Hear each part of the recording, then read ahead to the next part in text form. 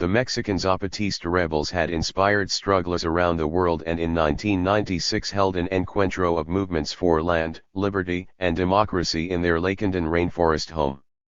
A diverse mix of 6,000 turned up. The following year in 1997 a second global encuentro was held in Spain. Attended by many from Britain, this proposed the formation of the People's Global Action. It seemed a new global movement was being born and FERS wanted in. At the same time it turned out that the globe was soon coming to Britain.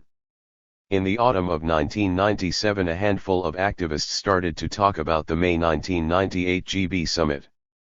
It seemed an opportunity not to be missed, world leaders meeting in the UK and the chance to kickstart the debate on globalization. On the continent there was increasing resistance to genetic engineering, but in Britain, none. In the summer of '97 in a potato field somewhere in Cambridgeshire activists carried out the first sabotage of a GM test site in Britain. It was the first of hundreds to come. Land struggles, though still useful and active, would soon no longer be the main hook the movement hung on. Camps would continue to be set up and many victories were yet to come, but the radical ecological movement was definitely now going in a new direction. The land struggle period had inspired, involved, and trained thousands.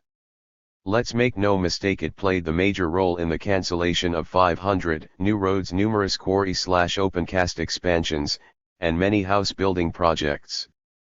An amazing coming together of rebel subcultures forged the biggest wave of struggle for the land industrial Britain had ever seen. Consolidation and global resistance period. The spectacular growth of our action through much of the 90s was in part thanks to the clear ecological priority of the moment: stop roads. While many camps continued after Newbury against other developments, without the obvious and nationally unifying factor of major road building, the movement was a bit lost. We had never had to really think about what to defend before. The Department of Transport did that job for us. By moving into a period of consolidation and global resistance we could pretty much sidestep this question for a time anyway. Tribal gatherings.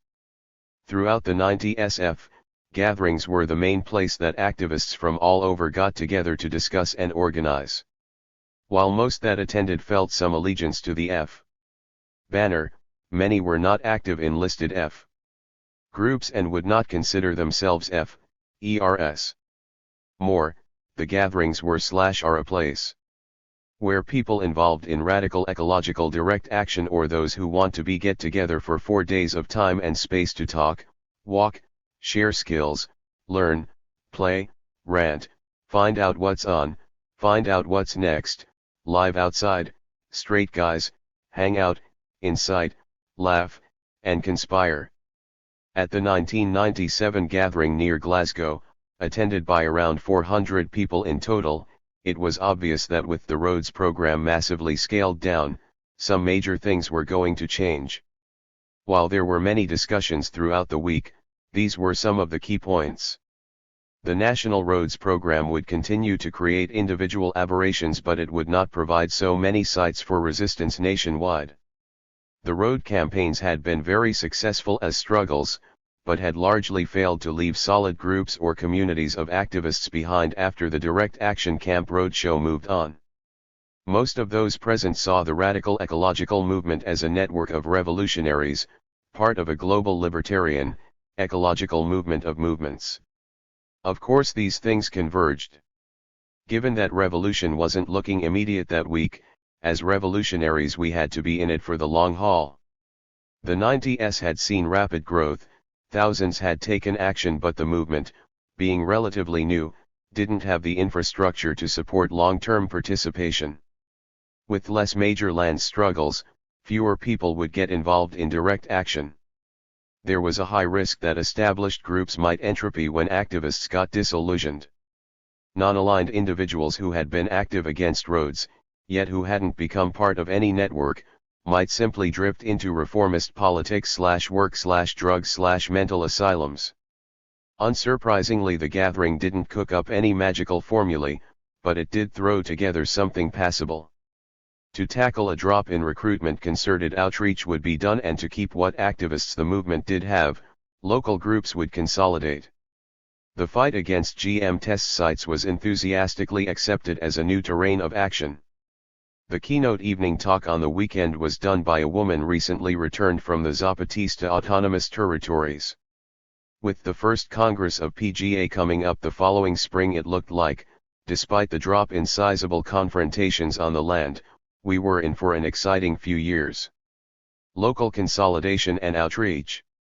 Squat cafes were nothing new, but 1998 saw a sudden proliferation around the country, as groups took over buildings in highly prominent locations, creating autonomous spaces where people interested in direct action could mix and conspire. In January, Manchester F. opened up the first of many occasional cafes. The squats were intended mainly to get political ideas across through socializing, as political groups in Manchester were quite inaccessible. Similar projects were carried out in Brighton, London, North Wales, Leeds, Worthing and Nottingham. In Norwich a squat cafe was opened because the local group thought it would be a good idea to do a squat centre as a form of outreach and as a group building exercise. In this period direct action forums sprung up all over regular town meetings for mischief-making miscreants. Both the forums and the centres were essentially attempts to bring together the diverse scenes of animal liberationists, class struggle anarchists, forest gardeners, FERS, and the like. In parallel with this outreach, many radical eco-circles were working to give themselves permanent bases and support mechanisms needed for the long haul. The number of towns with activist housing co-ops would increase substantially over the next 4 years. In the countryside, quite a few communities of ex-road protesters would consolidate in bought or occupied land/housing from the Scottish Highlands to Yorkshire and through to Devon. Others went onto the water in narrow boats. Following the last evictions at Manchester Airport, dozens moved into the Hume Red Bricks in inner-city Manchester. Other needed supports such as vans, printing machines, a mobile action kitchen, prisoner support groups, and propaganda distribution were slowly built up. This process of consolidating local direct action communities has played a large part in making sure that the radical ecological movement hasn't been a one-hit wonder, dying off after the victory against the Rhodes program. At its center was the obvious truth: what's the point in trying to get more people involved if you can't keep those who already are on the streets, in the fields? This period saw an escalation of crowd action on the streets and covert sabotage in the fields, both types of action increasingly seen as part of a global struggle. In February 98 the first ever meeting of the PGA was held in Geneva, home of the World Trade Organization. The Congress, despite inbuilt problems, was an amazing coming together of over 300 people from movements across the globe. There's a woman from the Peruvian guerrilla group Tupac Amaru chatting to an Russian environmentalist. Nearby, activists from the Brazilian land squatters movement are doing some funky moves on the dance floor with a guy from the Filipino Seafarers Union. Then some Brits brashly challenge a bunch of Oblairy indigenous activists to a drinking contest. Needless to say, the Brits lost. Ideas were swapped, arguments had, and plans laid to take action around two events coming up in May: the annual G8 meeting and the second ministerial of the WTO a day later. Back in Britain, Reclaim the Streets parties were continuing around the country. Leeds' 4th RTS was typical. West Yorkshire coppers threatened to ruin the party before it had started, petulantly waving around side-handled batons and vigorously wrestling the not yet inflated bouncy castle from the vigorously bouncy crowd. But after half an hour of unrest the police suddenly withdrew. Then a full-on 600-strong party, bouncy castle, billowing banners, free food, and techno. At the end of the afternoon everyone escorted the system safely away, whilst the police sent a few cheeky snatch squads into the crowd's dwindling remainder. One person was run down and then beaten with truncheons. 22 arrests.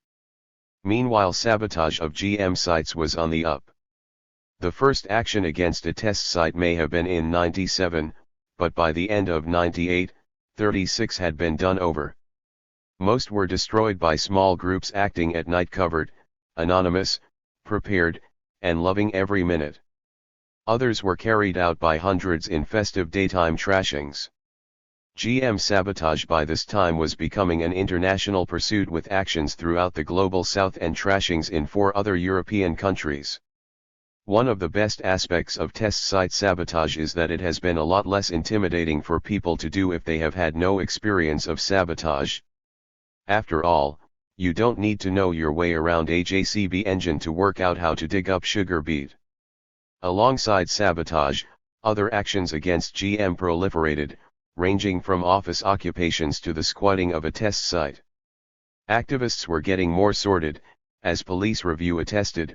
The protesters are ingenious, organized, articulate. They use inventive tactics to achieve their aims. Forces are having to deploy increasingly sophisticated techniques in the policing of environmental protests. These sophisticated techniques were often quite comical: undercover cops who'd set up a secret camera in a Tayside farmer's barn and parked up in their unmarked car, hoping to catch some of the Scottish folk who are decontaminating their country by removing genetic test crops, had to run for their lives when the car exhaust set the barn on fire. Both the barn and the car were destroyed. On May 16 the annual G8 meeting came to Britain. The last time it had been here in 1991, half a dozen FERs had caused trouble. In 1998 things were a bit different. 5,000 people paralysed central Birmingham in Britain's contribution to the global street party. Tripods, sound systems, and banners were all smuggled into the area. There were some great comic scenes of police incompetence, including them surrounding the small sound system and escorting it into the middle of the party. They never once asked why the frightened family inside wanted to escape by deliberately driving the wrong way around the roundabout towards the crowd.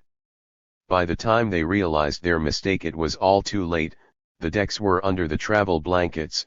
Boys, what threw you off the scent? The baby seat, or the toys?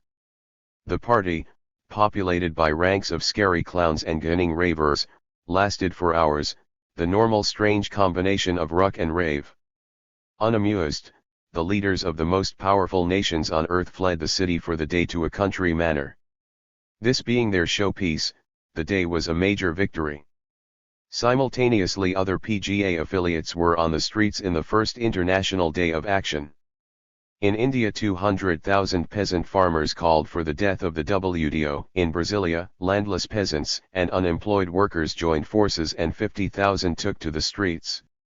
Across the world over 30 Reclaim the Streets parties took place, from Finland to Sydney, San Francisco to Toronto, Lyon to Berlin. The world leaders flew off our island, no doubt with TV images of dancing rioters on their minds, thinking now to genteel Geneva and wine by the lake at the LVTO. On arrival a huge cocktail party welcomed them. The car of the WTO Director General was turned over and 3 days of heavy rioting followed. While the movement against power was always global, now it was networking and coordinating at a speed and depth rarely seen before. Street parties and GM sabotage continued throughout the summer. No longer content with holding one massive street party, RTS London organised 2 on the same day in both North and South London. By now state counteraction was a real problem. Following the M41 action, the RTS office had been raided and activists arrested for conspiracy. Despite the surveillance, the parties were both pulled off beautifully, with 4,000 in Tottenham and a similar number in Brixton. I remember 2 of us standing at Tottenham in the hot sun, getting drenched by a hose directed at us by a laughing local in a flat above. North London RTS had entirely outfoxed the cops and we knew so had South London. 3 sound systems, thousands of people all blocking some of London's main arteries. It felt wonderful. A couple of nights before, 7 oilseed rape test sites had been destroyed across the country on one night.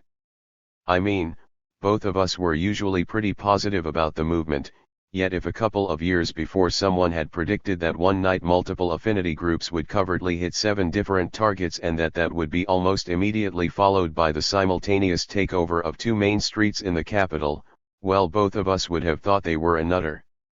Thinking about those actions and looking around us at the smiling crowd, we both cracked up. Our dreams were becoming reality, we were getting stronger, the music was thumping, and the party even had tented pissoirs over the drains. The struggle is global, the struggle is local. The PGA International Day of Action and the Global Street Party catalyzed a wave of actions across the globe, unprecedented in recent times in terms of both scale and interconnection. Hundreds of Indian farmers from PGA-affiliated organizations traveled across Europe holding meetings and demos and carrying out anti-GM actions. Strange occasions proliferated. A squatted X-test site in Essex hosted a visit from the farmers, one of whom sang an old Indian song about killing the English. The farmers' organizations had destroyed test sites and a laboratory in India, so despite the huge cultural differences, this was a meeting of comrades. As one Indian put it, together we, the peasants, and you, the poor of Europe, will fight the multinationals with our sweat, and together we will succeed in defeating them.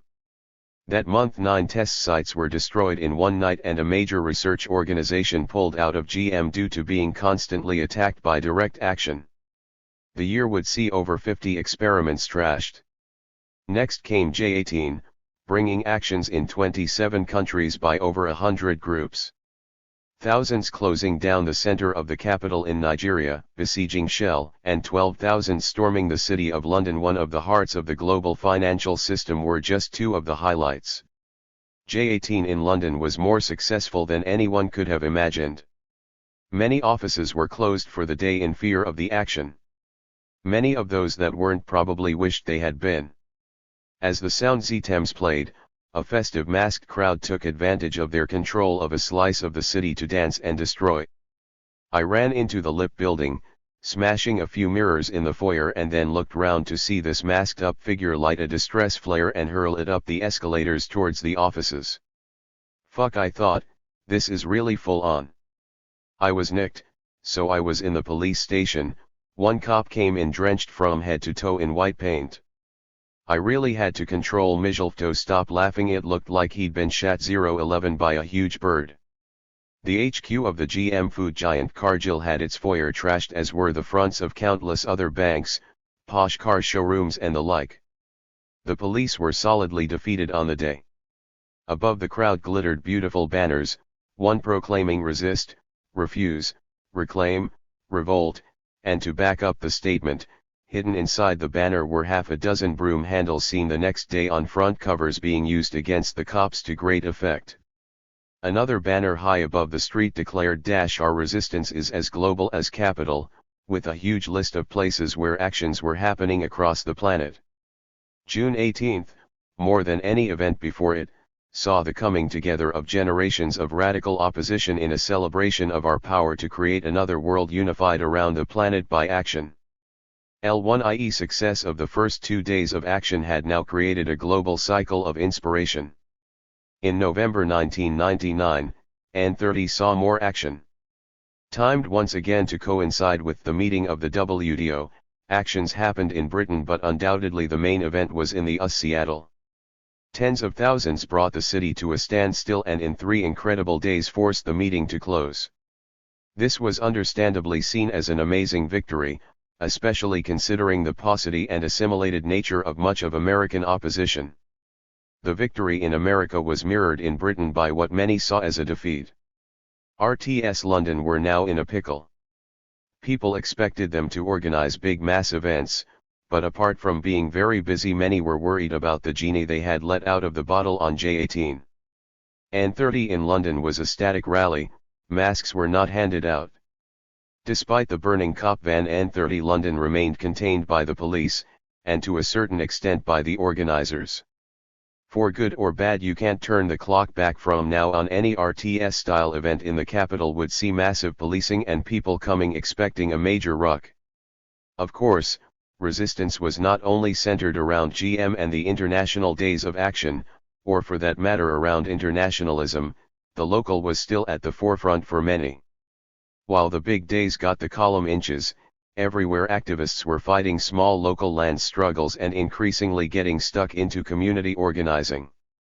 In fact, in the 12 months following the Global Street Party, there were 34 direct action camps across the country. Most of these were now a combination of tree houses, vendors, and tunnels and set up against a diverse set of developments.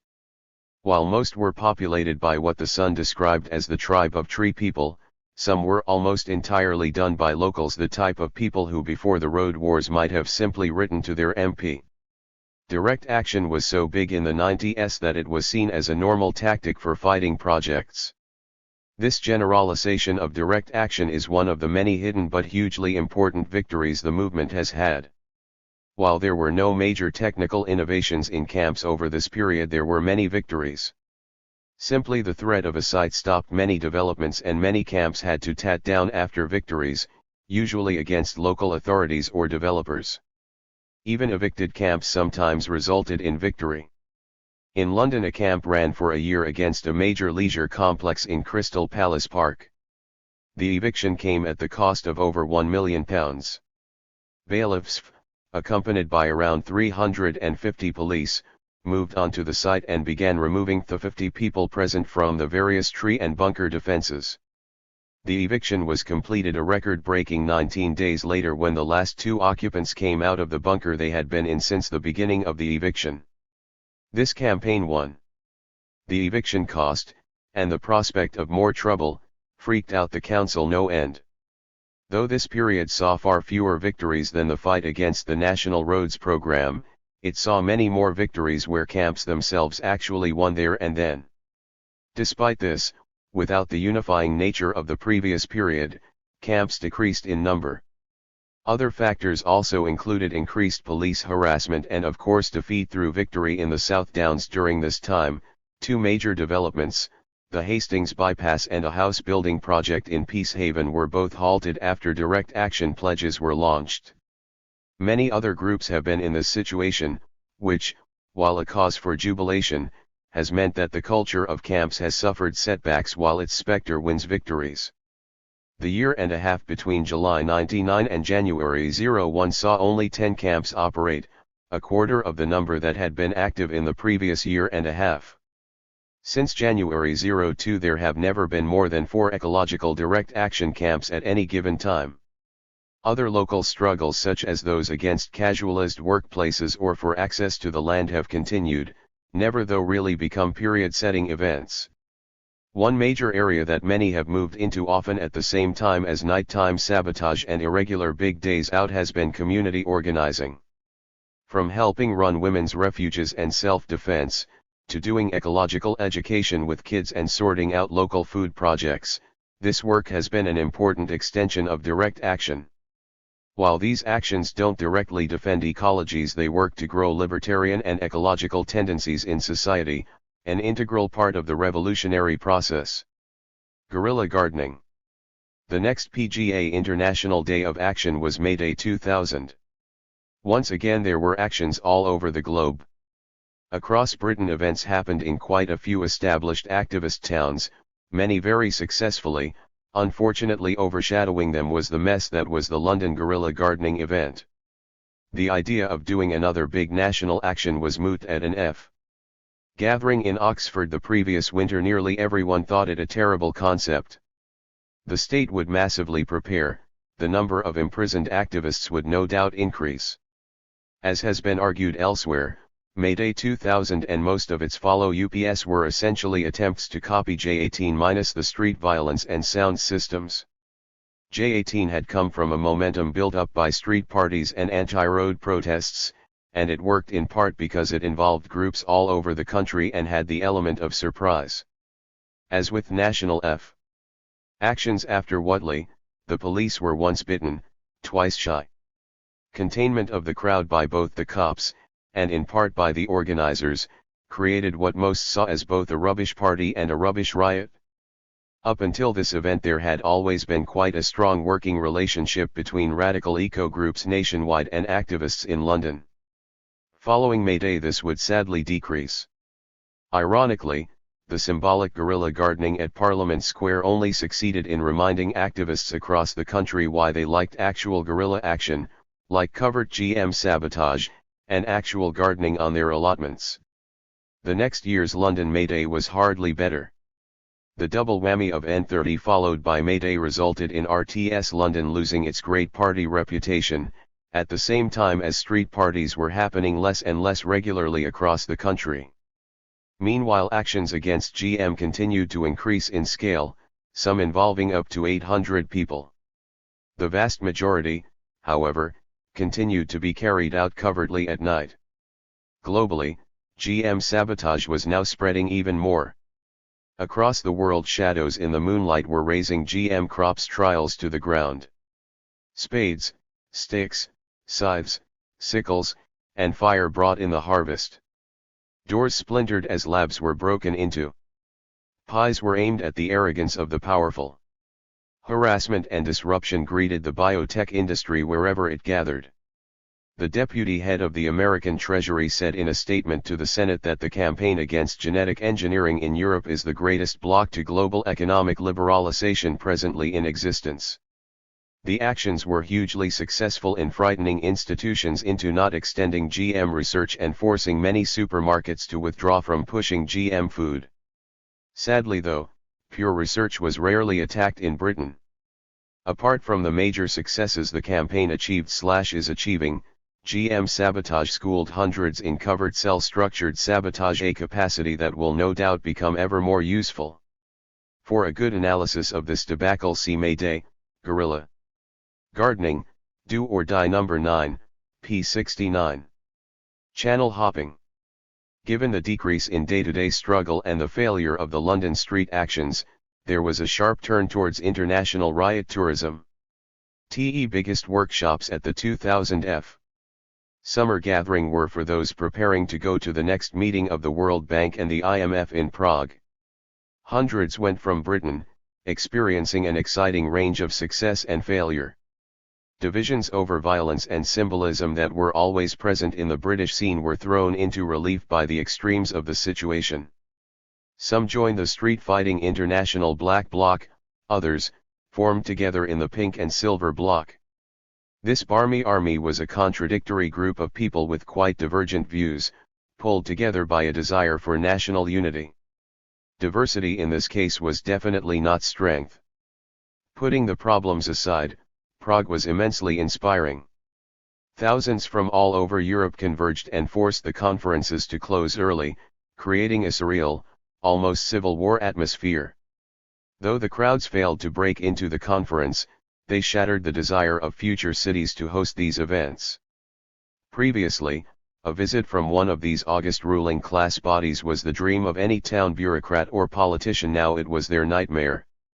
The following year, many more from the movement would go to Genoa in Italy, where an unparalleled number of people on the street would clash with the state. Many also went to the anti-summit actions in Scandinavia, Switzerland, and France. Only 3 years after the Global Street Party and the riot in Geneva started the wave of summit actions, the global elite was having to organize massive defense operations to stay safe behind their barricades.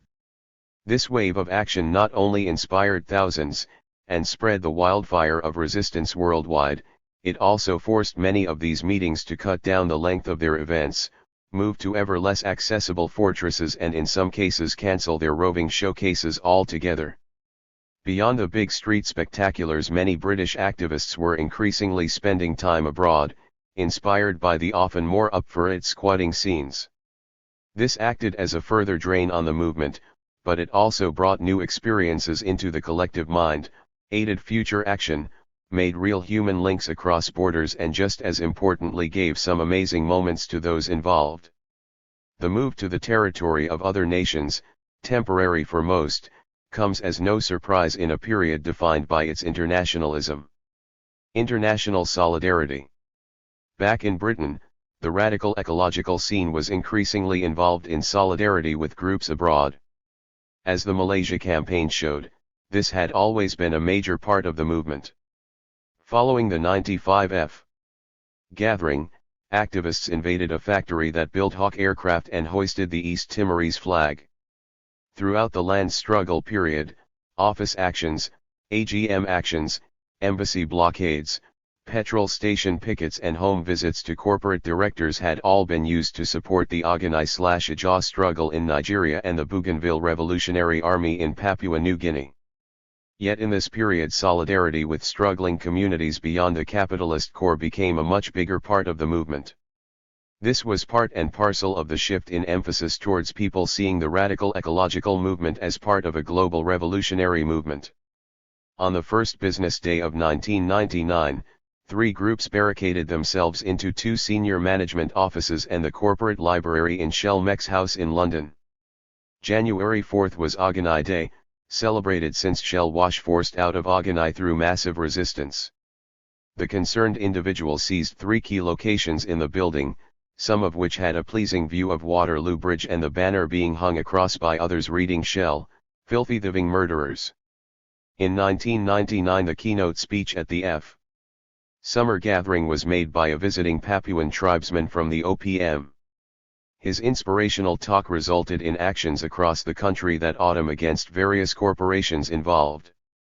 Sporadic actions would continue in solidarity with the South Pacific struggle, as well as financial support for refugees and medical aid for prisoners, both actions which literally kept people alive. Less theory, it was more lived experience abroad that inspired solidarity work back at home. By 2001, most towns listed with F. groups had at least one returnee from the jungles of the Mexican Southwest. In 2001 a steady stream of activists going to Palestine started, many doing valuable on-the-ground solidarity work in the heat of the Second Intifada and the Israeli crackdown. Those returning from abroad wanted to bring the war home with a range of actions, speaking tours, and fundraising pushes. Of course GM actions are also in part solidarity actions with third world peasants. From benefit gigs to demos at the Argentinian embassy, solidarity work was increasingly filling the gap a lack of land struggles left behind. Then and now. This decade-long retrospective ends at the end of 2001. I did think of extending it when this issue of Do or Die became ever later and later, but I thought better of it for a number of reasons. Firstly, it seemed a neat endpoint. Secondly, much of this issue of DOD covers the next year and a half to summer 2003, and thirdly, part 2 of this article was released in January 2002, and some of what the movement has engaged in since then has been, at least partially, as a result of its suggestions. For good or bad, I'll leave it to others to use hindsight to judge whether some proposals were blind alleys or blinding campaigns. To analyze them here would be definitely to put the cart before the horse. Nevertheless, I'll say a little about where we find ourselves. Looking at the first FO of 2002, it seems strange, slightly worrying, but also inspiring that 10 years on there is an obvious continuity of action through the decade, a new protest site, nighttime sabotage actions, actions against summits, anti-war demos.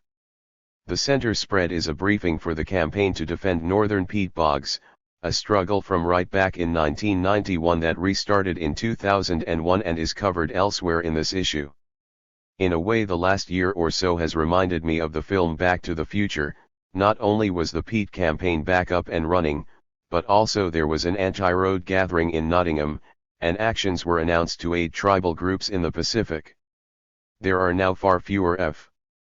groups listed than in the mid-90s, and the traveling culture many site activists came from has been largely destroyed by state force and drugs.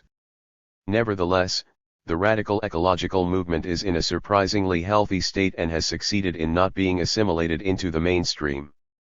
10 years on and we're still more likely to be interviewed by the police than a marketing consult or academic. The movement is still active and still raw. Many places continue to be saved by ecological direct action, our threat potential still puts the willies up developers, and people are still getting involved and inspired. Our gathering this year will probably be attended by around 350 to 400 in total, the same kind of number it has been since 1996.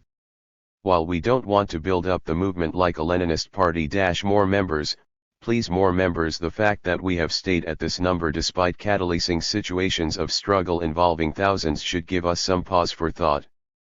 Two prime contradictions have haunted the radical ecological resistance on this island. British F. was born as a wilderness defense movement with no wilderness, and evolved into a network of revolutionaries in non-revolutionary times. The process of consolidation that was started in 1997 enabled radical ecological circles to survive the slowdown of domestic land struggles after the victory against national road building. This process combined with the upsurge in global resistance enabled us in part to sidestep the questions posed by the above contradictions. If we want to see the wildlands defended and any chance of libertarian, ecological evolution increase, then practical action is needed. Much is already underway, but more is needed, and without a clear strategy we are bound to fail. Part 2, the 4 tasks, aims to provide some pointers towards a unified strategy and an attempt to resolve, or at least overcome, some of the contradictions of our movement.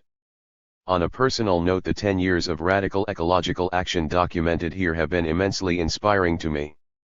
It's been an honor to stand on the front lines with some lovely, brave, insightful, and amazing people. Thank you. Appendix. Friend or foe? In the early 1990s, Friends of the Earth Central Office made a concerted effort to restrict the growth of the new movement. Negative public statements about F were issued, but it wasn't until the April 1992 Thorn-Moor's sabotage that FO Central Office showed its true colors, when Andrew Lees, then head of FO, condemned the action on TV. We have to be very careful that this style of anti-environmental action does not actually get misrepresented as something the environment movement support. We decry, we deny it. It has no place in a democracy which relies, and must rely, on public demanding the politicians deliver the goods. This public condemnation of the very essence of direct action showed how far FO Central Office had come from its early radical days.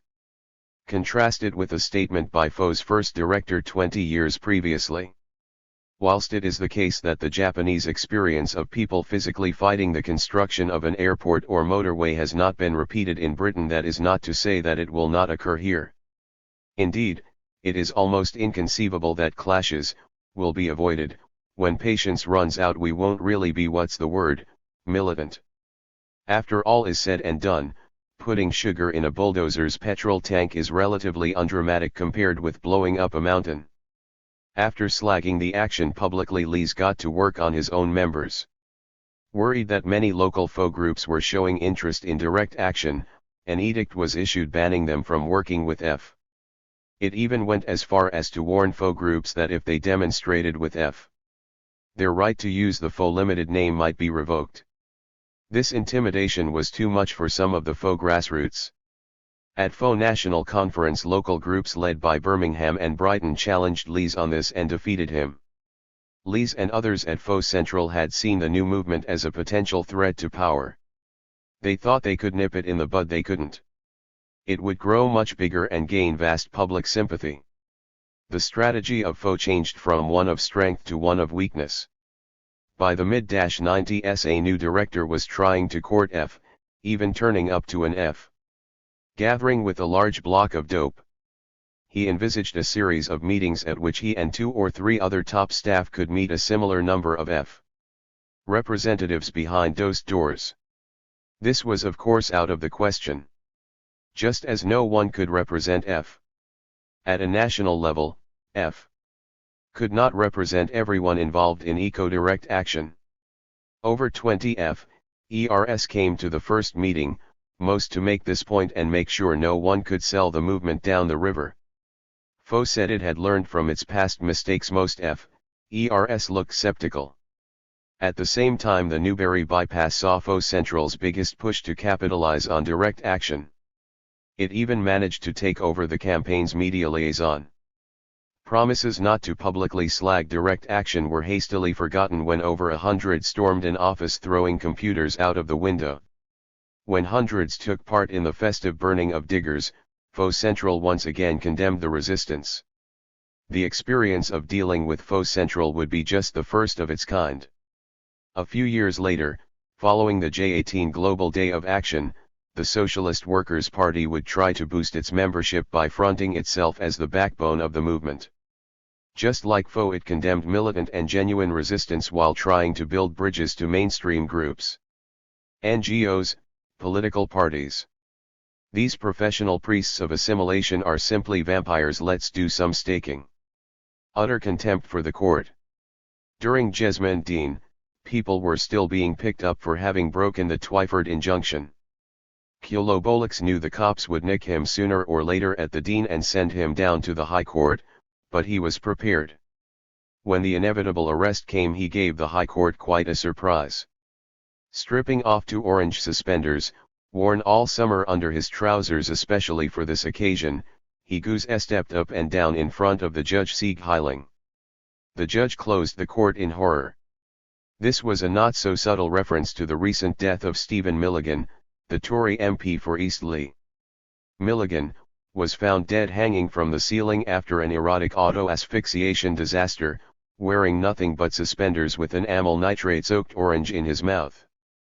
Unsurprisingly, the judge added weeks to Culobolix's sentence for contempt of court. Part 2, The 4 Tasks. In Part 1 we looked at some of radical ecology's recent history. Now it's time to stop looking back and start looking forward. I called Part 1 Recent Prehistory because the past is prologue. An understanding of our own movement's evolution so far is essential when discussing in which direction we want to evolve. For if we are going to help catalyze a movement that can confront, stop, and eventually reverse the forces responsible for the destruction of the Earth and its inhabitants, we are going to need good strategy. We live in important times. This moment does not allow us much margin of error. This is an attempt to solidify my ideas on our strategy and put them across in a digestible form. Though I am doing the typing and the mental filing, the ideas are by no means mine alone. Some are very common in our circles, in the last few years having reached the point of cross-group consensus. I will state them nonetheless as it's useful for those who've recently entered our arcane world, who may not know the subtext. They are also worth clarifying for those of us whose minds, filled with the subtext, become murkier every day. Any of the ideas are not in any way cross-group consensus. They are offered up and can be treated as delicacies or dog food depending on your taste. This is a strategy document written to promote discussion in Britain's radical ecological direct action movement. Much of it may be useful for people from other circles and countries.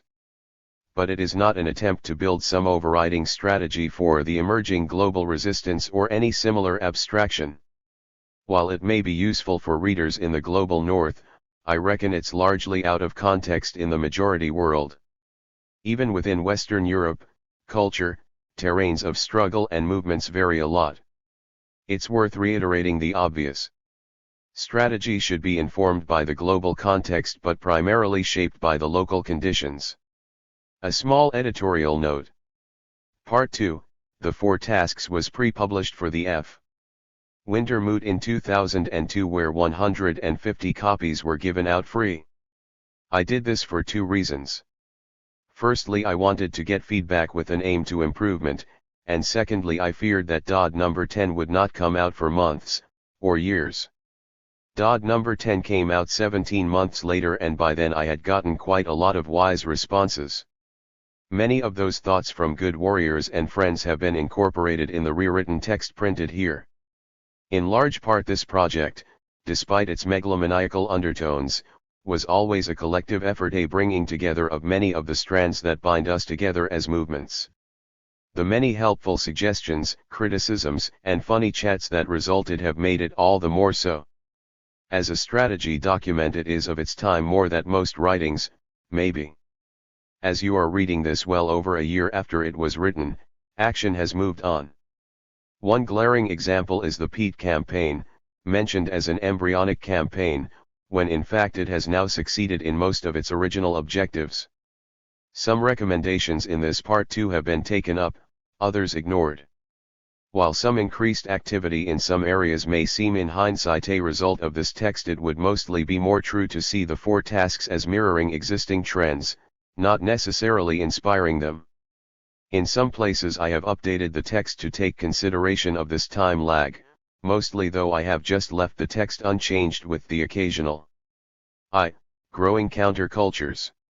We need to catalyze living, loving, fighting countercultures that can sustain rebellion across generations. In both collective struggle and our everyday lives we must try to live our ecological and libertarian principles. Our countercultures must be glimmers of ecological anarchy, fertilizer for the growth of collective imagination. Fulfilling this task is what will enable the others to be fulfilled over the long haul.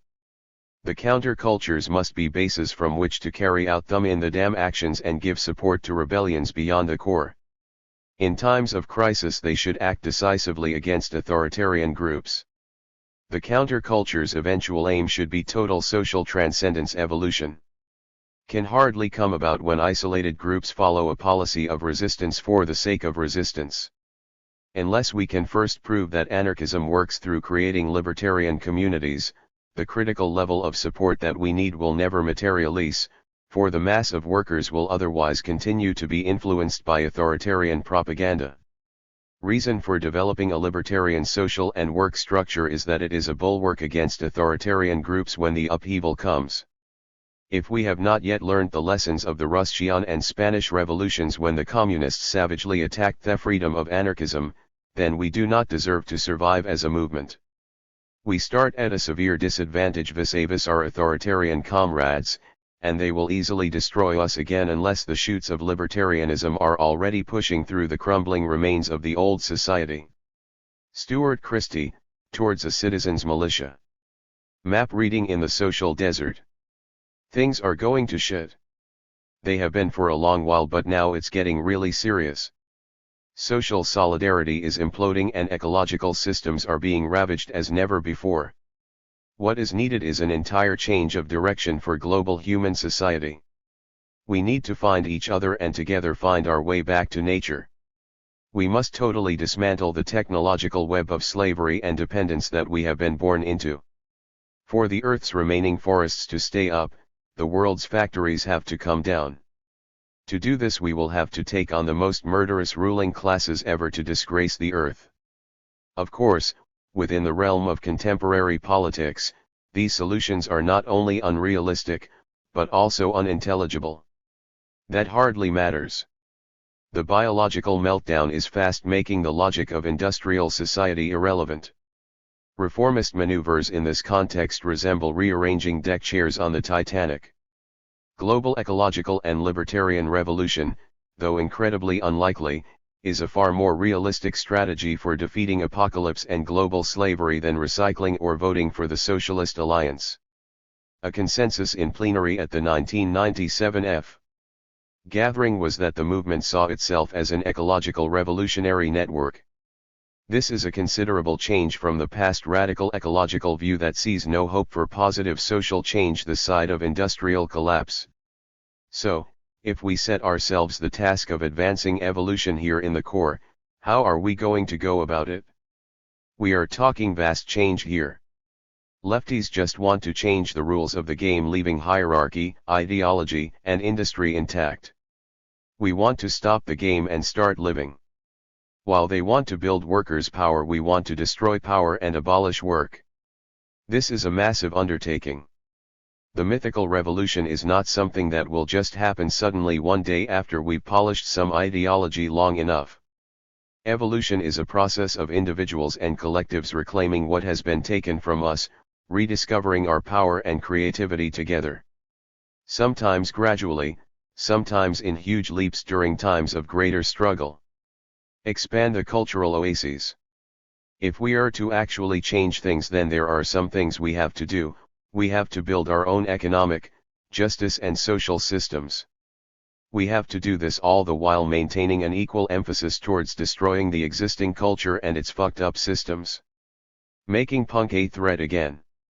Evolution is about practical change in everyday life, class consciousness, solidarity, love, and imagination. Evolution is the evolutionary process of the creation of new worlds. Ecological direct action could be just an exciting holiday of autonomy between leaving school and entering the world of work and parenting. If that's all it ends up being, then it has still given me and thousands of others some of the most beautiful, exhilarating, and just plain weird moments in our lives.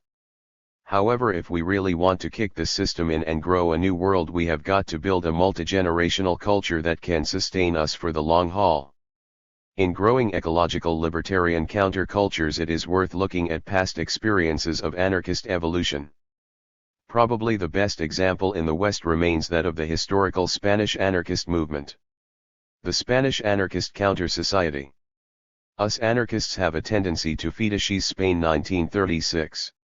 In the non-insurrectionary times that we live, looking back to a golden age of anarchism can seriously get in the way of analyzing and struggling in the here and now. We are a long way off from the cataclysm and clashes of the Spanish Civil War. However, there is a lot to learn from the Spanish experience, less in the trenches of Aragon and more in the movement that gave them birth. A simplistic view sees the Spanish Revolution as starting in 1936 and ending with Franco's victory. In fact, the evolution started decades before. Franco's attempted coup d'état and the ensuing civil war was the rich's attempt to stall the growth of a culture that was reaching transcendent levels in many parts of Spain. Increasingly class-conscious and combative workers organizing in largely anarchist unions were immersed in a multi-generational culture that not only opposed, but replaced, much of Spain's state/church-backed infrastructure. They were maturing into a movement that, given a few more years, would have been almost impossible to destroy. In learning about the movement that Franco had to unleash a sea of blood to wash away, we can see in part what needs to be done in our own times. In his brilliant book about the pre-Civil War anarchist movement, Murray Bookchin has this to say. The Spanish anarchists left behind them a tangible reality that has considerable relevance for social radicalism today. Their movement's heroic years 1868 to 1936 were marked by a fascinating process of experimentation, had evolved an astonishingly well-organized subculture within Spanish society that fostered enormous freedom of action. What these Spanish anarchists aimed for, in effect, was a counter-society to the old one. It is easy to mistake this for an alternate society, one that would coexist with capitalism as an enclave of purity and freedom. However, nothing could be further from the truth.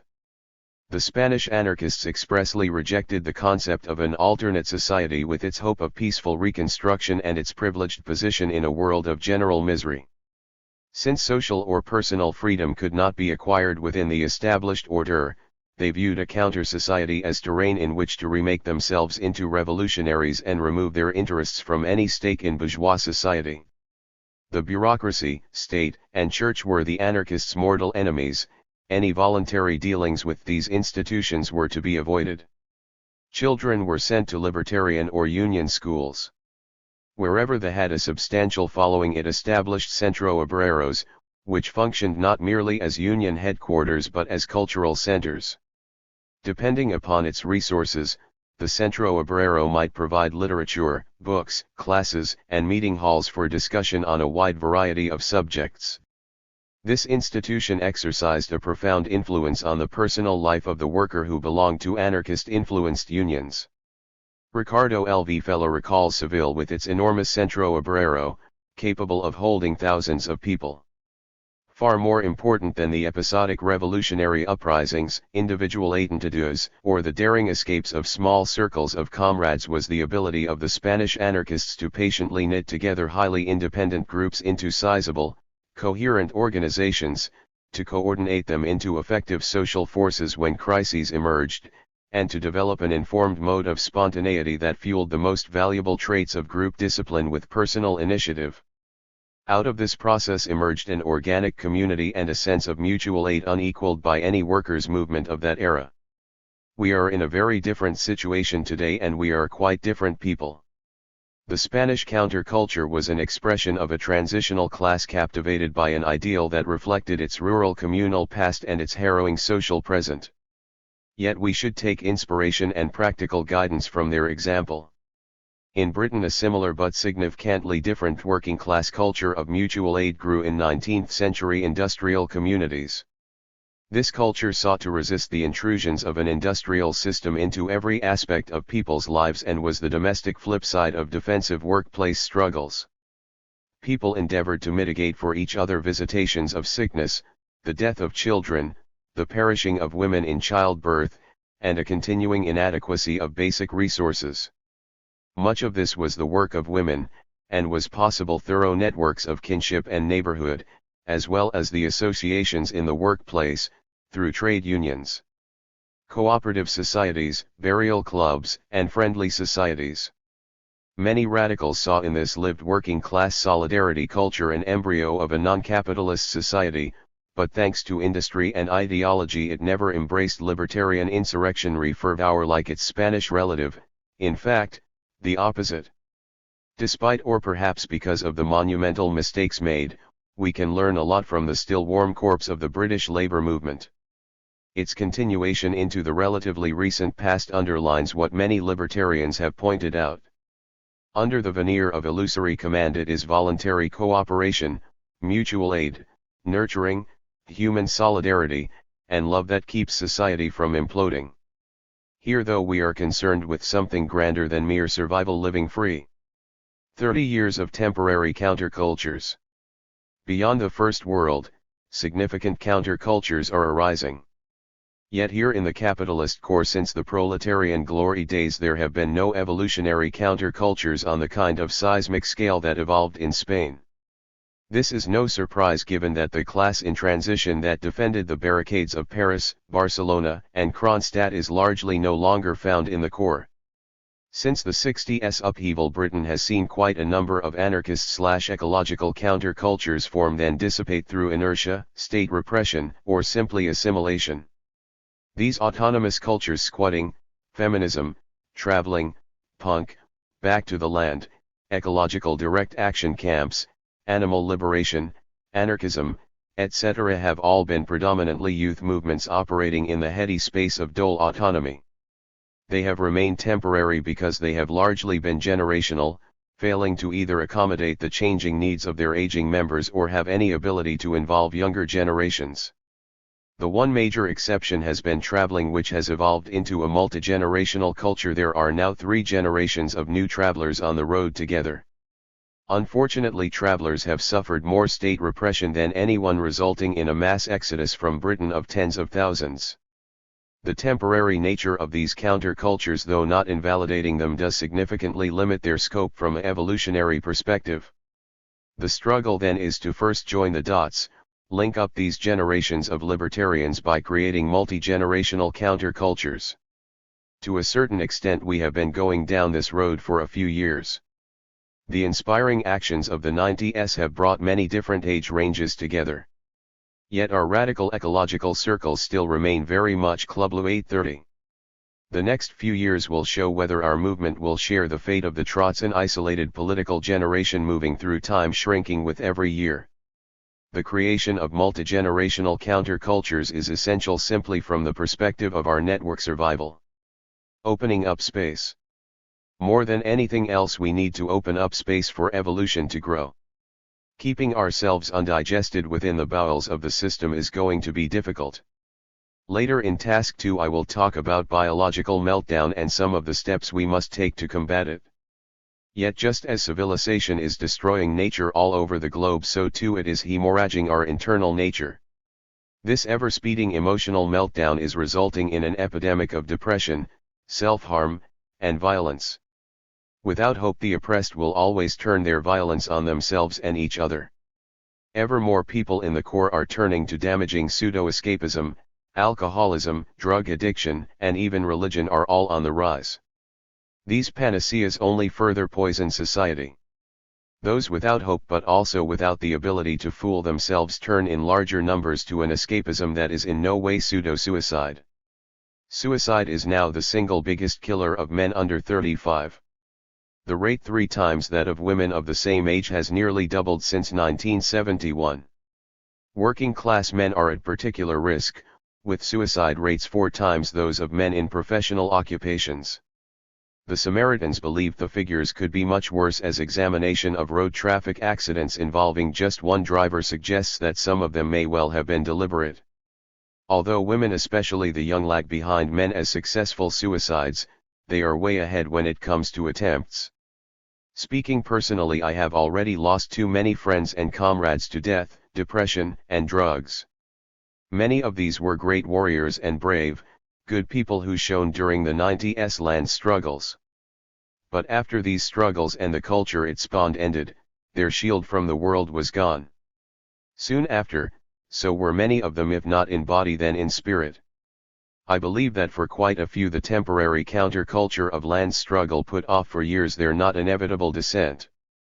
It is from this that I take the belief that the growth of countercultures can go some way to reinstilling and sustaining hope and authentic human behavior. Yet if we are to make these cultures permanent autonomous zones, then we need radical spaces and communities that will hold. To a large extent we have already started building the structures we need. Communes, housing co-ops, traveler sites, big shared houses, farms, squats, direct action camps, and land projects. Social centers, squats, members clubs, resource centers. Our strength is in our ability to take action ourselves and by doing so inspire others to take action. To a large extent both the land struggle period and the global resistance period were catalyzed initially by a very small number of people. Our network strategy has been one of empowering others to replicate our activity rather than expand ourselves as such. It is both a duty and a pleasure to live our ecological and libertarian principles, and if we do so as coherently and consistently as possible, I believe it is quite infectious. Most of us, after all, got hooked on the laughs and commitment of others. While countercultures should act as partial sanctuaries, we should never forget the importance of defense through attack. In the words of the SPK, civilization, this sick society has made us sick. Let us strike a death blow at this sick society. Changing change. Too often radicals decry others' inability to face up to the desperate need for change. A few years back Jeremy Seabrook interviewed many radicals in an attempt to find the root of their failure to change society. We were becoming uneasy about the recurring theme that people must change. We began to wonder if the reason why the parties advocating radical change were so unsuccessful was because they were striking against the resistance of people who had changed, who had been compelled to change, too much. The experience of industrialization had been driven and relentless change, and continues to be so. Even countries which pride themselves on having reached an advanced stage of development, of being post-industrial, of being developed, constantly require accelerating change from their privileged populations. So why should we expect that exhortations to change will be welcomed by those who have known little else for at least 2 centuries? In this context, the desire to conserve, to protect, to safeguard, to rescue, to resist, becomes the heart of a radical project. In the capitalist core, development is simply renamed progress, and the ground is always moving from under our feet. Our thumb in the dam defense of ecologies over the last decade has garnered vast levels of support. A similar but far more subtle process must be carried out to defend threatened positive social relationships. We must first root ourselves in surviving communal and ecological practices, preserve them, extend them, and link them with the emerging counterculture. In this way the base for evolution is not merely new relationships fostered by radicals but age-old radical relationships. One example is allotments and the connection to the land and sense of autonomy they breed under constant threat from development. The oppressed multitude needs to wrest control of change from the elite, becoming no longer change's subjects but its agents. Counter-evolution. The elite preempt counter-cultural transcendence with civil war. To attempt to seriously change the world is to put realism in the attic, a worthy piece of spring cleaning. Yet to embark on a project of change without taking heed of the likely reaction is not merely idiotic but terribly irresponsible. A truly revolutionary culture that is ejective will be attacked by the built-in automatic survival instincts of the established power complex, creating a need to counterpoise the violence of power. Without the ability to organize a counterforce to neutralize the violence of established power, antithesis dies. We are not contending with fools. George Jackson. The rich will try to preempt and destroy by military means any movements of the multitude with the potential to transcend and destroy power. In Spain, Hungary, Latin America, Indochina, social threats and state massacres. Relatively peaceful social struggle and construction is only possible up to a point, the point at which it begins to seriously undermine elite power. It is of course most likely that we will never get anywhere and therefore fail to bring the roof down on ourselves. However, if we believe radical social change is at all possible, then we must think and prepare for the reaction. The leaflets for June 18, 1999 proclaimed that, to work for delight and authentic festivity is barely distinguishable from preparing for general insurrection. I'm a bit of a sucker for situationist semantics, but I have to say that pretty banners and samba bands do not armed militias make. Don't get me wrong, I like a good street party as much as the next 20-something, but let's call a spade a spade. Situ slogans like this have been made common radical currency by the events of France 1968, rioting students in the Sorbonne, factory occupations, red and black flags in the sunshine. France 68 is often used as justification for the idea that spontaneous revolution can succeed without the need for significant evolutionary preparation. In fact, the failure of France 68 proves the opposite. From the boredom and misery of everyday life, a momentous social upsurge swept across France without warning. President de Gaulle, freaked out and doubting the loyalty of the French army, left French soil for the relative safety of troops stationed in Germany. Great. But just as the upsurge had appeared, suddenly so too it dissipated. Why? There are a number of reasons, the Stalinist stranglehold on the Union's chief among them. One simple factor, often ignored, was de Gaulle's appearance on national television to basically proclaim, "If you want civil war, I'll give it to you." He insinuated he had the loyalty of a large part of the army, while revolutionaries could claim the loyalty of none. While this was not entirely true, it was mostly true. Trusted regiments were deployed around Paris and widely photographed. A near million-strong mass march of the forces of reaction took to the streets. Faced by this threat and sizing up the fight, a large section of the working class, already disorganized by the Stalinists, understood its own weakness and abandoned the moment. Skirmishes at factories continued, but de Gaulle's broadcast really was the turning point. Imagination is power, but the power of imagination is not enough when confronted with the armed might of the state. What is needed is class strength and armed people. The failure of France in '68 was that, coming so suddenly, the rebellion never really went beyond negative opposition to move to positive social growth and defense. When offered civil war, the blood and the horror, many workers couldn't envision a future worth it. They also knew that they didn't have the class strength to get through a civil war. The lack of a decade-by-decade counterculture left those who occupied the factories nothing tangible to defend and expand, and not enough weapons to do it with. By resigning itself to the resumption of party politics instead of engaging in a bloody slugfest it would lose, the French working class was entirely logical. The failure of many radicals to size up fights and as a result see the centrality of an armed class in evolution says more about their class background than anything else. Stuart Christie, long-term British anarchist, founder of Black Flag magazine and attempted assassin of Franco, puts it well. One of the fundamental rules of guerrilla warfare is to spread the struggle to every piece of territory and to every facet of life. Unless the seeds of anarchist freedom have already been sown there, we are doomed to perish, however good our military preparation might be. Surplus baggage. Despite our professed militancy and radicalism, we still carry a lot of baggage from the political terrain. Many of us first got involved in single-issue campaigns. As has been pointed out elsewhere, our move into revolutionary politics has often been carried out by pressure group methods. Our responsibility to any evolutionary process is not to make revolution, but to evolve countercultures that can make revolutionaries. Ideally, countercultures can have enough time to evolve, through struggle, to a point at which social transcendence, total evolution, is possible. By such a time it would be able to field considerable armed class strength and possibly defeat elite attempts to drown it in bloody counter-evolution. Of course, history rarely leaves anyone alone with their plans, and this is just such a case. Here lies the rub, in the words of a Canadian Army military historian.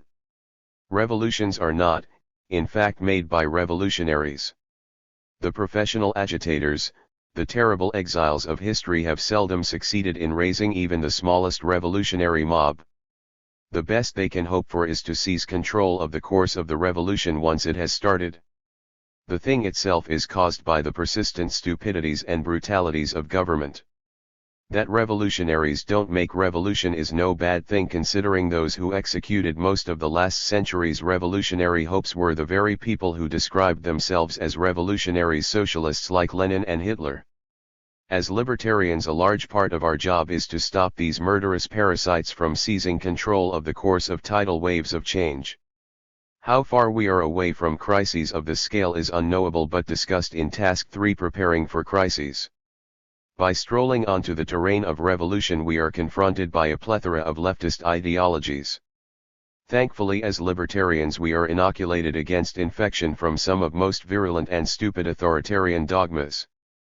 For instance, we have rightly rejected out of hand much of the party building and fetishism of organization which characterize the revolutionary left in particular and capitalism in general. There is an opposing left tendency that disagrees with almost any activity aimed at preparing for the tumultuous events that punctuate history. In times of social crisis, faith is put in the revolutionary impulse of the proletariat. One can sum up the theory of this tendency as "it'll be all right on the night." There is unfortunately little evidence from history that the working class, never mind anyone else, is intrinsically predisposed to libertarian or ecological revolution. Thousands of years of authoritarian socialization favor the jackboot, and this is the very reason why libertarian countercultures are so important. Some proposals. The practical work involved in this task is far more than all the others. It means growing real friendships that can weather the storms of struggles and relationships. It means creating our lives so parenting and activism neither conflict with each other nor are seen as separate things. It means growing food on our allotments and rebuilding the land community. It means consolidating locally. It means, if forced into jobs, continuing the struggle in the workplace. It means solidarity between groups. It means being vigilant against cultural assimilation, patriarchy, and oppression. It means safe houses. It means acting together informally in our shared interest. Your mate's landlord won't return her deposit. A short office visit by her mates should sort that out. It means demolishing authoritarian socialists in general and Nazis and Stalinists in particular. It means not allowing us to drift apart.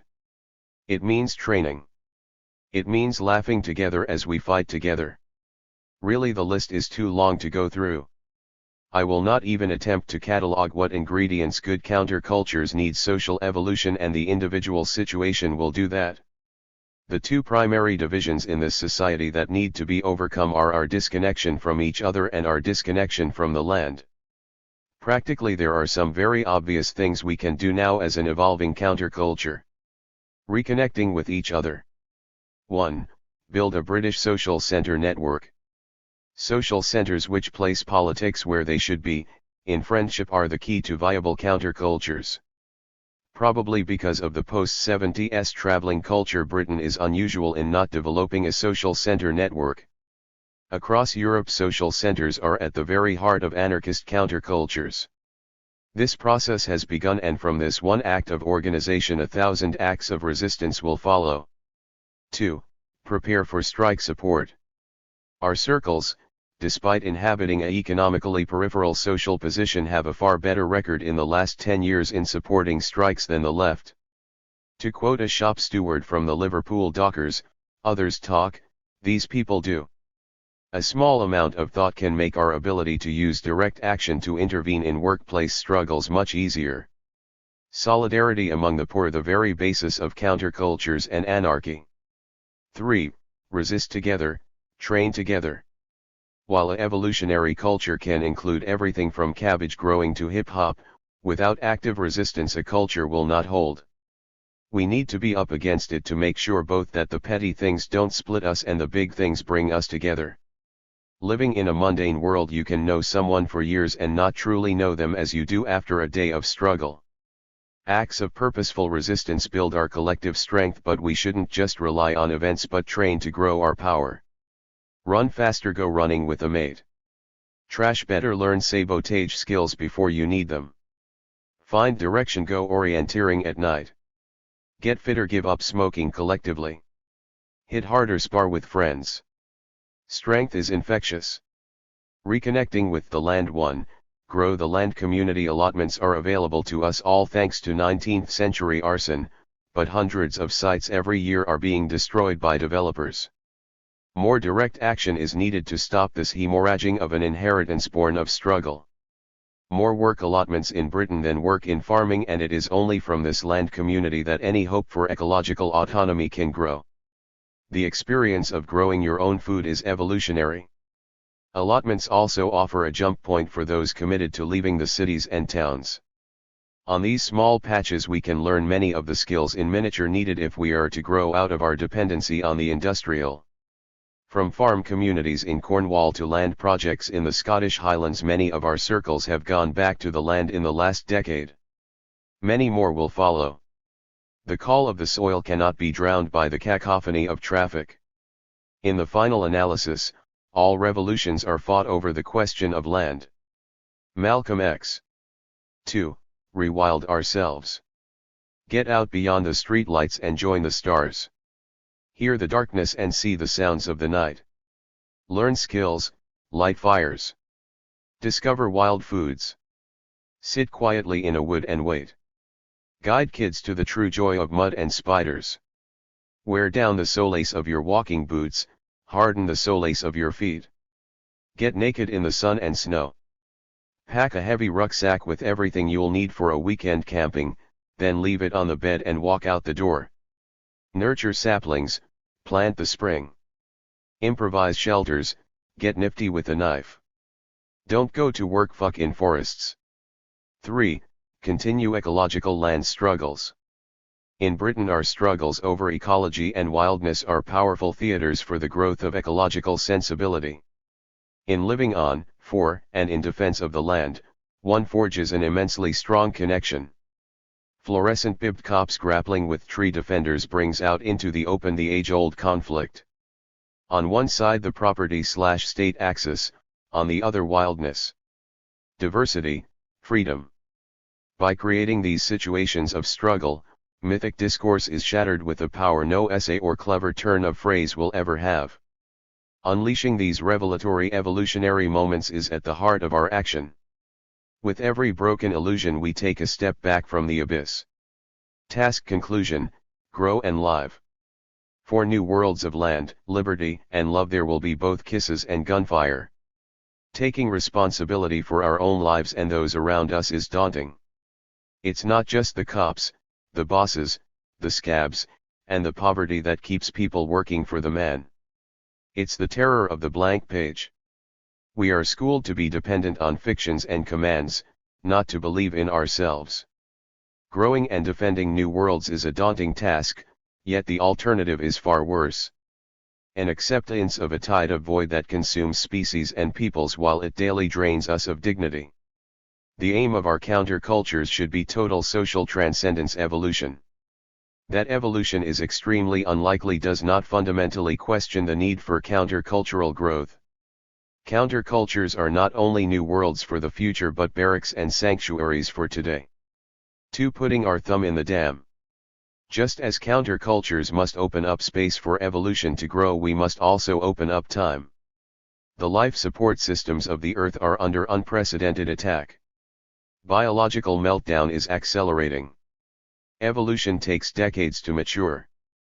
Unless force is used on the margins of the global society to protect the most important biological areas, we may simply not have enough time. The last tribal examples of anarchy, from whom we can learn a lot, could be wiped out within decades if not militantly defended. Thumb in the dam struggles to protect ecological diversity, understanding that this civilization will be terminated, by either the unlikely possibility of global evolution or the certainty of industrial collapse. What would the world be, once bereft of wet and of wilderness? Let them be left. Oh, let them be left, wildness and wet. Long live the weeds and the wilderness yet. Gerard Manley Hopkins, Inversnade.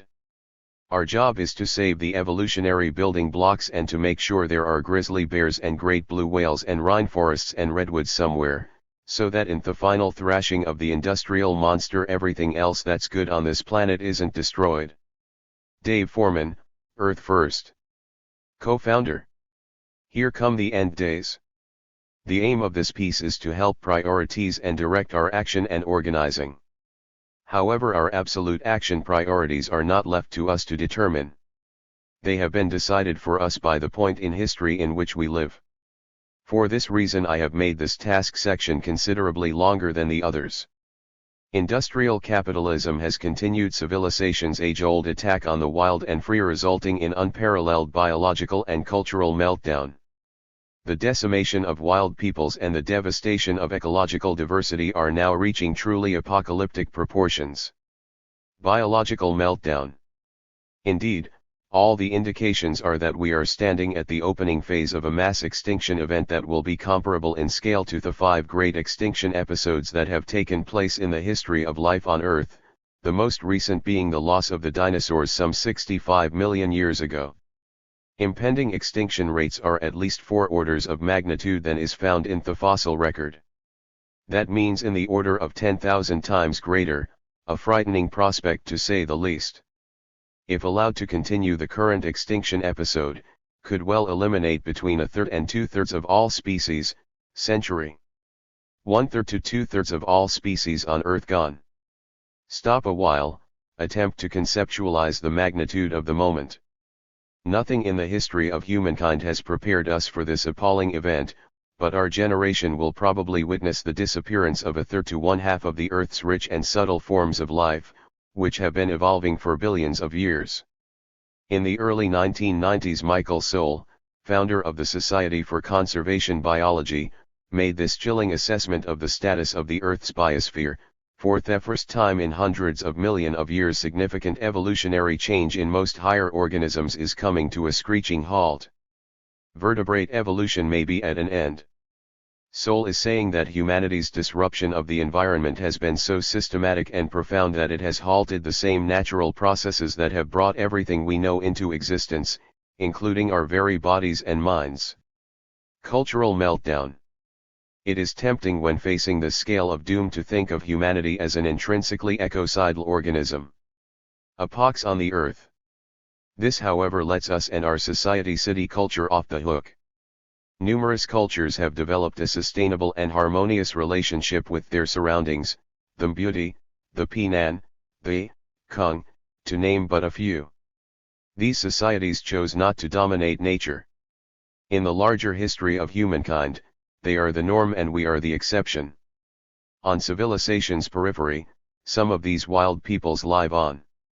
Their very existence is a serious threat to city culture, simply in the fact that they show that there is a reality outside our world.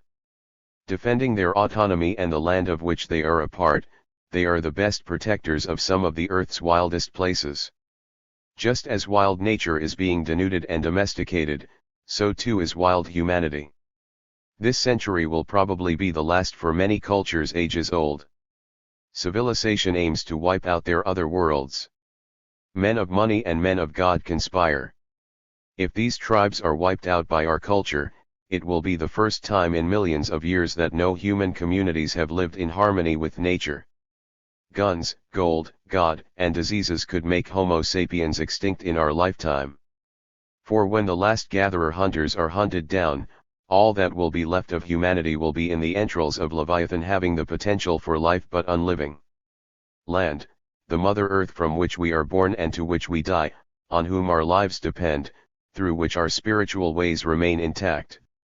To impose changes on this ancient order would serve to destroy our dignity and identity as indigenous people. Without the land, the peoples are lost.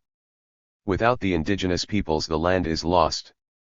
Declaration of Indigenous Peoples, 1987. A critical moment. It is in this context that we must see ourselves. Not simply as rebels against empire, like so many before us, but rebels at the most critical moment in human history.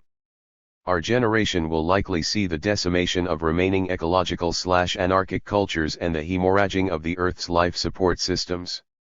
As I outlined in Task I, reformist strategies are irrelevant, but evolution. The answer lies in a combination of conservation, direct action, and the strengthening of ecological cultures. Groups such as the Wildlife Trusts and Conservation International have adopted land purchase as their main tactic. This has its place, but the times call for a more militant attitude.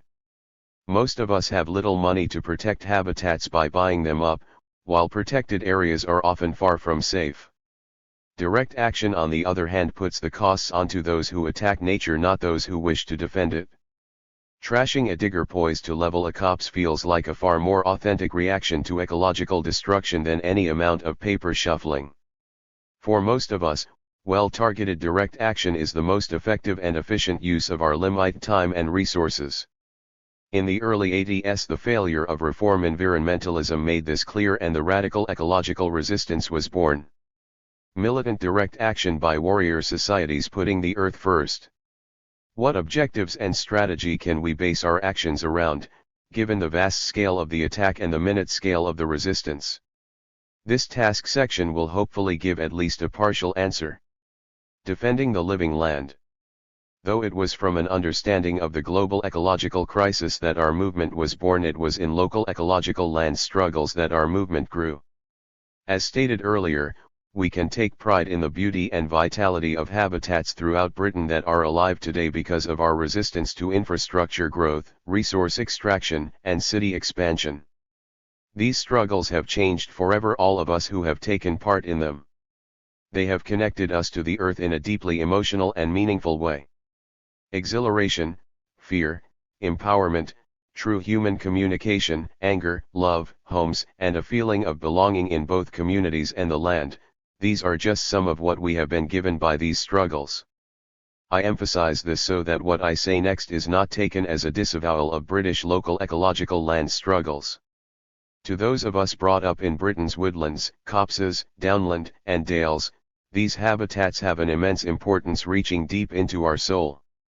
However, from a global perspective, how important are these ecologies given the accelerating biological meltdown? We must direct our action where it will have most effect. Trauma medics use triage to sort casualties according to priority: which lives are most threatened, which lives are most savable. In this way they can put their resources where they will have most effect. What we need then is a form of global habitat triage for the biological casualties of civilization's war on the wild. Thankfully, in the last 15 years such a system has taken shape, in the form of the hotspot theory. Hotspot theory was first conceived by British ecologist Norman Myers. First, it makes the task of defending biodiversity more approachable by demonstrating that we can conserve a major share of terrestrial biodiversity in a relatively small portion of the planet. Secondly, it demonstrates specifically where these areas are located, and why they are so important, entering into considerable detail on what each of them contains. Third, it elucidates the different threats faced by each of the hotspots. LHI hotspots, Earth's biologically richest and most endangered terrestrial ecoregions. Myers' hotspot priority system uses vascular plants as the main determinant, given that plants are the primary fixers of energy from the sun and are necessary for the survival of most other organisms. Hotspots are defined with two criteria. First, biological diversity. Secondly, degree of threat. A minimum of 0.53 of total global vascular plant diversity endemic to the area in question is the primary cut-off point for inclusion on the hotspot list. The theory uses the most current estimate of vascular plants as 300,000, i.e. the cut-off is an area must have 1,500 endemic vascular plants within its borders. Also bird, mammal, reptile and amphibian diversity is taken into account, in that order of importance. The second criteria, degree of threat, has a cut-off measure, that is, a hotspot should have 253 or less of its original primary natural vegetation cover remaining intact. Hotspot analysis carried out between 1996 to 1998 resulted in a list of 25 hotspots and 2 exceptional mini-hotspots. The hotspots are Tropical Andes, Mesoamerica, Caribbean, Choco-Darien, Atlantic Forest Region, Brazilian Cerrado, Central Chile, California Floristic Province, Madagascar and Indian Ocean Islands, Easter Arc Mountains, Cape Floristic Province, Succulent Karoo, Guinean Forests of West Africa, Mediterranean Basin, Caucasus, Sundaland, Wallacea, Philippines, Indo-Burma, mountains of central China, Western Ghats and Sri Lanka, New Caledonia, New Zealand, Polynesia, Southwest Australia. Cumulatively, these 25 areas plus the mini hotspots have almost 883 of their original area destroyed or denuded, with only 12.283 remaining intact. This intact percentage amounts to just 1.443 of the land surface of the planet, a little smaller than the EU. A staggering 131,399 vascular plants are endemic to the hotspots, representing 43.83 of all plants on Earth. Adding in estimations of non-endemic plant species found within the hotspots brings us to an even larger figure. At least 65.7% and more likely 70% or more of all vascular plants occur within the 1.44% of Earth's land surface occupied by the hotspots. This indicates a vast percentage of all life in other species groups, mammals, avifauna, etc. In fact, 35.53 of the global total of non-fish vertebrates are endemic to the hotspots. Once again, adding in estimations of non-endemic non-fish vertebrates, we come to a figure of at least 623. Maybe perhaps 703 or more of all non-fish vertebrates occurring in the hotspots. As the authors of Hotspots say themselves, if 60% or more of all terrestrial biodiversity occurs in the most threatened 1.44% of the land surface of the planet, it is difficult to avoid the conclusion that these areas deserve a lion's share of our attention over the next few decades. Indeed, if we are at risk of losing 1/3 to 2/3 of all species within the foreseeable future, and if almost 2/3 of at least the terrestrial species are in the hotspots, then it seems fairly obvious that we may make a major dent in the entire endangered species/mass extinction problem by placing very heavy emphasis on the hotspots. This analysis is immensely useful, and has been refined further. Lots of number crunching later leads to a top 9 hotspot list: Tropical Andes, Sundaland, Mesoamerica, Indo-Burma, Caribbean, Atlantic Forest region of Brazil, Madagascar, Mediterranean Basin, and Choco Darien. These 9 areas account for 29.53 of all vascular plants and 24.93 of non-fish vertebrates. This in just 0.733 of the planet's land surface, around half of the size of the EU. Further analysis on thread highlights 3 hotspots, the hottest of the hot. They are the Caribbean, the Philippines, and Madagascar. If this theory is correct, and there is every reason to think it is, some solid conclusions can be drawn. 1. At this moment in time, radical ecologists around the world must do everything in our power to defend the 25 hotspots. 2. Serious action must be taken to halt or slow the destruction of the 3 hottest hotspots. 3. Northern Europe appears nowhere on the hotspot list. In fact, it has a relatively low level of biological diversity thanks to a combination of climate, past glaciation and human habitat destruction. We should obviously continue to defend northern European habitats. However, in the context of the global biological meltdown, struggles to defend northern European habitats are entirely peripheral. 4. The appearance in the hotspots list of the Mediterranean basin should focus us in Europe. The fact that a hotspot covers parts of the EU is a surprising revelation, and one that has serious repercussions. 5. Given serious action, the preservation of significant sections of global biodiversity is a real possibility, if only because it could involve such a small percentage of global land surface. These conclusions, combined with a sensible analysis of our powers, begin to give us answers to the urgent question posed earlier. Where to start? A hierarchy of global priority setting can follow the pattern: global, regional, national, local, specific sites. Obviously, given our location and limited powers, the priorities set by such a system cannot be transferred immediately to a list of practically realizable objectives. Beyond this, we can also set a hierarchy of priorities for local habitat defense here on our island and its environs, understanding all the time these struggles largely peripheral role in the global direct defense of diversity. For now, I will talk of the global terrain. What follows is a hierarchy of top priorities for terrestrial habitat defense set in light of the hotspot theory. The hottest of the hot. At the moment, the three hottest are undeniably the global priority areas for defense. Unfortunately, facing reality, we can have very little direct effect on these areas at present. This is likely to remain so for the medium term at least. Let's not fool ourselves. We often ignore threatened habitats in Britain because they're more than a few hours' drive from an activist center, the Caribbean, Madagascar, and the Philippines. I don't see any of our ropey vans getting there anytime soon. However, let's look at them one by one. Madagascar, this amazing island has been at the center of global conservation concern for decades. A number of British companies are involved in trashing it, our old friends RTZ for example. Actions against them would be very good. It is here, if anywhere, that the global conservation NGOs have some chance of using big money to big effect.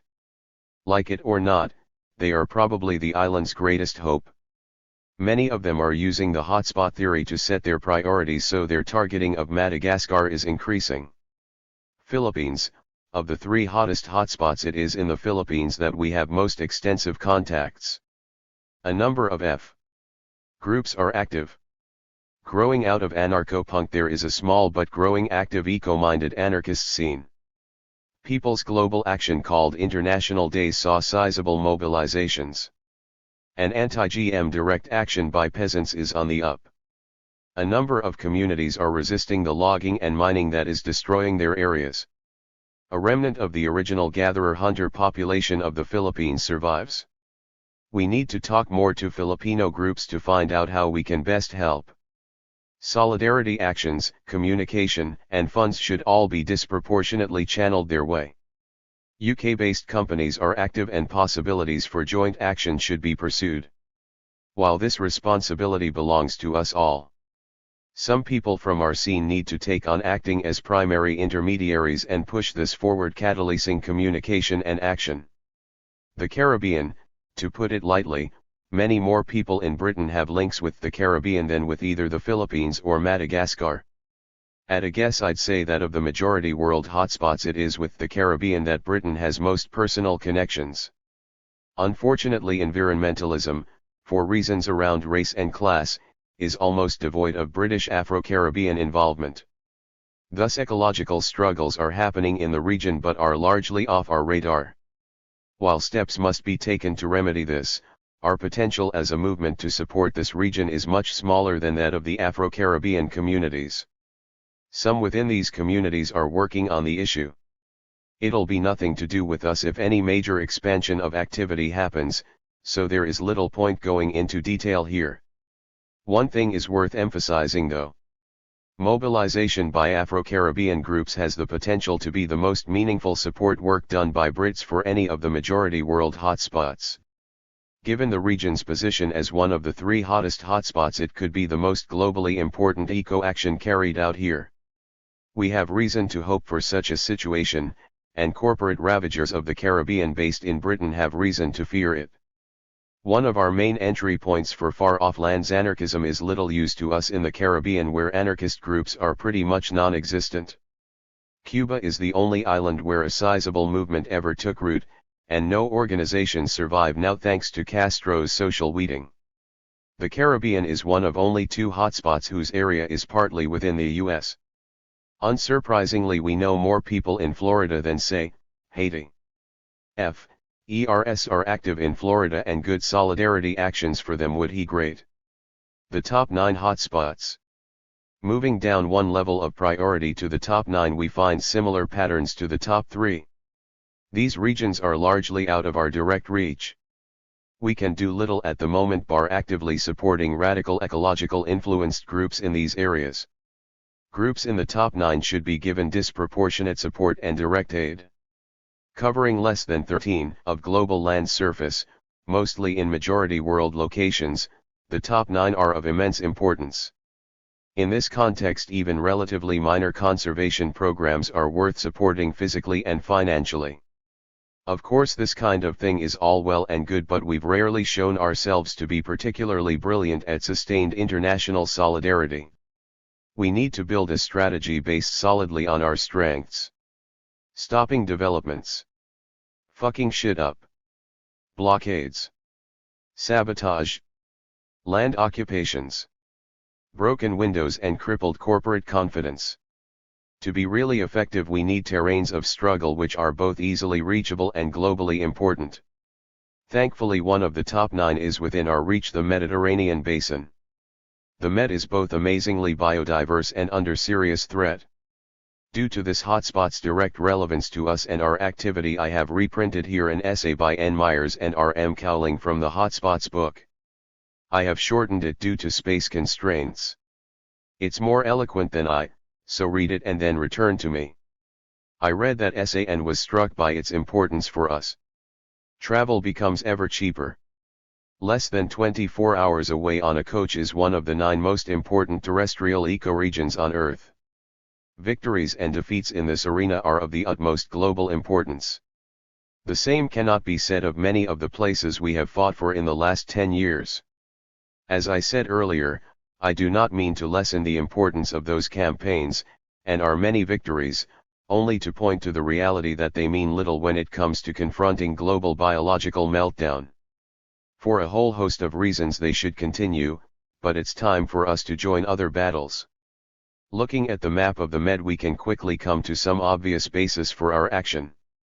Though there are conservationists in Morocco, Algeria, Tunisia, Turkey, Libya, Egypt, Jordan, and Syria, there are no radical ecological groups to link up with. Israel is the only country in the Near East with a listed F. Contact. Ecological struggles are of course going on but are largely off our radar. Work should be carried out to rectify the situation, but to be brutally honest, I don't fancy doing direct action in Morocco much. Ask the Sahrawians about it. We should support struggling communities and aid conservationists if and where we can in North Africa and the Near East, but let's face it, we're not likely to very much. However, unlike other hotspots, we can get stuck into a large part of the area relatively easily. We have contacts in the European half of the Mediterranean hotspot, and getting there is a cinch. It is within this area that some of Europe's most militant ecological action has been taken. In fact, at the time of writing, there are eco-saboteurs serving time in Spain, Italy, and Greece. The struggles these prisoners are part of are all being fought by anarchists/radical ecological groups our scene is in direct contact with, and there are many more. Looking for allies, let's take a trip around the European section of the basin anti-clockwise. We start with Greece. Much of it is a red alert area and has a sizable and very militant anarchist scene with a slowly increasing green hue. Albania has no established radical ecological groups. There are smatterings of anarchos and radical eco-types throughout the ex-Yugoslav republics. Italy's anarchists are pretty full on and increasingly engaged in some ecological resistance. Southern France also has many active groups, from GM trashing Confederation paysanne to anarchists, with the French Pyrenees being the site of the 10-year resistance to the road through the Valle d'Aspe. On the other side of the Pyrenees in Spain there are large anarchist groups, and at present probably the biggest squatting movement in Europe.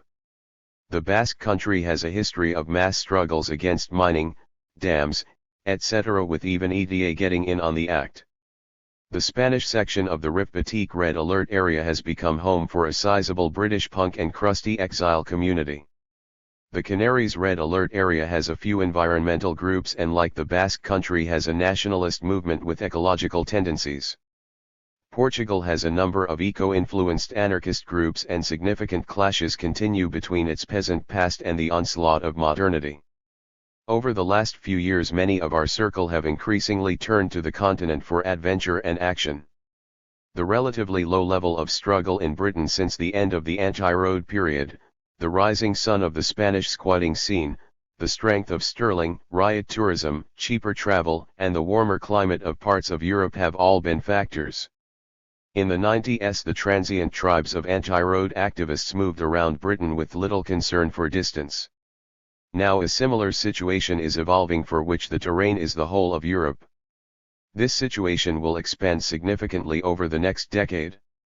For while some of its causes have their origin in Britain's present, others arise from the increasingly unified nature of Europe's planned future. While this causes some problems for sustaining local organizing in Britain, it also opens up amazing opportunities. Of the 10 red alert areas, the ones nearest Mediterranean activist hubs are the Spanish section of the Rif Baltique, the maritime Alps of the French/Italian border, and southern/central Greece. Campaigns and targets in these areas should be relatively easy to find out about. If we in Britain added our weight to our comrades in these countries and convinced other Northern Europeans to do so, we would be moving towards serious defense of a globally important area, making an actual impact on biological meltdown. Experience and contacts made through struggle in these easily accessible 3 areas will chart the way forward towards action in other parts of the Med. A full-scale migration is not needed. Some of our circle are planning to move to the Med's warmer climate. Many others are already wintering or taking small sojourns there. Significant contact has been made with groups in these areas. All that is needed is that this pre-existing process be consciously and collectively shaped to the immediate goal at hand. It is important in some areas to join local campaigns. In others, covert holiday sabotage is more in order. The latter is really just a call for the European adoption of one of North American F's longest-running tactics, roving monkey wrenching. With the consolidation of the European superstate, traveling across borders to trek into and defend wildness seems ever more like crossing U.S. states to defend wilderness. A practice, despite the distance, our North American friends think little of. The remaining 15 hotspots. I am not going to go into much detail about the remaining hotspots, it would take too much space and be rather repetitive. Of the 15, all bar 3 are in the majority world, countries at the moment largely out of our direct reach. As stated earlier, active ecologically minded groups in the hotpots should be given priority when it comes to support actions and funding. We do, in fact, have contacts in most of these areas. Some FERs do conservation work abroad, and it would make sense that it is concentrated within the hotspots. If we can be of any practical help to efforts in these areas, we should muck in wholeheartedly. 3 of the remaining 15 stand out, for us, if only because they're predominantly English-speaking and western Southwest Australia, New Zealand, and the Californian floristic province. In all 3 areas serious land battles are being fought, and we have quite extensive contacts. Eritrea. In Eritrea there is a large indigenous resistance movement keyed into the PGA. There is also a sprinkling of anarchos and radical eco-types. Southwest Australia. This region has a history of Aboriginal land defence stretching from the invasion to the present day. The last 3 decades have also seen significant struggles by white radical environmentalists, defectors to the side of the indigenous and the land. When F first came to Britain, Australia was probably at the forefront of ecological resistance in the West. Large-scale actions against the importation of tropical timber were carried out hand in hand with direct land defence. Over the last decade the scene has shrunk, but is still nevertheless both active and pregnant with great possibility. Australians have been responsible for some of the largest summit actions of the global resistance period. It has the normal assortment of anarchists, many being very eco in word and deed. For obvious reasons there is a reasonable amount of 3-way traffic between Britain, Australia, and New Zealand. While these areas are not as important or threatened as some other hotspots higher up the global diversity/threat hierarchy, for cultural reasons it is simply more likely that links will continue and consolidate with these areas. Californian Floristic Province, this hotspot is probably the one we have historically had most ties with. Though the latter 90s have seen an increasing turn towards Europe, in the early 90s British oriented itself primarily with reference to North American By the time of the birth of our movement had internationalist, yet it was still very much a North American export. For this reason I will go into more detail about the only hotspot found predominantly in North America. The Californian Floristic Province stretches along the western coast of North America, most of it within the state of California. However, it also extends north into Oregon and south into Baja California, Mexico. Approximately 603 of California's land is included within the floristic province. The total number of plant species present is greater than that for central and northern US and the adjacent portion of Canada, an area almost 10 times as large. This rich biodiversity is seriously threatened. California is the most populous of the United States, its economy ranks among those of the world's top 7 countries, and it produces half of the food the US consumes.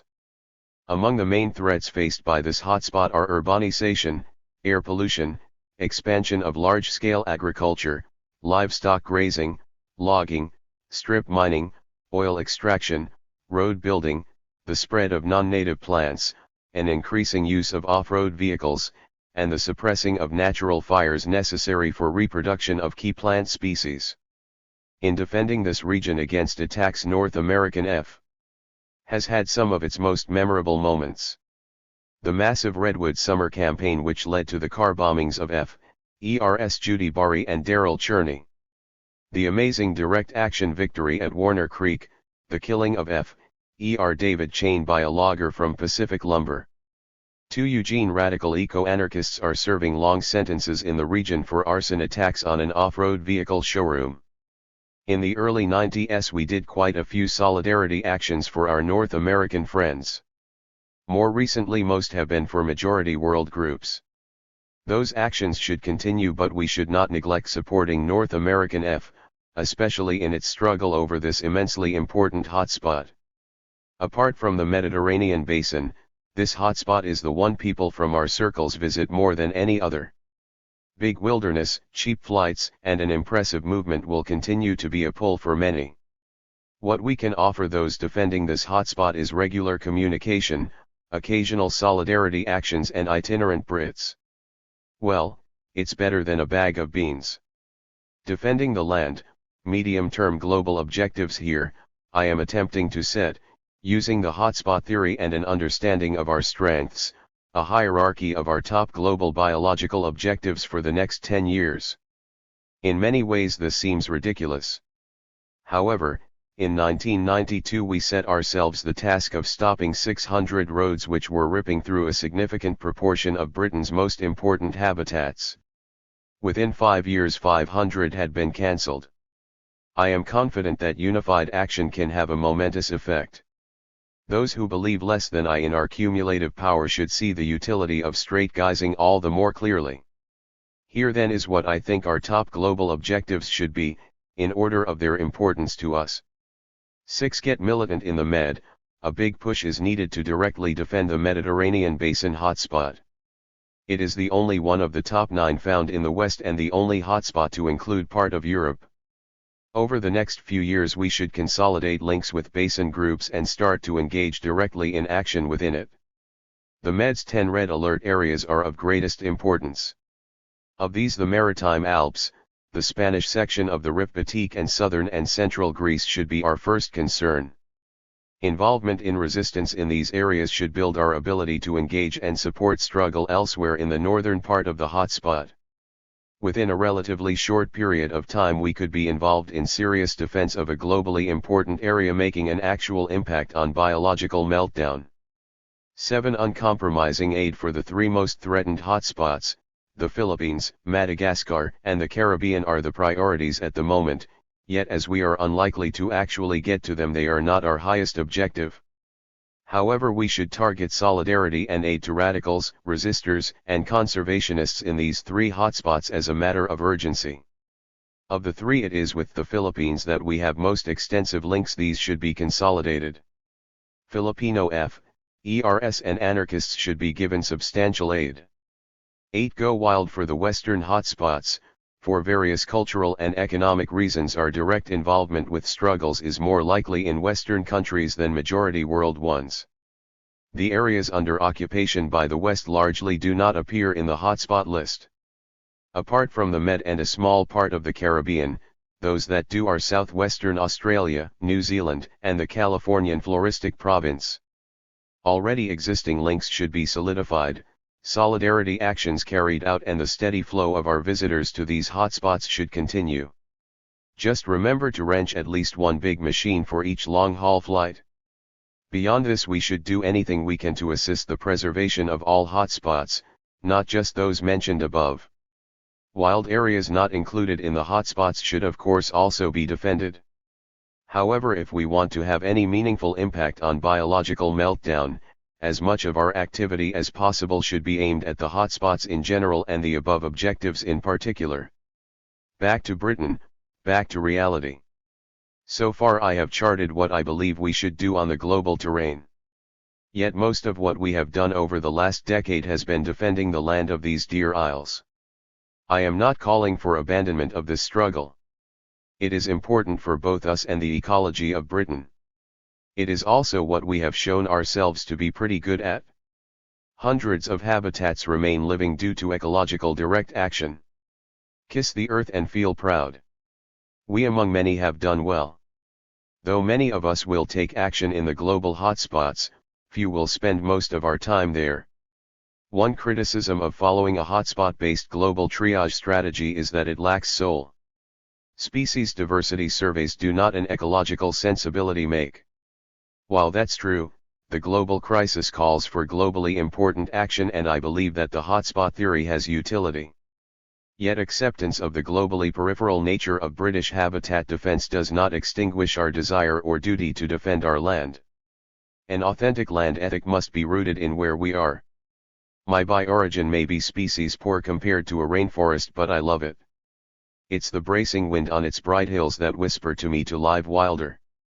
On a totally practical level, it's far easier to defend land nearby. As I said earlier in part 1, throughout the 1993 to 1998 land struggle period, our action priorities were largely set by the Department of Transport. When we decimated the state road building program, we lost a terrain of struggle that unified and strengthened us nationally. The question posed, then, is what is the greatest and most geographically spread threat to British ecology?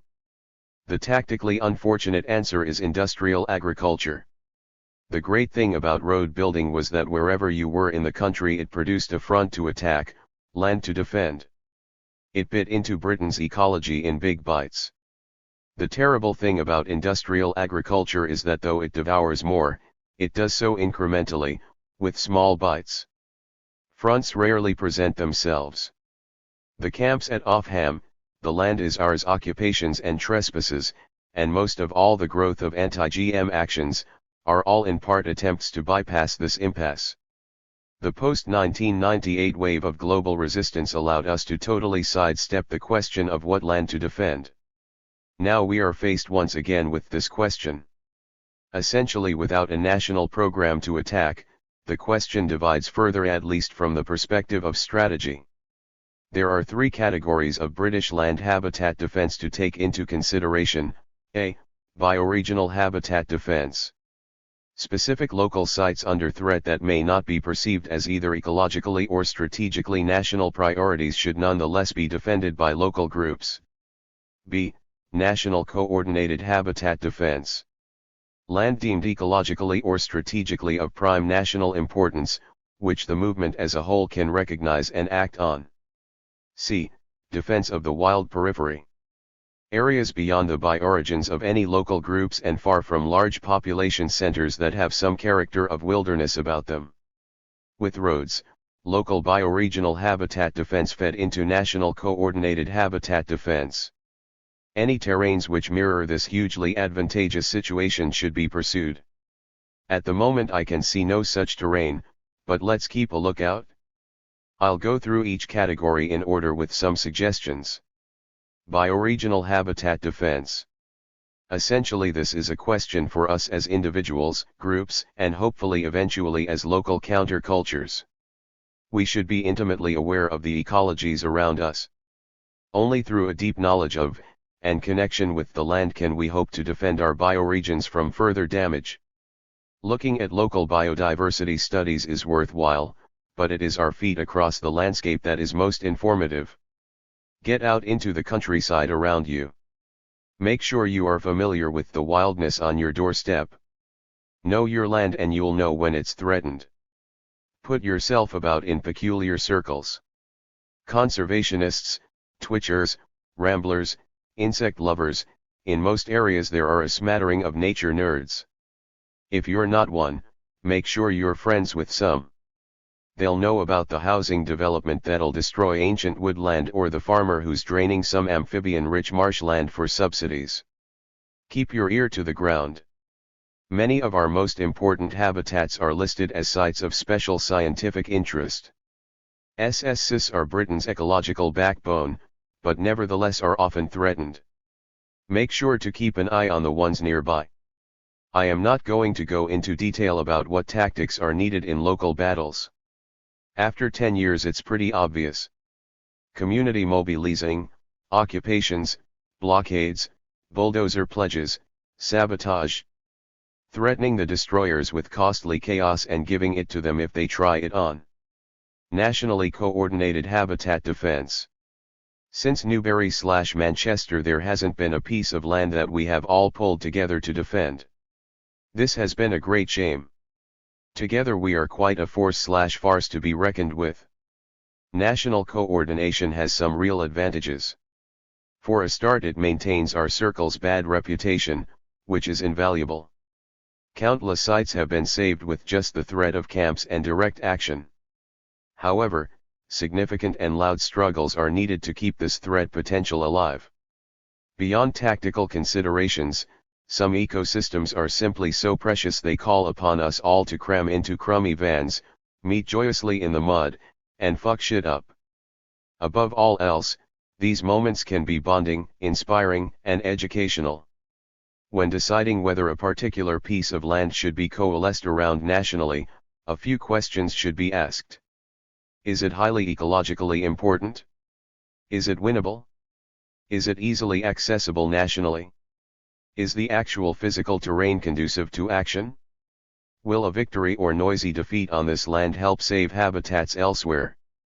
Mid to late 2001 saw the re-emergence of direct action in defense of the Thorn and Hatfield raised peat bogs. To all the above questions this habitat answers with an enthusiastic yes. At the risk of seeming foolish from the perspective of a few years hence, I believe this campaign to be immensely important. Not only does its re-emergence allow us to coordinate nationally, but direct victory is quite conceivable. Reform environmentalism has spectacularly failed to save this hugely ecologically precious habitat. If we win this battle and choose our next equally well, we could end up in a cycle of success. One noisy victory leads to another and many quiet ones besides. A recent good example of such a cycle is when animal rights groups got on a roll after closing down Consort, who bred dogs for vivisection. Once they had shown their mettle by closing Consort, they followed up by forcing closed Hillgrove and Shamrock Farm. By the time the cycle reached Regal, the owners were so freaked that they packed up the day after the campaign was launched. These successes understandably led animal liberationists to become too cocky too quickly and take on a much bigger target hunting than life sciences. HLS is integral to corporate Britain. The state saw the danger of animal liberationists on a roll and realized that if HLS was brought down, the animal rights extremists would feel unstoppable. Smaller companies would crumble at the sound of their approach. Thanks in large part to the targeting of its financial backers, things were getting economically dicey for HLS. The state reacted and stabilized the company by arranging a large injection of capital. From then on, HLS has acted as a fire break, stopping the spread of animal liberation. The cycle may have been broken. The teeth of this trap should not be allowed to cut into resistance again. A comprehensive analysis of national land defense priorities is too big a job for this piece. Such a study must take place. For the moment we can concentrate on the peat bogs, but we should not wait till victory to map out our next targets. It is around our ability to act nationally that our network survival rests. Previous waves of national action have been defeated by either our victory in a particular battle or the pig's success in swamping us. Hopefully this time we'll get the wagon rolling fast enough that it can't be stopped, at least for a while. One priority that can definitely be set is confronting corporations in the national parks. As long as they succeed in one development, one quarry, one pipeline, the vampires will push on with another attack. It should be our job to make them scared enough to retreat at least out of some of the national parks. The national parks are immensely important, and the hold they have over popular imagination makes them easier to organize around than other areas. It is also often easier to find out about threats facing the parks. If the companies are given an inch, they'll take a mile, but if their profits are threatened, they'll run a mile. The present 9 Ladies Action Camp in the Peak District National Park stands a fair chance of success. Has strengthened the resolve of local conservationists and is deterring other destructive projects. Defense of the wild periphery. Our movement for the wild has evolved in a physical and political environment lacking big wilderness. Habitats near large human population centers are more likely to be defended by us than wilder and more precious ecosystems far from the cities. Wildness is everywhere, from the grass between the paving slabs to the high mountains. It's good that we defend wild pockets in deserts of development primarily for such struggles' evolutionary potential, but we should not ignore the mountains altogether. So far this has largely been the case. With the exception of some good work in North Wales, the stillborn campaign against the Skye Bridge and the victorious defence of the Pressmenyn Woods Caledon remnant, defence of the wild periphery has been pretty paltry. An example of our failures can be found in the Cairngorm zone of Britain's largest roadless areas. For at least 8 years I remember occasional campfire/pub chat about the possible construction of a funicular railway up Cairngorm. It's been very contentious, as the train replacing the aging chairlift will massively increase the amount of people on the Cairngorm plateau. With them we knew would come much damage and significant building work, shops, and all. Plans are even being discussed for hotels. This isn't fucking Mayfair, it's the summit plateau of one of the wildest areas in Britain. Many said that direct action should be used if construction started. The project was put on hold at one point, and I for one presumed it had been cancelled. Yet no one kept their ear to the ground or acted if they knew. The first I heard about the railway being actually built was autumn 2001, and on January 1, 2002 the first public train ride up Cairngorm was broadcast across the nation. A carriage filled with smiling politicians toasting the new year passed the sick bag. The glint in their eyes was the reflection of our failure. If one of the last British bastions of wildness can become a site for development, what chance have we got of rewilding London or Liverpool? In the Cairngorms, 103 of the area below the tree line is still covered by native woodlands and is the most extensive example of boreal forest in the UK and one of the largest tracts of comparatively unmanaged and still mainly unenclosed woodland. If we have failed to defend the wildness of the Cairngorms plateau, it is essential we protect these remnants of Caledonia and other sites like them. Though a significant proportion of the massif is now under conservation ownership, a lot of damaging economic/ecocidal activity continues. If anywhere calls for some occasional monkey wrenching, it's these wildlands. I use this example because it's horrific and it's in Scotland. If protecting SSCIS and the like is of primary national importance, it is worth pointing to one simple fact: 203 of the total area of Scotland is designated either an SSSI, National Nature Reserve, or National Scenic Area. Scotland's total species diversity is far less than England's, but its habitats are far less fragmented. We have species and habitats in Scotland that are important, in both the national and international context. Examples are the native pine woods, the extensive blanket bogs, the bryophyte-rich Atlantic woodlands, and the enormous colonies of breeding seabirds. These areas should be militantly defended. Yet apart from the exceptional actions of some communities, few stand up to defend these wild areas from the threats of plantations, logging, development, etc. In large part this is because of the absence of people in much of the Scottish countryside, excluded by one of the highest concentrations of land ownership anywhere in the world. Given this, it is all our responsibility to protect these areas. If not you, who? In the long run it would be good to formulate ways of confronting this destruction in a coordinated fashion. Until then, happy hikers with wrenches in their backpacks have an important role to play. Unfortunately, what makes Scottish biodiversity globally unique its climate edge position, resulting in an amazing coexistence of species from different ecologies, is itself under threat from climate change. This should not dissuade us from action but remind us all the more of the need in times of flux for massive wilderness restoration, and situate our local British struggles in the global context.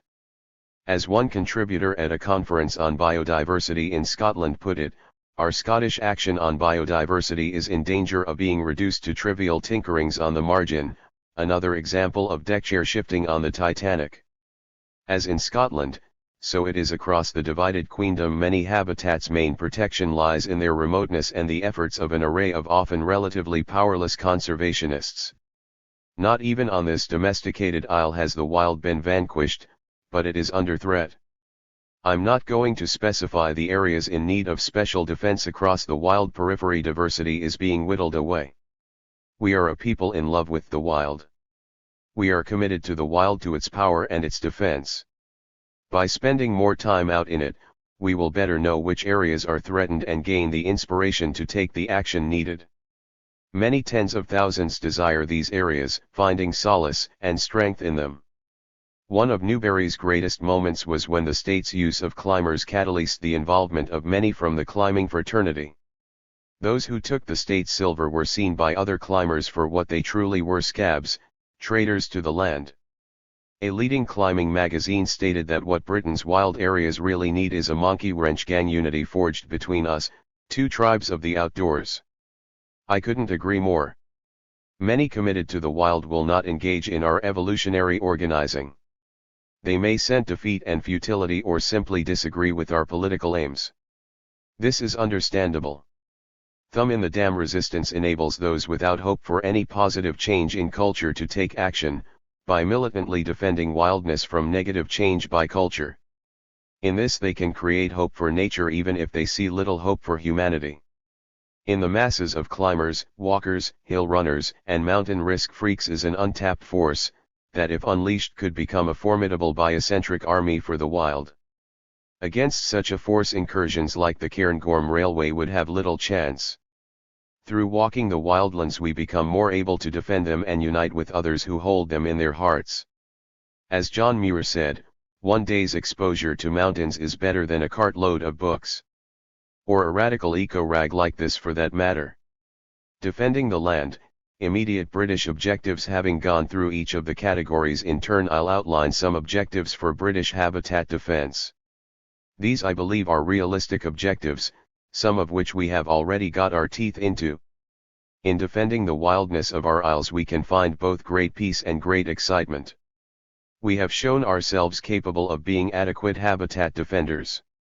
Let us march on to the defense of many more. 1. Build bioregional defense. Locally we should all continue to expand knowledge of our bioregions and take action when important habitats are threatened. Our ability to generalize the skills and confidence needed for direct action is what will protect areas. 2. Save Thorn/Hatfield moors and kickstart a national cycle of successes. Despite considerable success throughout the 90s, direct action is often seen as a last stand rather than a tactic that wins. As a network we should pull together for a loud and undeniable victory which can catalyze others. The defense of Hatfield moors is an excellent terrain of struggle. The habitat is very precious, on the brink of unrecoverable damage, and yet it is winnable. It's strategically and ecologically in all our interests that the campaign succeeds. 3. Keep camp culture alive. The high cost of evicting action camps is the reason many habitats are still alive. As recently as 2001 the state cancelled the Hastings bypass when camps were threatened. Unfortunately the last few years have seen a steady decline in camps. If allowed to continue, a decline in our threat potential to stop developments may follow. It's make or break time. We should do all we can as predominantly urban activists to keep camp culture alive, otherwise much of the ground gained by the land struggle period could be lost. At the time of writing there are only 3 ecological defense camps. The responsibility for aiding them lies with all of us, not just those groups nearest. TAD, cash and bodies are always needed on site. Next time the bailiffs go in we should descend en masse to kick shit, up costs. Okay, so I sound a bit old school. After all, many of us lived on camps but now choose not to. However, we should not let our present cloud the continuing and future importance of camps. For nearly 10 years there has not been one month in which a camp hasn't held out against development. Let's make sure we can say the same in another 10. 4. Increase action on the wild periphery. Our movement for the wild has too long neglected the wild areas far from the cities. As many in our circles spend more time out in it, this action will increase. Let's remember to pack a wrench as well as our waterproofs. A concerted effort should be made to push militancy among the many tens of thousands who walk the wild.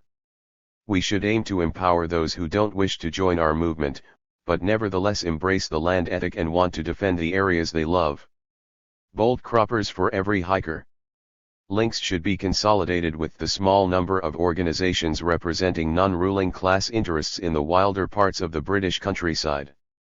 We should build towards a future where we can make significant interventions on behalf of threatened habitats even when they are far from activist centers. Until then, it's monkey wrench gang time. Given the onslaught of climate change and the highly fragmented nature of British ecology, especially in England, ecological restoration is essential from a thumb in the dam perspective. Isolated reserves will be little use in the long term. What is needed here is the regeneration of big ecosystems that can manage themselves. Before we are finished, let's see bison and wolves in the Cotswolds. Defending the living sea. Most of this earth is covered by sea. The oceans, birthplace of all life. Despite civilizations ravaging, they remain wild. 2 centuries ago Byron said it well. There is a murmur on the lonely shore. There is a society where none intrudes. By the deep sea and music in its roar. Roll on thou deep and dark blue ocean. 4,000 fleets sweep over thee in vain.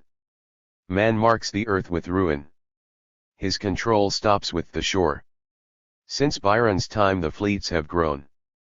Huge factory ships sweep the seas leaving ruin in their wake, fisheries that must have seemed endless now brought to the edge by machines which must have been unthinkable, giants of the sea hunted to extinction.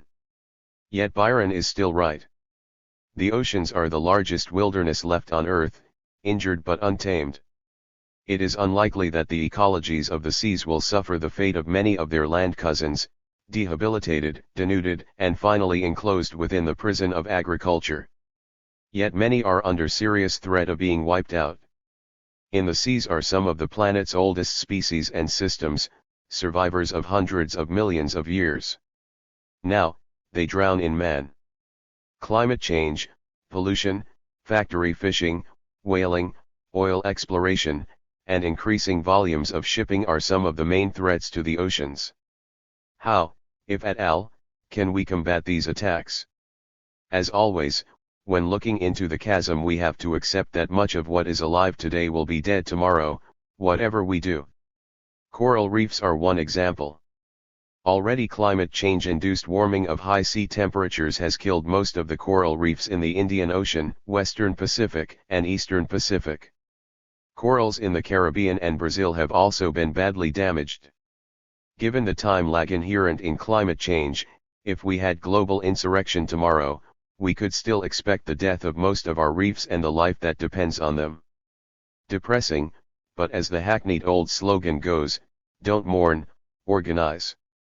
We can take some practical action to slow some assaults on the sea. Despite the spectacular image of Greenpeace dashing around in natty zodiacs, relatively little direct action has been carried out to protect the seas.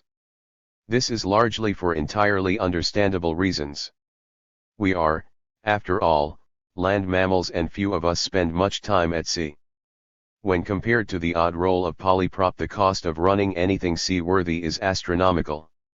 Yet we in the British Isles are ideally placed to get to grips with the problem.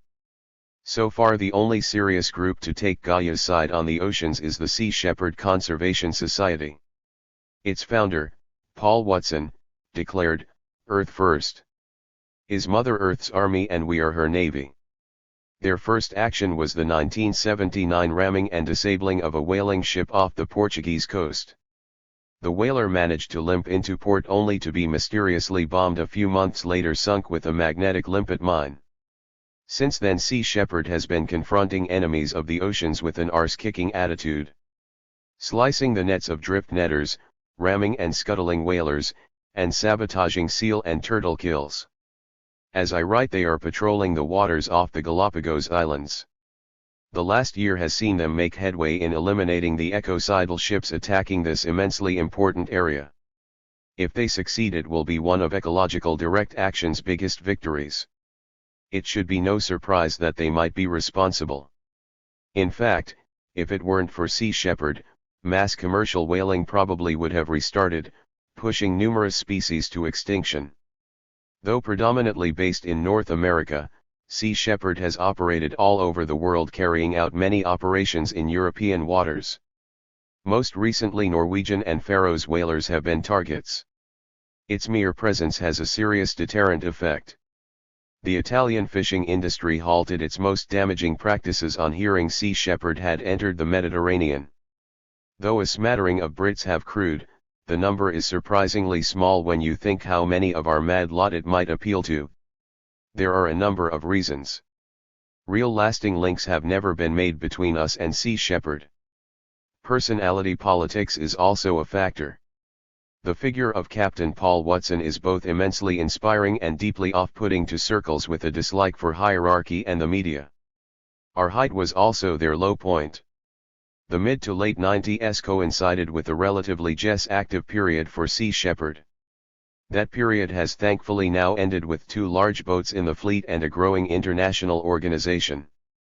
Though few links exist now, if ever there is a meaningful attempt by our circles to contribute to the defense of the seas, we will have lots to learn from Sea Shepherd.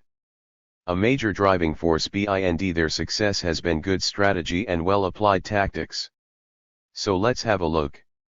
Most of Sea Shepherd's most spectacular actions can be divided into 2 categories: sea confrontations and harbor sabotage. The terrain of struggle they operate in is one of both waves and laws. A lot of what they confront is illegal and often beyond state territorial waters. Political considerations make the extradition and jailing of anti-whaling activists difficult. Sea confrontations, slicing drift nets and ramming enemies of the sea is what has made Sea Shepherd famous. The keys to the success of many SSCS confrontations is that they're militant though non-violent, media-friendly though not merely stunts, carried out on an international level but rarely against Sea Shepherd host nations, largely against illegal activity, and regularly in international waters. The main key, of course, is having big fuck-off boats and crews committed enough to plow them into target ships. Keeping these ships running is expensive. Harbor sabotage. Sea Shepherd's most infamous action was a daring raid in 1986 that left half of Iceland's whaling fleet at the bottom of a harbor and its major processing plant trashed. This action needed only good intelligence, cunning, a little funding, and 2 brave souls to open up the boat's seawater intake valves. By the time the action was discovered, the 2, a Native American and a Cornishman, were on their way to the airport to leave Iceland forever.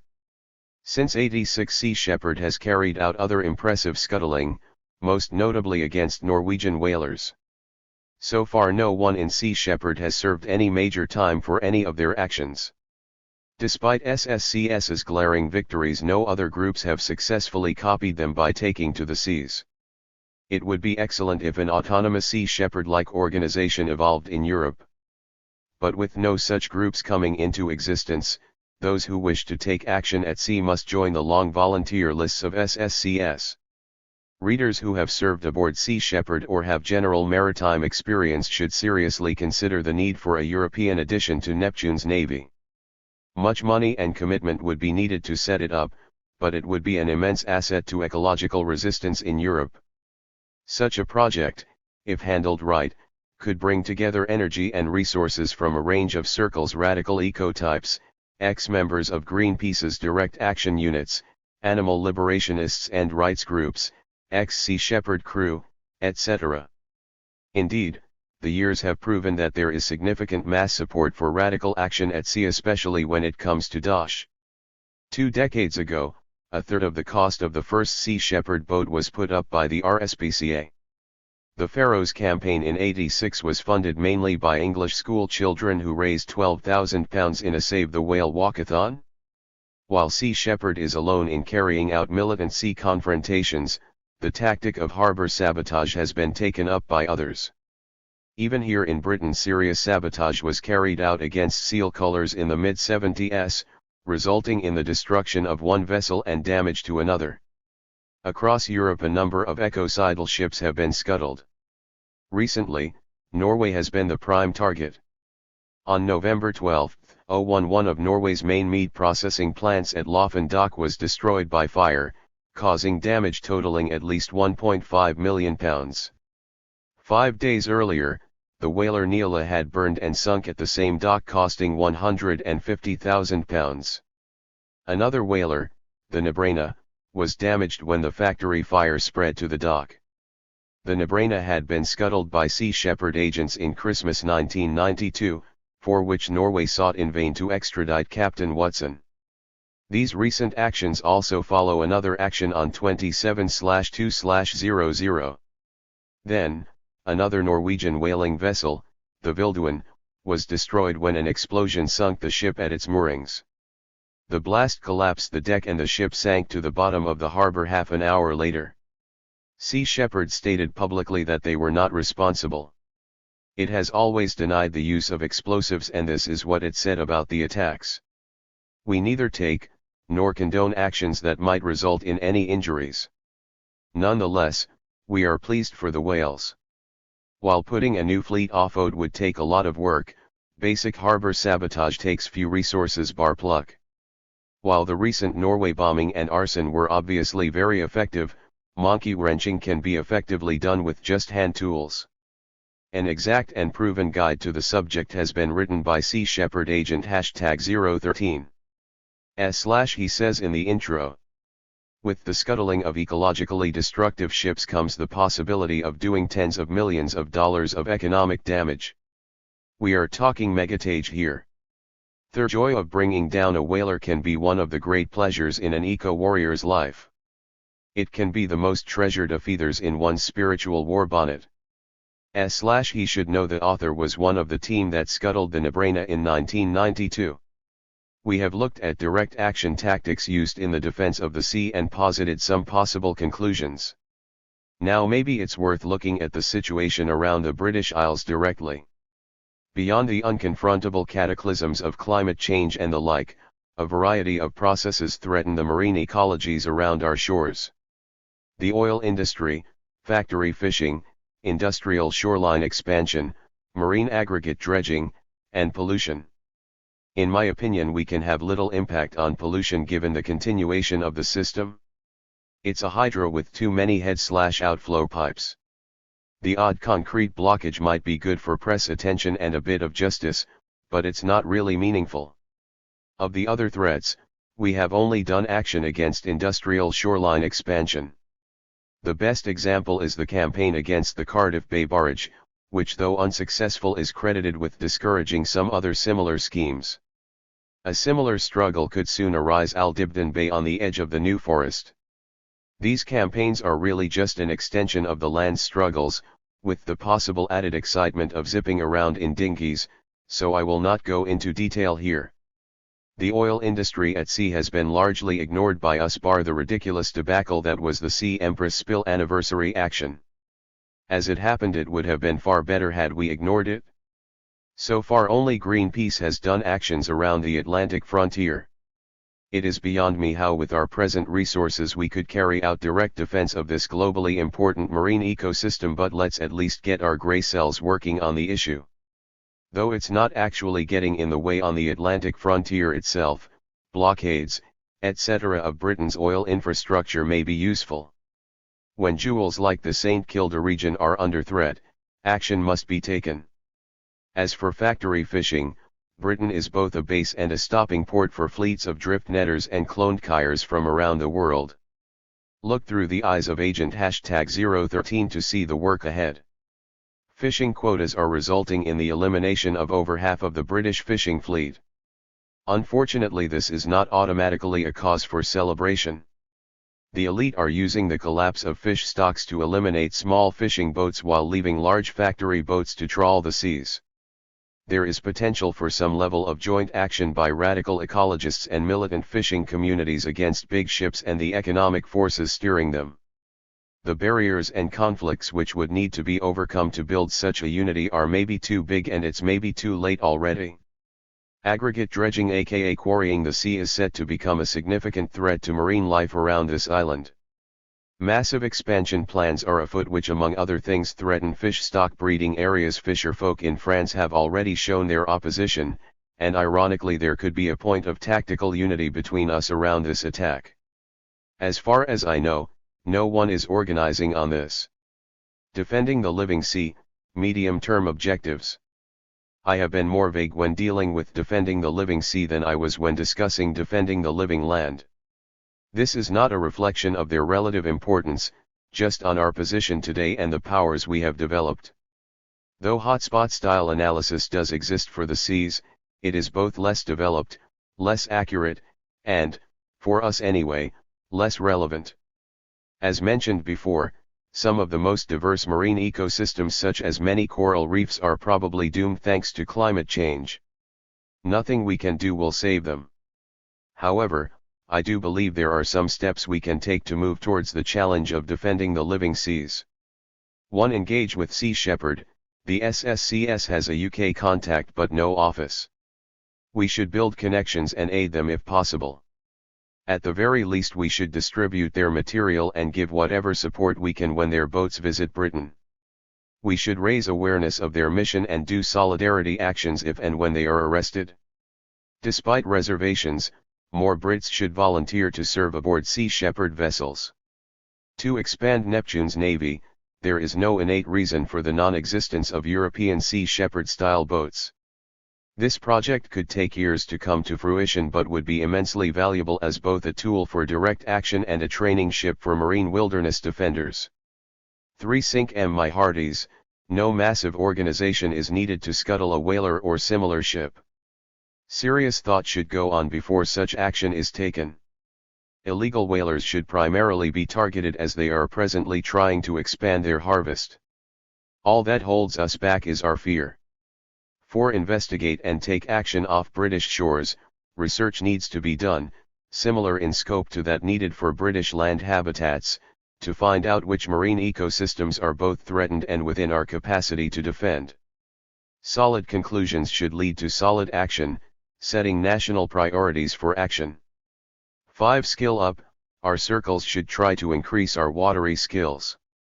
Scuba, ships, zodiacs, sailing, navigation, whatever. Worst case scenario is we have a fun time with little political payoff. Best scenario is we have fun and prepare ourselves for campaigns to come. Defending living culture. Radical ecology has always taken its cue from indigenous resistance.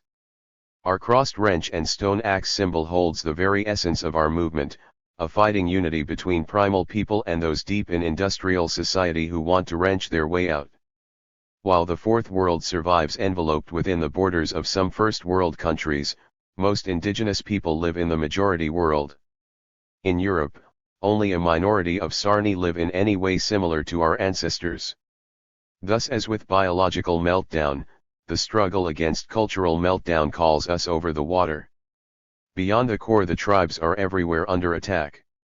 Many are engaged in large-scale resistance to Leviathan, the Papuans, the Zapatistas, and the Ajah for example. Our circles have already done quite a lot of action to support these indigenous communities, and this should continue. Here I am less concerned with them, than with those small shrinking wild societies that if left without allies will undoubtedly soon perish. I cover the work needed to aid struggling indigenous communities later at length in Task for Supporting Rebellions Beyond the Core.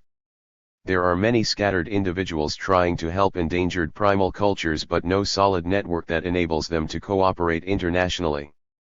The nearest to what is needed is Friends of People Close to Nature. FPCN has carried out serious no-compromise work around the world.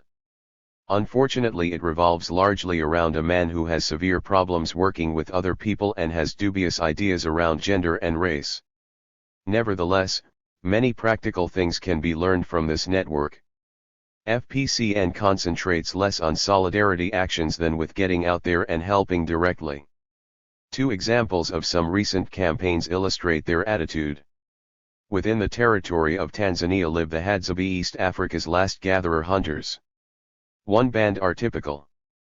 Pushed to the most marginal land, banned from using the only watering hole in miles unless they perform for tourists, their children abducted by soldiers and forced into schools, under siege from all sides by settlers and missionaries.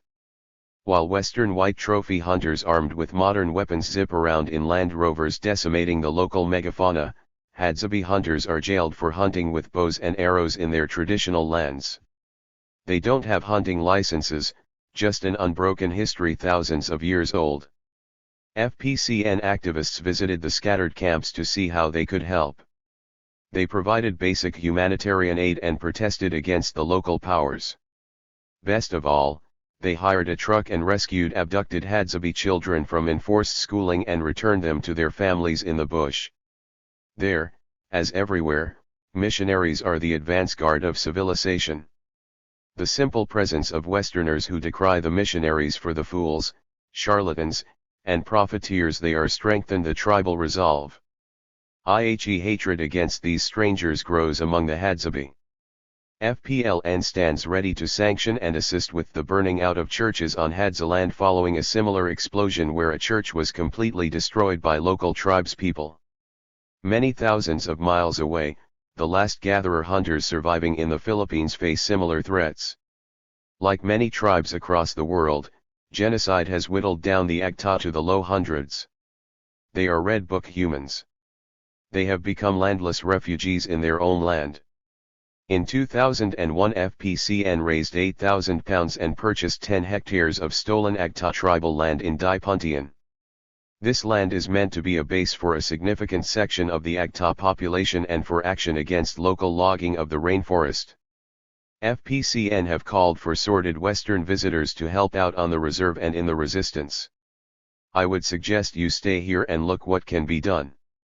Watch the non-hierarchic and soft way of Agta life, so you will perhaps love them and feel the need to protect them. FPCN is now trying to raise another £10,000 to buy an adjoining piece of land for another 100 Agta who want to stay. FPCN list a number of things Western visitors can do at Dai Puntian, from watch the small-scale loggers not to cut the trees to keep missionaries out of the place. The Agta feel safer when foreigners are around. In Task 4 I go into detail about practical work that can be done to support rebellions beyond the core, much of which is directly applicable to the defense of primal cultures. So to avoid repetition I will not go into tactical detail here. The two campaigns mentioned above provide good examples of what might be needed to slow cultural meltdown. Defending living culture, immediate objectives. I will draw out some objectives to further us on the path to aiding tribes in general and gatherer hunters in particular. 1. Forge links with allies. A real effort needs to be made to link up supporters of gatherer hunters interested in solidarity actions and direct aid. The lack of a well-functioning network is hindering activity. 2. Provide direct aid to gatherer hunters, starting with the Agta. By aiding the Agta we can have a real impact on a perilous situation. Only £10,000 is needed to buy the adjacent land to the Dai Puntian Reserve. Raising a substantial proportion of the cash needed should not be impossible. Flights from Europe plus internal connections to the reserve cost just over £400. Once there, living costs are low. This is an unusually cheap opening for on-the-ground support work, not to mention an amazing experience. Don't let this opportunity pass by. The Agta are defenders of the local rainforest. Earlier I stated that the Philippines are one of the 3 hottest hotspots, in facing global biological meltdown one of our highest priorities. Here we have an opportunity to give direct aid and on-the-ground solidarity to an endangered gatherer-hunter community struggling to protect an ecology within one of the 3 hottest of the global hotspots, in one of the few majority world countries with active F groups. The importance of any action on this field cannot be overstated. Any involvement by our circles with the AGTA would act as a jumping board, extending experience and contacts, thus enabling similar work elsewhere. 3. Reconnect with Young Lions F. 6 years ago Young Lions F. were aiding the San Bushmen, setting up bush skill training camps where elders taught the old knowledge to assimilated San. The last we heard from them, they were planning to smuggle a considerable member of San back into the Kalahari Desert from which they had been expelled. We have heard nothing since despite some attempts at contact. YLEF were an exceptional group, we must hope they're all right. Serious attempts should be made to find out what happened and aid them if they are still active. 4. Continue to build indigenous solidarity work. Those struggling indigenous peoples we have aided so far deserve our support. This will involve a lot of activity, but we are well on our way. A detailed look at what is needed can be found in Task 4. The last wild peoples call us over the water. I know some of us will answer them, yet we must be very careful not to cause damage with our good intentions Mosquito Coast style. These are incredibly delicate situations. Tribal people already have a plague of do-gooders, what they need is allies. Most tribes have no voice. They need people like us as allies because all the other potential allies have agendas they want to impose in return for help. They are fighting for freedom, not for rights within our culture. Since freedom doesn't exist in our culture, then theirs is truly the same. Task conclusion: warriors for the earth. To the land of these isles most of us will return one day, dying, rotting, giving life. Until then, the wind and soil in our soul should direct us. When our leaps halt machines, our scythes cut through experiments, our wrenches disable diggers, and our matches start fires, we are the land. Though we love this land, we love this entire earth, and thus the global crisis calls us over the water. In the biological/cultural meltdown, Britain's diversity is marginal. To confront the meltdown, we will need to join the battle to defend the Earth's last big wildernesses on land and at sea. However, many of us will be unable to reach these global ecological front lines and will have to fight to preserve fragments behind enemy lines. Above all else, the wild areas in the Mediterranean call us. To slow cultural meltdown, the last remaining wild peoples must be aided in every way. If most of our species are ever to break out of this nightmare of our own making and find our way back to the earth, we will have a lot to learn from them. Back in Britain, let's expand and escalate our action. In the conflict over road building, ecological direct action took on the state and won. Let's zero in on particular attacks on wildness and stop them one after the other. We have the power to defeat some of civilization's attacks on the wild, both here and in the hotspots. Will we unleash it? While community mobilizing may win the day in some battles, sometimes vanguard action is called for. Here lies a contradiction for us. The militant action needed could in fact alienate and hinder the evolutionary process. It could result in increased state repression and a cut in public support. These are big problems, but do not mean we should preclude militant action, for the price may be worth paying. After all, THNMB in the dam struggles aim to protect ecological diversity while waiting not just for the possibility of global evolutionary possibility often arise out of war, chaos, and social collapse. The period after both world wars saw massive revolutionary waves. The First World War brought us the Russian Revolution as well as workers' and peasant uprisings across much of Europe. The Second World War seriously damaged much of the social fabric of empire, leading the way to insurgencies across the Third World. In turn, the horror of the Vietnam War opened up fault lines across American society. While insurrections have often arisen out of crises, crises may not be fertile ground for harmonious social evolution. Though people look for extreme solutions, there are no preordained reasons for them to turn to anarchist ideas rather than authoritarian ones. In fact, libertarian tendencies in the people are likely to be heavily curtailed when confronted with the interwebbed complexity of industrial society, people's alienation from their own food, and the scale of modern warfare. Read no more odes, my son, read timetables, they're to the point. And roll the C charts out before it's too late. Be watchful, do not sing, For once again the day is clearly coming when they will brand refusers on the chest and nail up lists of names on people's doors. Learn how to go unknown, learn more than me, to change your face, your documents, your country. Become adept at every petty treason, the sly escape each day and any season. For lighting fires and cyclicals are good. And the defenseless can always put to use. As butter wrappers, party manifestos. Anger and persistence will be required. To blow into the lungs of power the dust. Choking, insidious, ground out by those who. Storing experience. Stay scrupulous, by you. Hans Magnus Enzensberger. Hope for the best, prepare for the worst.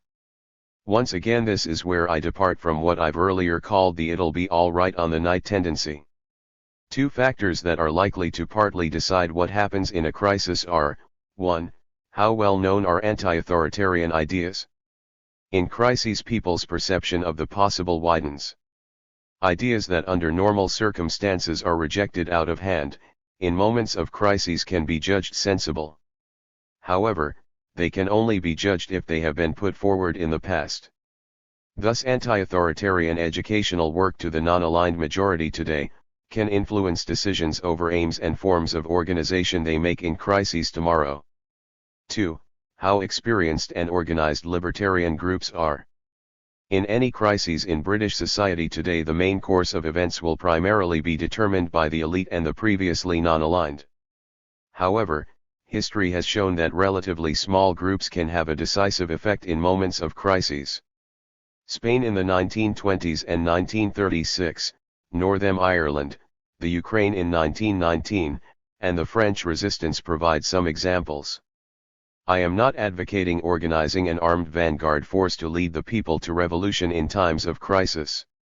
I'll leave these ridiculous notions to the Leninists.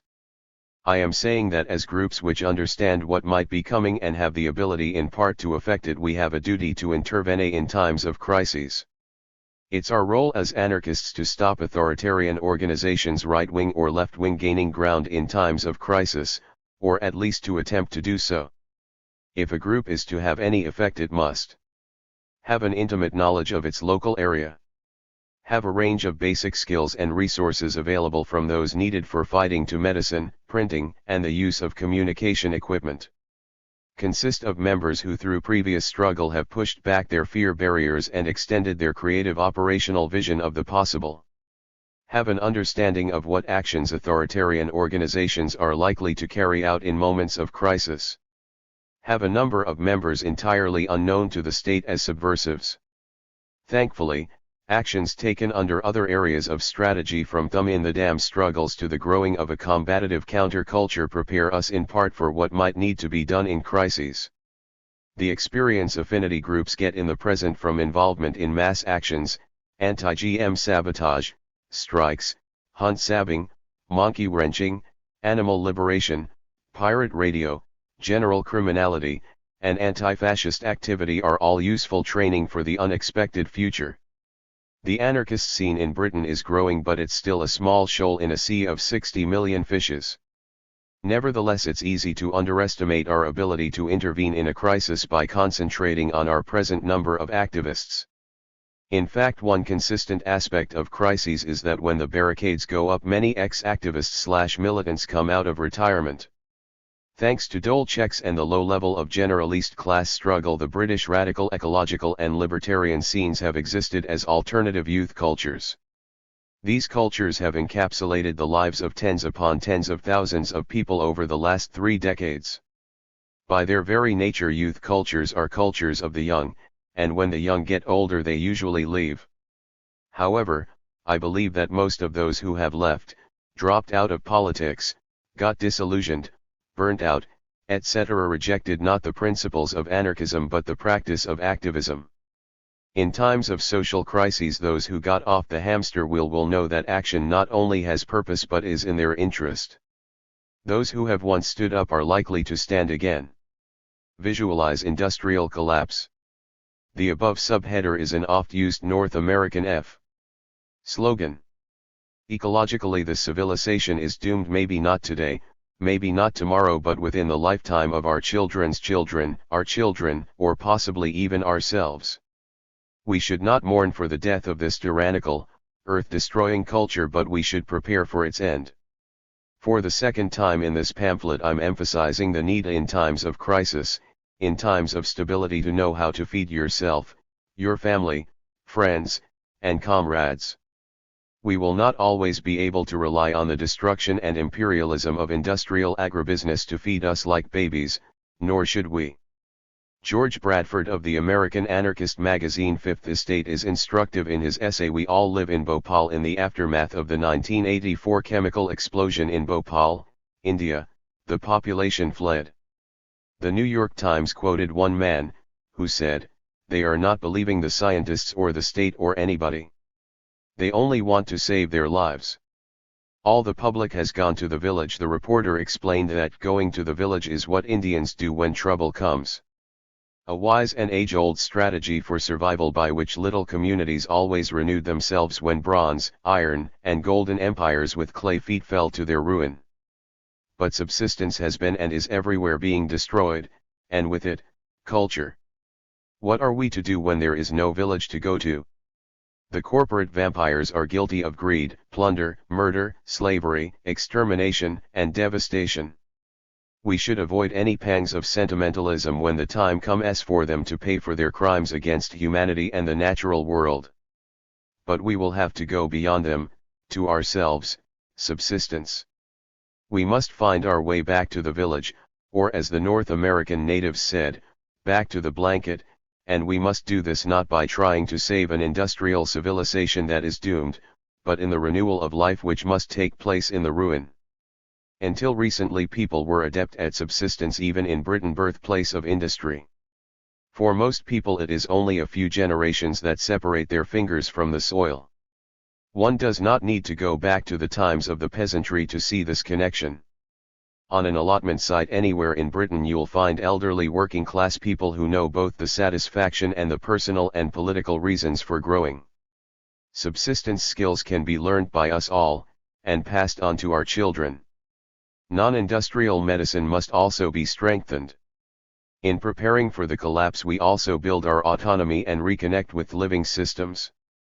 There are few things more satisfying, and sensible, than sitting down to eat a meal grown by the combined powers of nature and one's own hands. Let us rebuild the generational connection with the land now. And as Bradford says, let us do so soon before we are crushed. Counter-evolution. We should be so lucky. In this section I have been talking about how we should prepare for a number of types of crises. I have not mentioned counter-evolution, which I have largely dealt with in Task I, Growing Countercultures. To many it may seem strange that I have separated preparing for crises and preparing for counter-revolution. Surely a type of crisis? My answer is that in this section I have been talking about what preparation our existing movement can make in anticipation of crises that are likely to be coming. On the other hand, discussions of counter-revolution presume a revolution worth countering, a class movement of vast scale. I have argued that in Western Europe only a significant working-class counterculture can seriously threaten the elite. That does not exist in Britain and no doubt is unlikely to in the immediate to medium term, if at all. In other words, preparations to defeat counter-revolution could only be made by a movement as yet not in existence in anticipation of crises that without its existence are unlikely to come. As I argued earlier in Task 1, only a combination of military disaffection and an armed people has any hope of successfully defeating a counter-evolution, winning a civil war. I also argued that rebellions such as France in '68 will remain only temporary when they are not products of past struggles, and a strong counterculture that can not only propel a vision of the future but field considerable armed class strength. Task conclusion: don't call up blood. It is worth here underlining the point that we should not look forward to these moments of cataclysm with relish. Anarchist history is brimful with stories of social crises leading to uprisings that have in turn led to the extermination of libertarians. All Pauanangars are our foes, and as a result anarchists have a tendency to get it in the neck. While harmony can be born of crisis, the child is more often horror. However, and understanding that crises are likely in our lifetime shows that being in a sordid counterculture rooted in the land yet with an ability to act in conflict is in our own interest. Radical groupings are essentially gangs, and gangs are what you need to survive and prosper in times of crises. For supporting rebellion beyond the core, the counterculture must act in real solidarity with our struggling sisters and brothers on other islands. Aid them in whatever we can and bring the majority world battlefronts to the boardrooms, bedrooms, and barracks of the bourgeoisie. Our intention is to disrupt the empire, to incapacitate it, to put pressure on the cracks, to make it hard to carry out its bloody functioning against the people of the world, to join the world's struggle, to attack from the inside. Prairie Fire. The Weather Underground Organization, 1974. Mohammed Singh Azad. Sindabad. No apologies. Not a shot in the dark. This is a warning. The sleeping tiger awakes each and every morning. The time is now right to burst the imperial bubble. And my act of revenge is just a part of the struggle. A bullet to the head won't bring back the dead. But it will lift the spirits of my people. We'll keep on fighting. Bve been a nation abused. Your stiff upper lip will bleed. And your pride will be bruised. I'll shake hands with the hangman. I'll wear the noose with pride. For unlike the British, I've no crimes to justify. Pentonville will be my last place on earth. And then death will return me to the land of my birth. Assassin, Asian Dub Foundation. Solidarity is also a weapon. All over this earth millions of peasants, workers, and tribals are defending themselves and the land against constant assaults by capital. In every nation the war between the classes escalates, and at present it is the rich that are winning most of the battles. Ever since the radical ecological direct action movement emerged, one of its central themes has been support for struggles in the majority world. The communities we have chosen to support have reflected changes in our worldview and how we see ourselves. At first, only nonviolent struggles were given any support.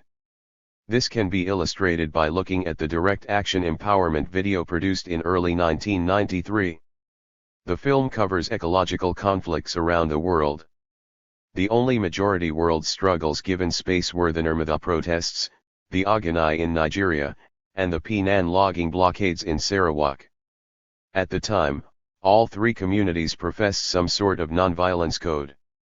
The tactic of nonviolent confrontation is pretty rare in the majority world, for sensible reasons, so this selection is quite revealing.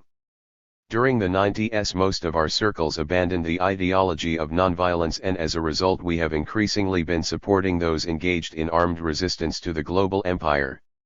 Now perceiving ourselves as revolutionaries, we are engaged with revolutionary communities.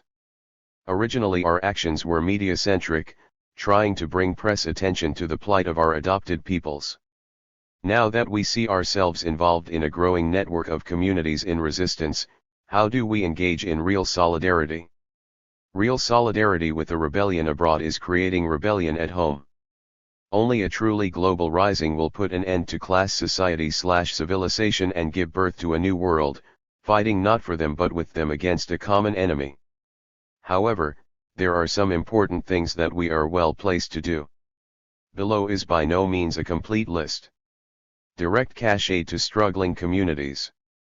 Thanks to exchange rates, small amounts of hard currency can have a much larger effect in majority world countries than it does here. Providing practical financial aid for revolutionary groups abroad should not be seen as charity. It's merely a tool of solidarity that we have available to us as a result of our position in the highly monetarist capitalist core. 1. Money for community health and survival. The types of low-intensity warfare that many groups find themselves in are not fought out simply between soldiers and armed groups. They are fought out in the hearts and minds of the community as a whole. A long-established tenet of counter-revolutionary warfare is to firstly grind down the subsistence and health of a population. Secondly, at the moment of desperation, offer medical, educational and technical aid to families and villages within the conflict zone who are willing to take sides with the state and corporations. The carrot and stick approach aims to disconnect the population from radicals in its midst, and form counter-gangs to oppose them. By supplying aid money directly to struggling communities, we can in part oppose this process through positive action. For instance, one minor punk benefit gig in America paid for a Zapatista community to be connected up to clean water. One US/Mexican anarchist federation quickly raised enough money to set up a women's health clinic in Chiapas. Regimes often purposefully spread diseases in rebellious populations and put up medical blockades.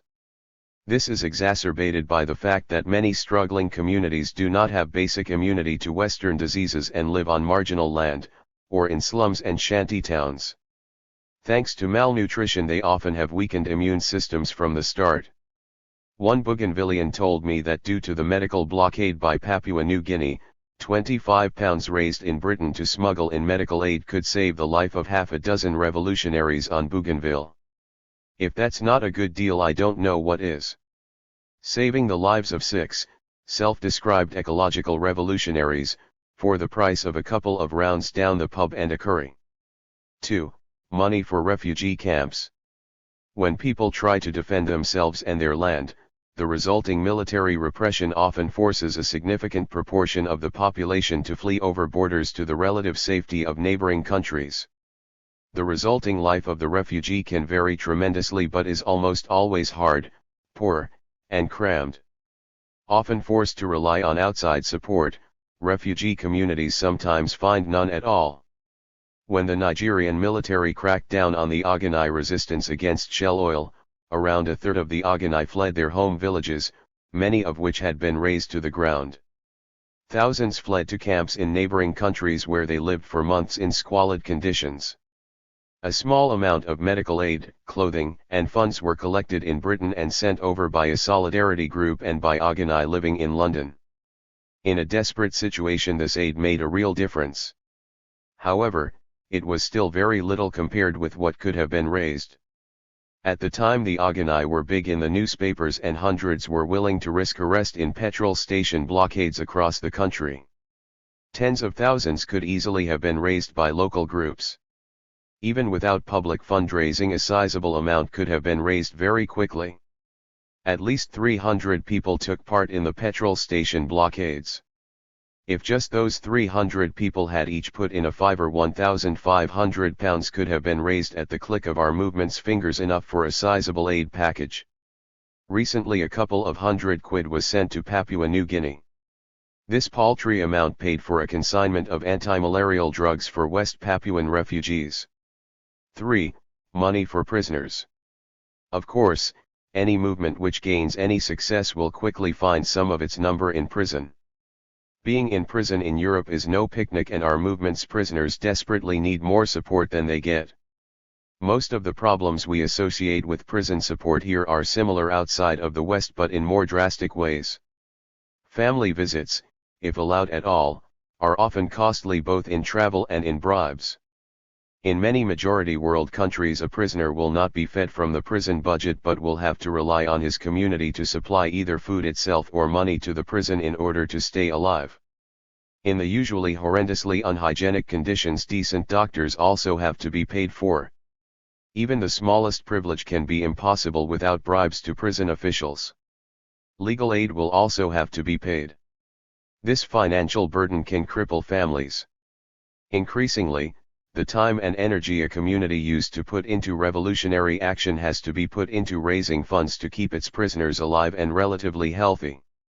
Over the last few years, British anarchist Black Cross activists have raised hundreds of pounds for East European anarchist prisoners and their support campaigns.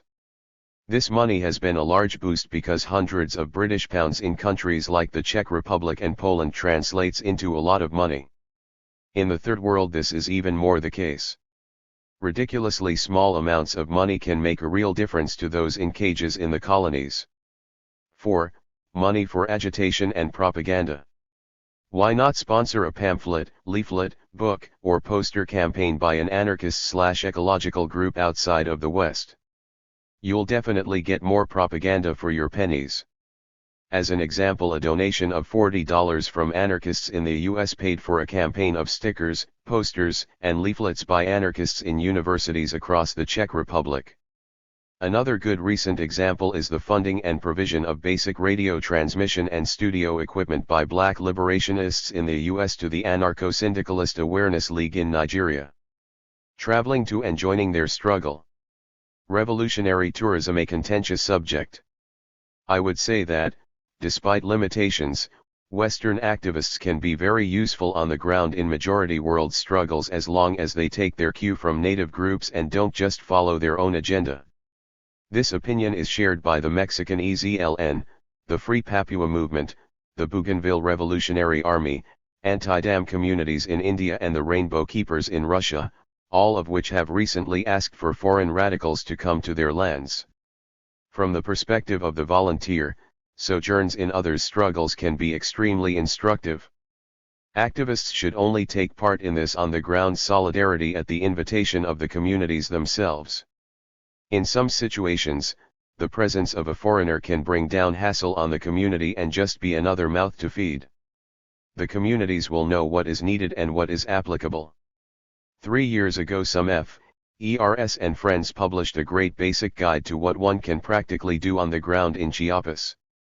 Though much of it will be inapplicable to other struggles, I urge anyone thinking of engaging in a bit of revolutionary tourism to read this book, which goes into far greater detail than I do here.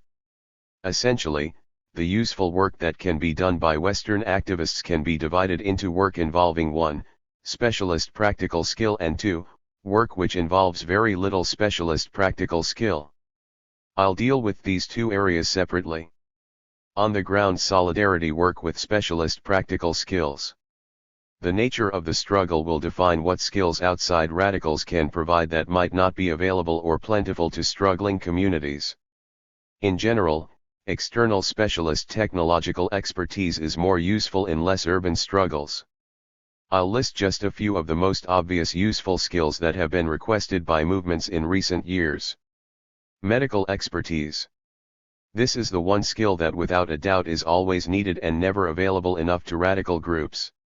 Whatever form the struggle takes, violent or non-violent resistors will get attacked by the state. Whether it is mass demonstrations, small blockades or guerrilla actions, those engaged in struggle risk injury and often death. Medical support on the ground can make all the difference. Whole movements sometimes operate with practically no medical support at all at a terrible cost. This is especially true of indigenous groups such as the OPM. Radio and communication technology. Many movements have got this sorted, but many more have not. Communication technology needs to divide into 3 areas. A. Internal organizational communication, such as radio links between different groups throughout a country and different cells on actions and demonstrations. B.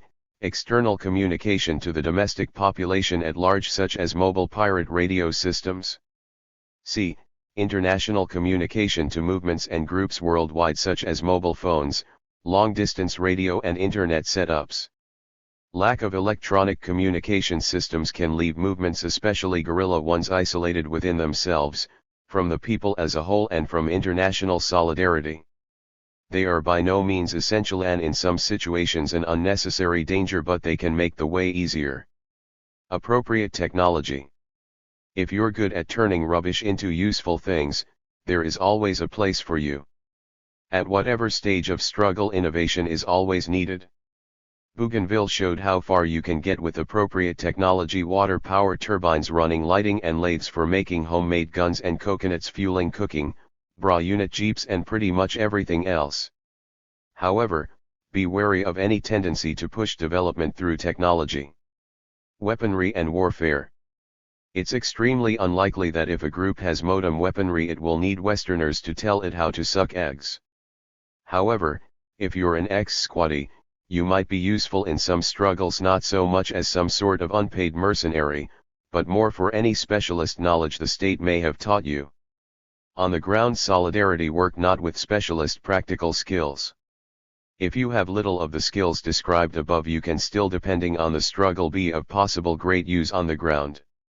As an anarchist Westerner, one is in the peculiar position of, upon leaving the West, being able to do certain things merely because of the passport one carries or the color of one's skin. The following is just a short list of some useful roles. It is worth underlining that these can largely only be carried out in situations no more intense than low-intensity warfare. Human shield/human rights observer. The presence of Westerners can decrease the likelihood of some forms of assault on communities. As an example, aerial bombardment and artillery are less likely if there's awkward Westerners who it's embarrassing to kill hanging about. In some situations, making the state do its massacres by hand decreases the state's inbuilt military advantage. Sometimes the mere presence of a Westerner can cool a situation, albeit temporarily. Such work has been very useful in various places, but most solidly in Chiapas. Situations are different between countries and within countries.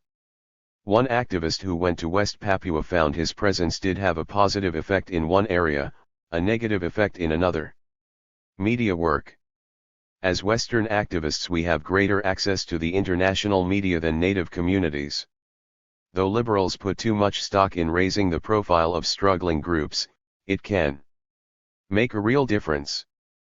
Footage and reportage of strikes, rebellions, armed struggle, riots, and general chaos can be the deciding factor that convinces a company it is not worth investing in such a trouble spot. Travel companion. The presence of a Westerner with limited immunity to arrest, torture, and disappearance can be very useful when exiled radicals attempt to re-enter their homeland. Airports and border crossings can be very dangerous. A majority world friend told me once that despite being wanted by the state, when he was back among the mass of his people he felt relatively safe. But entering his country was terrifying. Would the patrolling secret police become suspicious and guess who he was? Would they check his passport was fully in order? Alone in the airport, he could have been picked up and nobody would know that he had been taken. No outside support would come to a man no one knew was missing. For this reason, a British activist went with him so that at least his people and solidarity groups would know they needed to look for him. Of course, the very fact of traveling with a Westerner can arouse suspicion, so it is not always a good idea. One Kurdish anarchist was asked if she wanted such a traveling companion, but she believed in Turkey it would make no difference. For her, possible torture or worse was merely the luck of the draw. Prison visiting. Westerners can sometimes get into places that might be difficult for locals. Also, for different reasons, there may be no organized prison visiting program by a native community. Prisoners could be held in far-off jails, maybe hundreds of miles away from their friends and families. Visits by a prisoner's comrades may only result in the visitor himself being interrogated and possibly jailed. This is less likely for Westerners.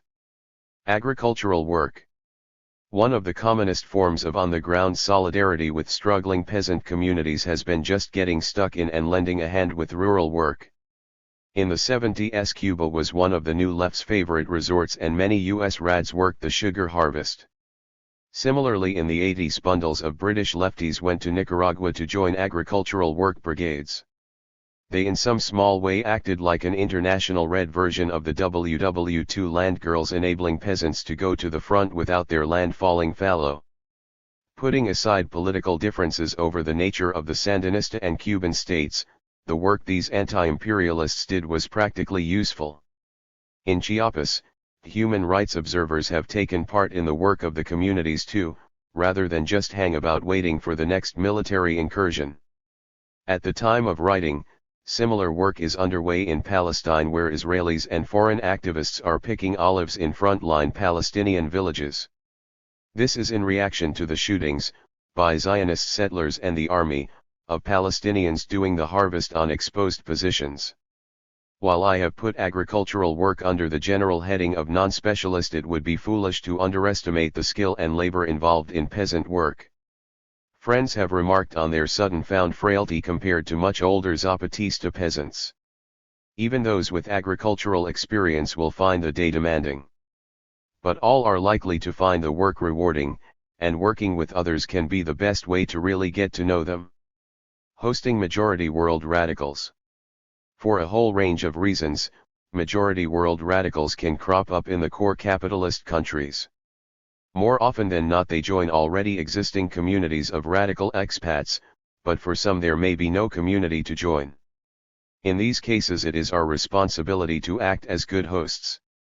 Arrival here can be very confusing and we can be useful simply in terms of aiding orientation. Also there are basic needs such as cash, food, and accommodation, all of which might be beyond the reach of lone radicals. With ever more repressive state action against economically poor immigrants, these basic needs will increasingly come to the fore. If they are here legally, they will probably need help dealing with visas and travel arrangements. Depending on the purpose and duration of their stay, they may want help in projects here in the core aimed directly at helping their people, or they may wish to start conventional solidarity campaigns with speaking tours, newsletters, etc.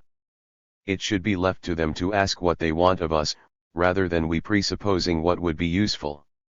We can also be of use in providing many types of information from the political to the technical. We can catalyze communication between them and members of other similar groups from their regions who may be in the core. Ironically, it is often within the core that many groups from the majority world meet for the first time. Logistics and state repression at home can be a major barrier to intermovement/international discussion. A recent example comes to mind. Despite a common enemy, communication between the East Timorese and West Papuan resistance movements has been rare. The beginning of renewed communication between the two movements in part came when people from both were introduced by common friends at a British winter mood. Such instances are bizarre but regular occurrences in history. During the 20th century anti-colonial wave, it was within the core that many militants from different countries first met each other. The recent growth of a number of non-centralist libertarian internationals is easing communication between majority world radicals, and our minor role as intermovement communication enablers is likely to decrease, but it is still unlikely to disappear. Issues around security have to be given serious thought when hosting a foreign radical. The state their groups are resisting at home are likely to have embassies and agents here. Whether or not their foes find out who they are and what they have been doing can decide life or death, freedom or prison when re-entering the home country. In many cases states share intelligence, so it is not merely a case of avoiding foreign state interest but also domestic state interest. Hosting majority world activists is not just our responsibility, it can be immensely rewarding and illuminating. Supporting prisoners. Writing letters to prisoners in jails outside the core is one of the easiest and most real ways to aid our distant struggling sisters and brothers.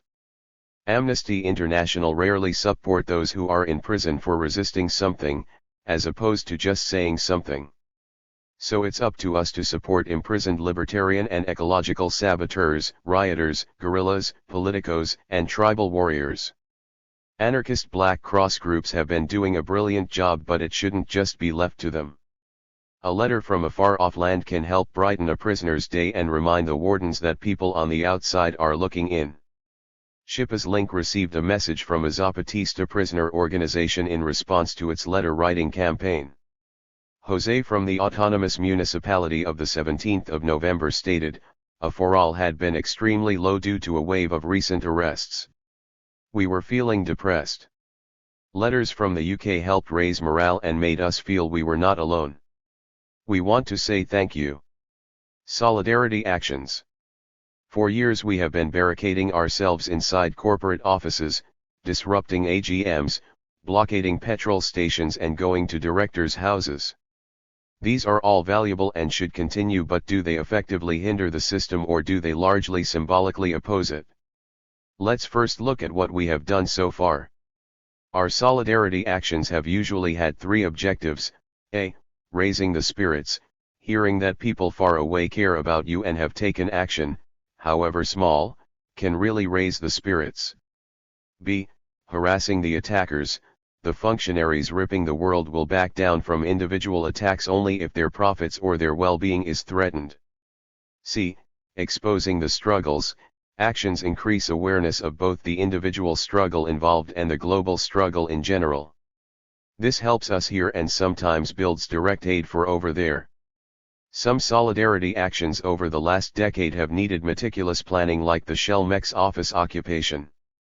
Others, like the daytime smashing of the Nigerian embassy windows, just took 24 people with pluck. These actions can sometimes have quite an impact. One office occupation yielded an internal report that stated the actions were harrowing company moral and public image. When loads of us around the country were doing blockades at Shell petrol stations, it felt, to be honest, a bit naff. Occasionally we would close down a petrol station for a few hours or even half a day, sometimes coordinated across the country, but was it really having any effect? The surprising answer is yes. After the Nigerian state/Shell executed Ken Saro-Wiwa, 21 of his co-conspirators lay in jail awaiting a similar fate. Against expectation, after months of suffering, the prisoners were released. Once outside the bars, they wrote a letter to their supporters in Britain. The letter thanked everyone for their support and specifically mentioned the petrol station blockades as a major factor in their survival. The Shell campaign built up a head of steam over years and garnered significant mainstream support after Ken was killed. It was exceptional, but not, thankfully, an absolute exception. Most of the time the power of our actions comes from constancy, confronting targets over and over again. However, in times of foreign crisis, lone acts can be useful. A recent funny example was when those pesky kids invaded the Argentine embassy, pulling down its flag and hoisting up the black and red. It will not make much difference on the Argentina streets, but its image has traveled the world through papers and the web. Argentinian anarchos were really jollied up, their spirits raised.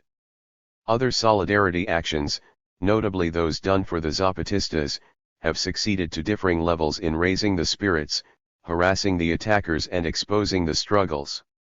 Over the last decade, I think our solidarity actions, given our numbers, have been remarkably successful in achieving these objectives.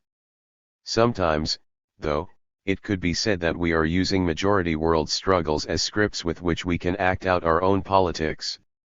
The clouds are gathering. The type of solidarity actions described above should continue, but let's face it, they rarely hinder the system, but symbolically oppose it. Symbolism has a lot of power, but not as much as force. In 1997, a British/South African mercenary outfit acting for British mining giant RTZ was planning, from their London offices on the King's Road, to burn up the rebel-held territory in Bougainville, carpet bomb the heart of the resistance. Helicopters were to rain down bombs and bullets on friends, families, and forest. Poison. Fire. Blood. The mercenaries would be richer and the murdered land would be back under control, ripe for mining again. Thankfully, this plan was scuppered at the last moment by an uprising on PNG that forced the mercenaries out of the country. Imagine that had not occurred, and put yourself in the shoes of one of the self-described ecological revolutionaries on Bougainville, looking the 1000s of miles from the Jaba River Valley to the streets of London. What would you do if you could be on the King's Road in London rather than a jungle in the Pacific awaiting death? Hold a banner? Shout at a few people? Occupy an office? If such a situation arose again, and it will, what will be the reaction of our circles? While British mercenaries on PNG were preparing to decimate Bougainville, Greek and Italian troops were crushing the Albanian insurrection. It is likely that Western European troops will be increasingly used to counter revolutions in the majority world. Direct action must be used to hinder the functioning of the militarist arms of capital when they reach out to destroy libertarian and ecological rebellions. We are where they are based. We are where the guns are produced. Sighted as we are in the heart of the beast, small amounts of intense action can have a disproportionate effect. It's worth taking a quick look back at what attempts at solidarity were made by previous generations of capitalist core radicals. In the 1960s and 70s, Western solidarity with the Vietnamese struggle took many forms, most of which was pretty useless. As an American Indian movement activist put it, holding candlelit vigils and walking down the street does not constitute acts of solidarity with those engaged in armed struggle. However, there were rare actions with real effects. The German left-wing urban guerrilla group, the Red Army faction, attacked a whole array of U.S. Army targets. One of its most successful actions was a major attack on a key U.S. base from which the laying of mines in Vietnam was organized. Across the water, the Weather Underground bombed the Air Force wing of the Pentagon. The consequent flooding crashed the central computer of the U.S. military's global communications system. These two acts had a real effect. By bringing the war home, they directly joined the struggle in the jungles of Vietnam and contributed to the crippling of U.S. military morale. That both actions were born out of a politics of despair, did not diminish their utility in supporting rebellion beyond the core, merely the ability of the organizations carrying them out to survive. From the perspective of domestic evolution, most of the 60-70s European guerrilla movements were counterproductive. Irish republicanism and Basque separatism were both expressions of communities in rebellion. The European New Left guerrillas, on the other hand, were largely the project of middle-class student radicals with little social base. Often seeing themselves as vanguards who would lead the working class to victory, they became self-destructive cliques that probably even regressed the building of evolution in their countries. This does not, however, detract from the fact that some of things they did were extremely effective fourth-column operations carried out in time of war.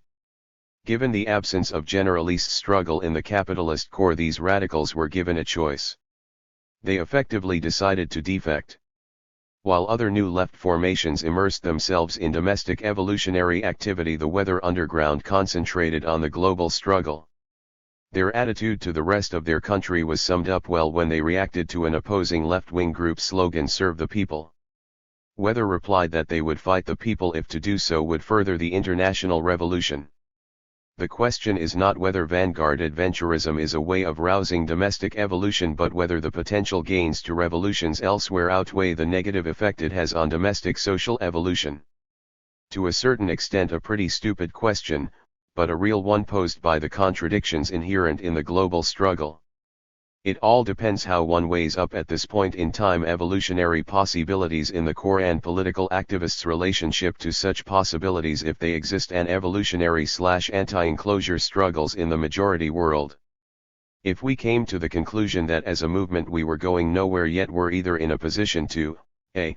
significantly aid an allied struggle with a better chance of success, or b. significantly decrease the level of violence visited on friends being drowned in blood, what would we do? Any really effective action might bring down a level of repression that our circles could not survive. Yet if serious action is not taken solely so as to avoid personal hardship, we are guilty of posing as progressives while accommodating ourselves to power. It is worth here repeating the well-known quote by Black Panther Assata Shakur.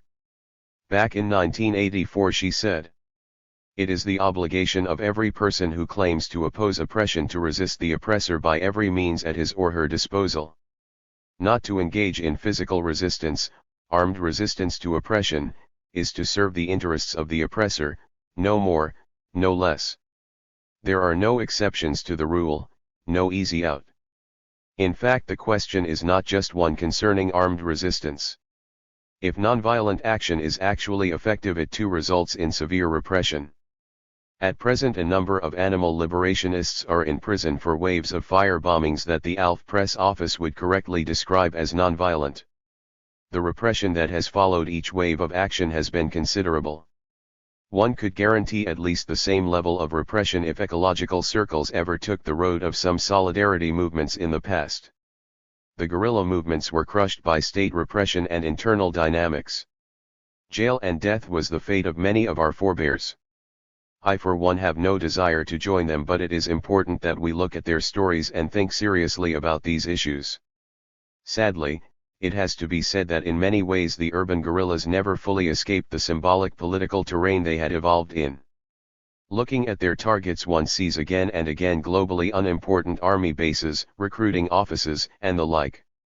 Despite being very direct, their actions, with some notable exceptions, were rarely very targeted. Most of the armed action was relatively minor in scale, and of course armies are designed to sustain and survive mass death and destruction. Attacks on key armaments factories, for instance, would have had considerably more on-the-ground effect in Vietnam. There are serious questions here about strategy, racism, symbolism, violence, the nature of sacrifice, and our position in the global slavery pyramid. These ideas have to be thought through, all the time rejecting both a cult of violence and an internalization of passivity. Immigrant communities within Rome. The Terrorism Act, which passed into law in 2000, was seen by many as part of a clampdown on the direct action scene. It is likely that some of its powers will to be used against us in the future, but as targets of the new legislation we are peripheral. The main targets are undeniably Irish Republicans and immigrant communities. The newly proscribed organizations are almost all British wings of majority world organizations, mostly communists or Islamists. This should come as no surprise, as states have a ways worried about immigrant communities becoming enemies within. Until last century, the individuals and institutions of Western power were largely out of reach to the far-off peoples they massacred. With the growth of international travel and increased immigration into the core capitalist countries, this is no longer the case. Some of these organizations have been sending fighters to majority world battles and carrying out attacks in the core. We may have sent footballers to Chiapas, but Islamists have been sending guerrillas to Yemen. No surprise who got proscribed.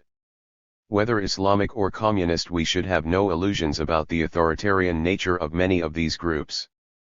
It is hardly likely that anarcho-atheist types are likely to make common cause with religious nuts of any persuasion, but there are often calls to build anti-imperialist unity with immigrant community commies.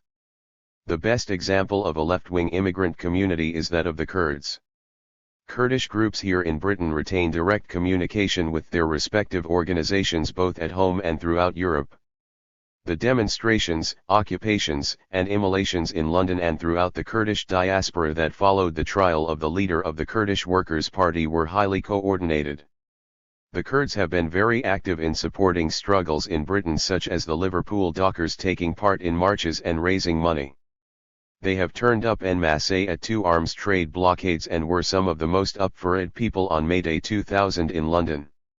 In Germany there is a much larger Kurdish population, and though the PKK has been proscribed for years, attacks on Turkish interests have continued. In fact, the PKK remains one of the largest left-wing organizations in Germany. Another good example is the Palestinians. The 1970s saw Palestinian organizations carrying out attacks on targets in the core related to their struggle. While the level of attacks in the West by Palestinians has decreased, there are still reasonably regular outbreaks. As I write, 2 Palestinians are serving time for bombings in London in 1994. On the face of it, there is a good argument for working with these communities, but the case of the Kurds throws up important questions which are widely applicable. The PKK and its various offshoots and rivals are largely Stalinist parties whose political aim is in total contradiction to liberty and ecology. This reality can result in serious problems here as well as in Kurdistan. A few years ago, members of the London 5th of May group were threatened by a Kurdish Stalinist sect.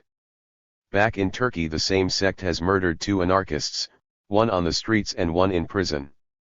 Ironically, the British wing of the same sect was appealing for solidarity for the PKK prisoners in their struggle against control units. Around the same time, the flags of Turkish Stalinist parties were held aloft in Parliament Square on our May Day 2000. If they had been held up by white English people, I am sure our circles would have forced them down. The emblems of authoritarian socialism are the tombstones of libertarians past, present, and future. How would we feel if Turkish anarchists marched alongside the banners of a gang that had executed one of us? Anti-imperialist unity, despite its seeming attractions, can be worse than vacuous. It can mean unifying with priesthoods of new imperialisms. A true opposition to empire requires us to choose those communities and organizations we organize with carefully.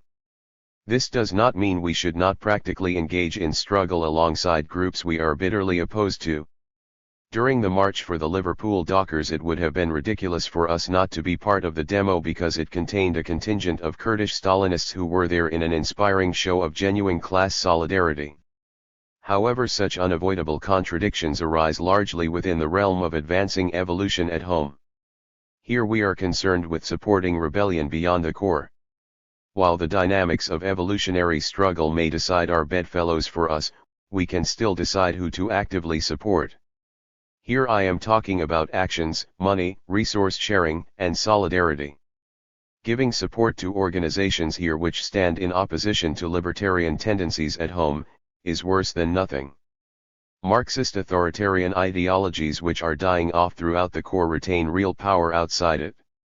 Radical immigrant communities reflect their political culture of origin, yet within many of these communities there will be libertarian and anti-industrial groups and individuals. It is our responsibility to seek them out and however we can help them aid their people and land. Luddite attacks on evolving elite technology. Just as we should oppose the militarist arms of capital based here, so too we must slow the evolution of new elite technologies being developed here. One of the major aims of genetic engineering is to purposefully destroy the social fabric that keeps the land community together and fully incorporate the peasantry into the global cash economy. The threat is neutralized and becomes fuel for the machine's further expansion. GM sabotage throughout the world is growing. Here in Britain we can say that we have hindered the evolution of this technology considerably.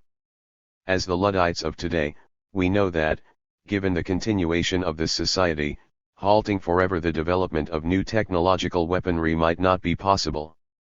Even if we don't succeed in stopping genetic engineering, we have already slowed down the introduction of this technology. What this means in real terms is that we've succeeded in delaying the further degradation of the lives of millions of people. We have delayed for months, maybe years, the ecological destruction, hunger, despair, and domestic abuse that social dislocation brings. If that is all we succeed in, then we have achieved much. By slowing technologies of enclosure, we are defending the ability of majority world peasant communities to rebel. More will suffer as a result of these enclosures than ever do in overt global policing operations/imperialist wars. Effective action against GM and other elite technologies are direct attacks on empire's power of expansion. Let's keep at it.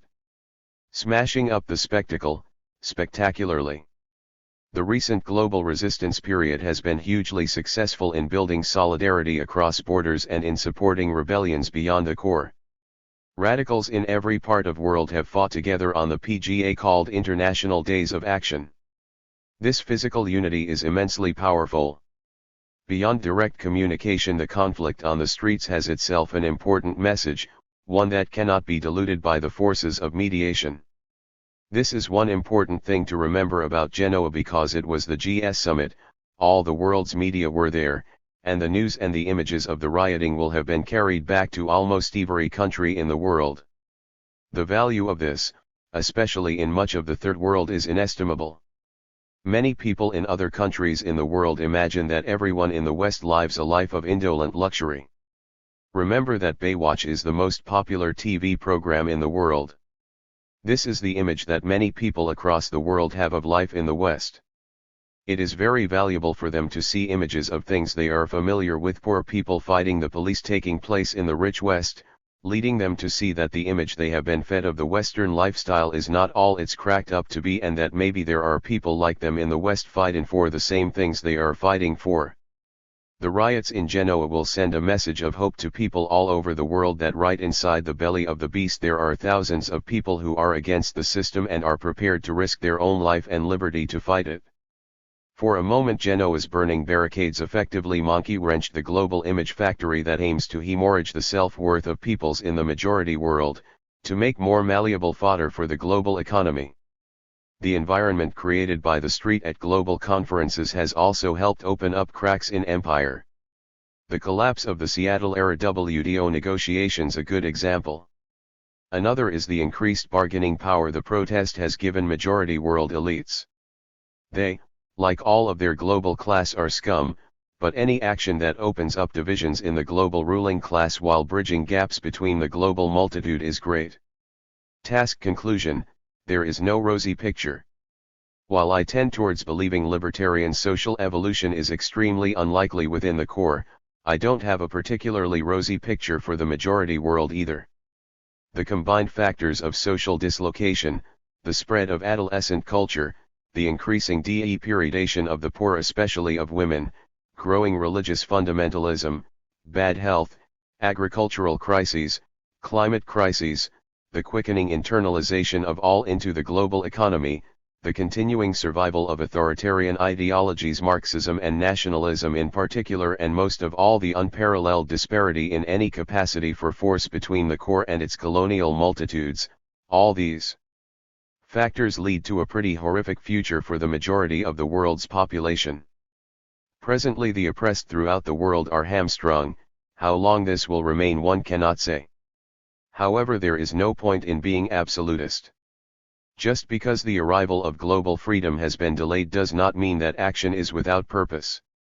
By supporting ecological and libertarian rebellions and anti-enclosure struggles, we aid the opening up of local freedoms and slow the devastation of the earth. Conclusion: fires in the night.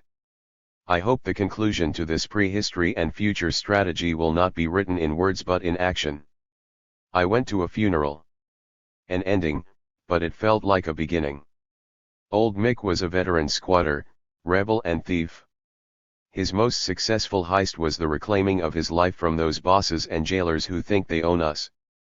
For decades he lived in the gaps. No one made him into a wage slave. No dropout, he fought. He was no saint, but if ever there was a temporary autonomous zone, Mick was it. His funeral was one of the best actions I have ever been on.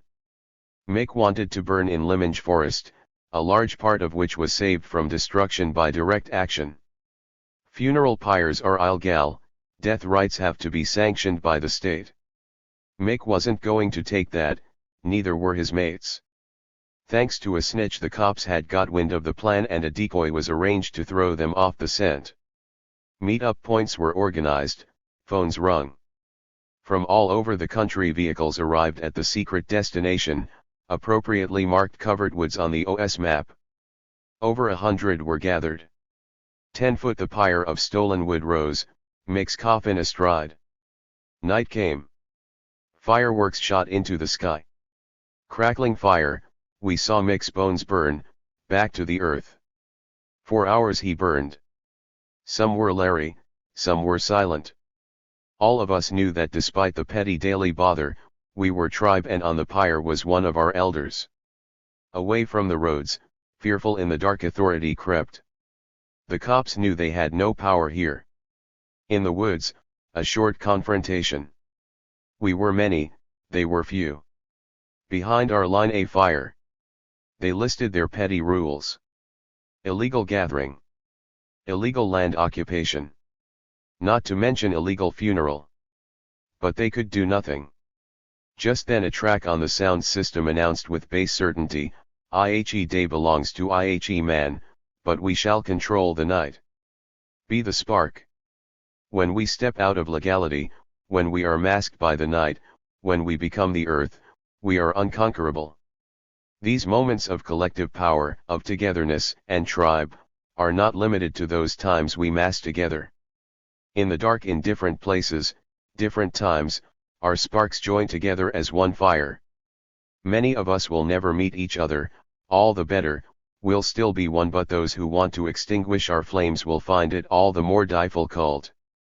Sun Tzu counseled that even under attack an enemy will only fall through its own mistakes and weakness. The key to victory is not so much to defeat one's enemy, instead it is to make oneself undefeatable. This is true for our aim, objectives, and form. In a sense it is the depth of our victory which is at stake, as victory, given our aim, is not in question. For we know one thing, civilization is temporary, an aberration. The class war is vicious, but there can be only one winner, the wild. We aim to shorten civilization's rule, to hamstring its tyranny, to lessen its damage. How far we succeed will in large part depend on which objectives we set and which forms we grow. Of course our networks have not come out of nowhere, but have evolved within struggle. Many of what others see as our weaknesses, are our greatest strengths with us, thanks to a rejection of past mistakes. Our tactics are pretty direct, our immediate objectives usually achievable, our forms relatively autonomous. As the corporations and states grow ever more powerful, they know they can win any symmetrical conflict. What the strategists of authority view with horror is the potential network power of increasingly direct, decentralist, oppositional movements. Their nightmare, our dream, but to reach our potential we must go far beyond ourselves. Our strength is in our ability to take action, and by doing so inspire all hers to take action. NOL mass growth but cellular growth. Rooting ourselves in the soil and the future, with keen strategy and an ever more tangible but less visible combative edge, we can get far stronger. Our tribes, our countercultures will grow. We'll prepare for the fight. No prostituting ourselves to the media, we'll grow in the shadows, but strike when needed. New technologies will attempt to track us, we'll have to evolve to throw them off the scent. Some of the old techniques will have to be abandoned, others picked up. No faces. No names. No compromise. For over a decade many on this island have fought for the earth. Yet if we are going to truly defect we will have to struggle harder, think quicker and live wilder. The long trek back to the earth and each other is only beginning. In writing this I merely hope to aid our navigation. Part 1 showed where we came from. Part 2 pointed a few routes to the future. The 4 tasks are huge, yet with sensible objective-led thinking, luck, and hard will, they are perfectly realizable. Imagine the machines, the pylons, the factories, the labs, the tanks broken by you. Imagine the wind, the sun, the beautiful moments lived by you. Down with the empire. Up with the spring. Whatever you can do, or dream you can begin it. Boldness has genius, power, and magic in it. Begin it now. Goethe. The 1970s crisis and the secret state destabilization of a succession of Labour governments is a rarely mentioned but extremely important part of recent British history. A substantial section cf. The British secret state and its allies in the Conservative Party, business, and the media believed, or found it useful to Pret 11d to believe the distinctio 11 is D and, smear, Wilson and the Secret State by Stephen Dorrell and Robin Ramsey. These are still the best and most fully documented accounts of the Wilson plot. Appendix, Love's Labour's Lost. In Britain, birthplace of industry, the transitional class came much earlier than elsewhere. Defeated in a bitter class struggle, Britain's poor had internalized industrial logic and embraced social democratic ideas even in the midst of continuing struggle. The working class created the hopelessly reformist labor movement, which in turn institutionalized the culture of working class mutual aid in the welfare state. Thus, whereas Spanish working class solidarity grew anarchist evolution and the CNT, British working class solidarity produced the welfare state and the Labour Party. The post-war triumph of the labor movement and the founding of the welfare state was the near total subsumption of the working class by the state, not the other way round as lefties choose to believe. The welfare state produced a security for capitalism which enabled it to set out on a period of expansion such as had not been seen since the exuberance of the early 19th century. An expansion which is bringing life to the brink. The intergenerational culture of the British labour movement has now been destroyed over the last 20 years or so by Thatcherism/neoliberalism. With the decimation of heavy industry and the restructuring of the economy, most of the old strongholds of the British workers' movement no longer exist, e.g. mining, shipbuilding, the docks, and the nationalist industries. The Mediterranean hotspot. This huge hotspot stretches from Portugal to Jordan and from the Canary Islands to northern Italy. It encompasses all of Cyprus and over 903 of Greece, Lebanon, and Portugal. Though less than 103 of France, Algeria, and Libya. In Spain, 6,000 of the country's 7,500 plant species occur within the Mediterranean climate zone, in Israel 1,500 out of 2,200, and in Morocco 3,800 out of 4,200. The flora of the Mediterranean basin includes 25,000 species of vascular plants, 13,000 of which are endemic. This figure is very high when compared to the 6,000 species of non-Mediterranean Europe in an area nearly 4 times as large.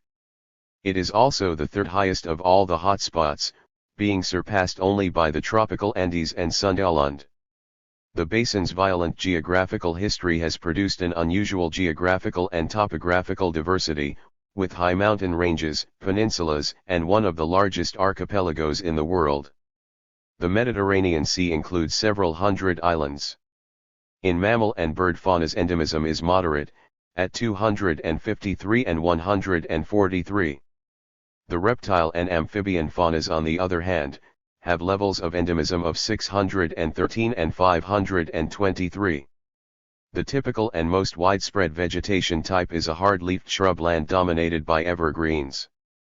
Shrublands, including maquis and the aromatic, soft-leafed and drought deciduous Frigana, have persisted throughout the Quaternary in the semi-arid, lowland, and coastal regions of the basin. However, prior to the onset of significant human impact, which started some 8,000 years ago, most of the Mediterranean basin was covered by some form of forest, including evergreen oak forests, deciduous forests, and conifer forests.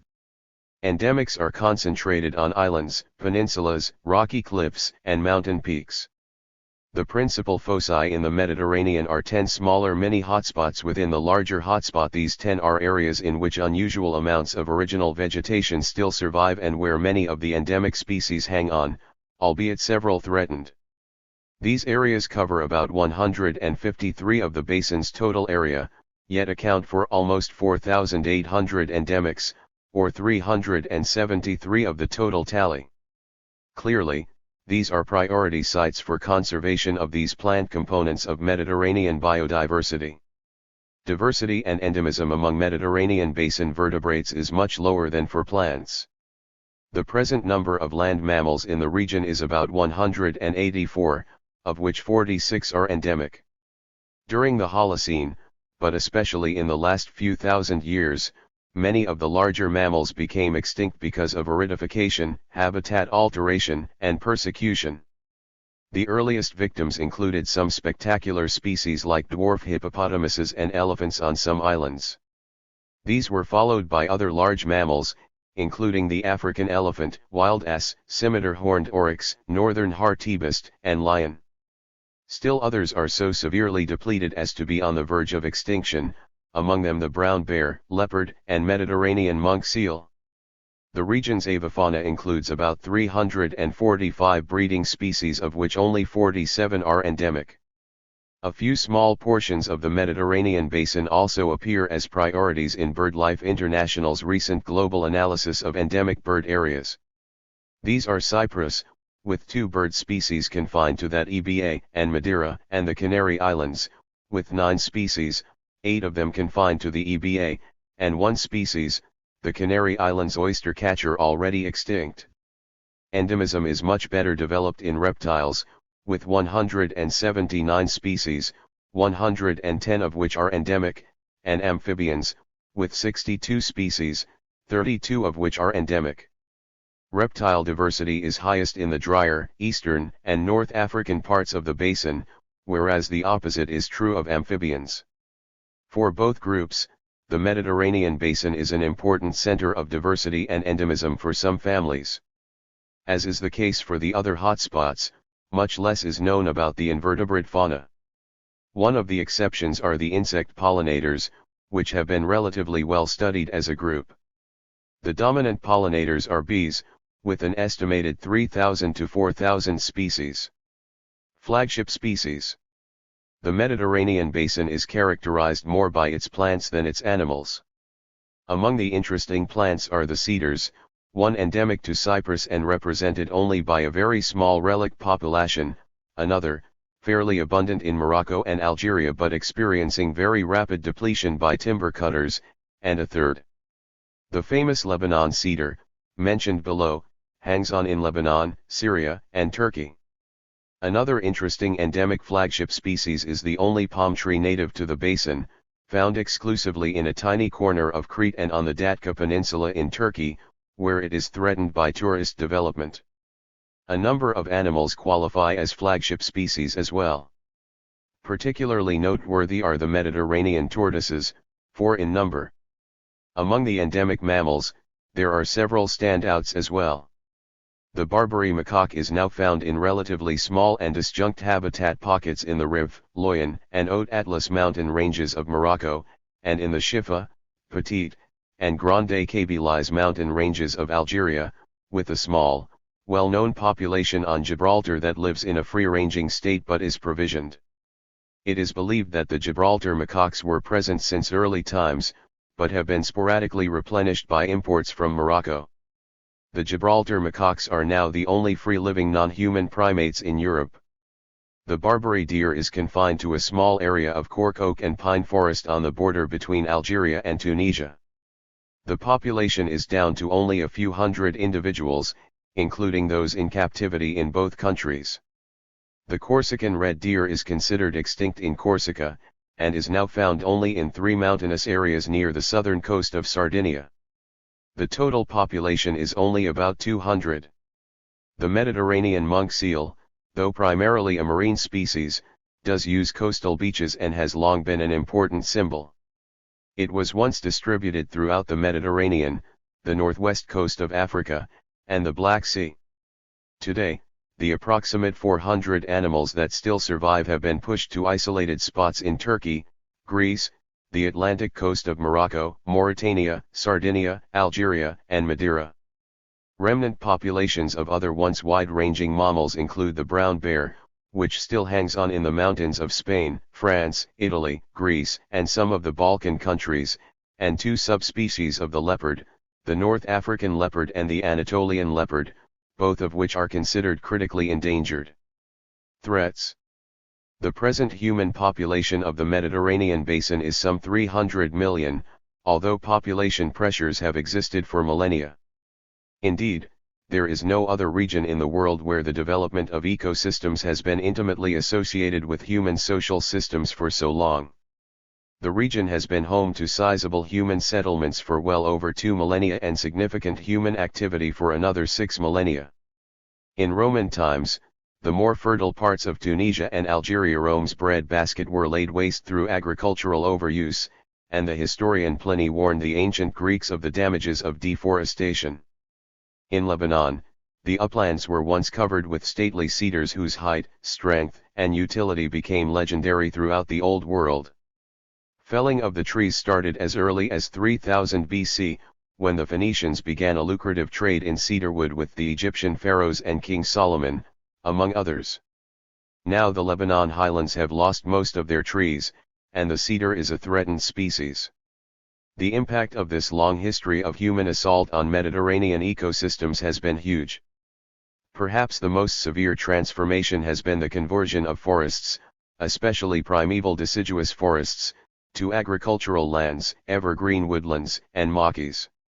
The first significant deforestation began as early as 8000 BC, and increased dramatically at the end of the Neolithic. Each wave of civilization created new pressures on the forests, culminating in the rapid human population growth and widespread increase in mechanized agriculture of the present century. A crucial factor is fragmentation. The original vegetation has been reduced to only small patches today. This is hardly more than to be expected of a region that has been heavily settled for over 2,000 years, longer than any other hotspot. While some vegetation fragments still total several hundred square kilometers, many are less than 100 square kilometers, a few are 10 square kilometers at most, and 1 or 2 are down to a final handful of hectares. Equally significant are many of the 13,000 endemic plant species, that are narrow endemic, confined to unusually small areas. This makes them exceptionally susceptible to threats such as expanding farming, overgrazing by domestic stock, and spread of urban communities. Indeed, probably more species have already been driven to extinction in this hotspot than virtually any other, some species having been eliminated many centuries ago, totaling probably hundreds of plant species alone. As for threatened species, the total for plants is put as high as 1/2 of the entire flora. The outlook is not propitious, if only by reason of the surge in human numbers and their demands. While one can readily point a finger at population growth in non-European countries, it is Northern Europeans that generate most of the tourist influx to the shores of the Mediterranean as the biggest large-scale tourist attraction in the world. There are around 100 million visitors per year already, scheduled to become twice as many within another 2 decades. The tourism sector is flourishing and expanding its disruptive impact in Spain, France, Italy, and Greece, and increasingly in Turkey, Cyprus, Tunisia, and Morocco. Through the spread of hotels and associated buildings, the construction of roads and other infrastructure plus the impact of millions of feet trampling through fragile environments every day, tourism has caused exceptional damage. It is now the most serious threat to semi-natural areas in western and southern Turkey, and in Cyprus, Tunisia, and Morocco, a list that may shortly be joined by Greece among several other countries, particularly as concerns the Mediterranean islands such as the Balearics, Corsica, Sardinia, Crete, and the Canary and Madeira Islands. There are also growing threats from what has always been the number one competitor for natural environments, agriculture. More people generally means more farmland to support them. The main agricultural threat today lies within food demands from people in far-off lands. Consumers of Northern Europe are becoming accustomed to strawberries and carnations right around the year, and during October-March they turn to warmer climates for supplies. Thus the speedy expansion of horticulture in many parts of the basin, the market is already huge. As for population growth, the countries of the southern and eastern seaboards are projected to increase their numbers by 543 as early as the year 2025. Partly because of population pressures, environments are declining apace. Morocco, Tunisia, and Libya each are losing around 1,000 square kilometers to desertification every year, and Algeria still more. All of these factors contribute to making the Mediterranean basin one of the hottest of the hotspots. Indeed, in many ways it is hyper-hot, scoring very high in the fundamental criteria that we use to define hotspots. It is exceptionally rich in diversity, especially plants, and second in the world in plant endemism. It is also highly threatened, and in fact has the lowest percentage of natural vegetation remaining in pristine condition of any hotspot. The Mediterranean Red Alert areas. 1. Atlas Mountains. 2. Rif-Batik in southern Spain and 2 coastal strips of Morocco and Algeria. 3. Maritime Alps of the French-Italian border. 4. Tyrrhenian Islands. 5. Southern and central Greece. 6. Crete. 7. Southern Turkey/Cyprus. 8. Israel and Lebanon. 9. Cyrenaica. 10. Canaries/Madeira Islands. Conservation. The basin's protected areas are of diverse sorts and cover 1.83 of the total area. Today, most countries of the basin are planning substantial increases in their protected area systems.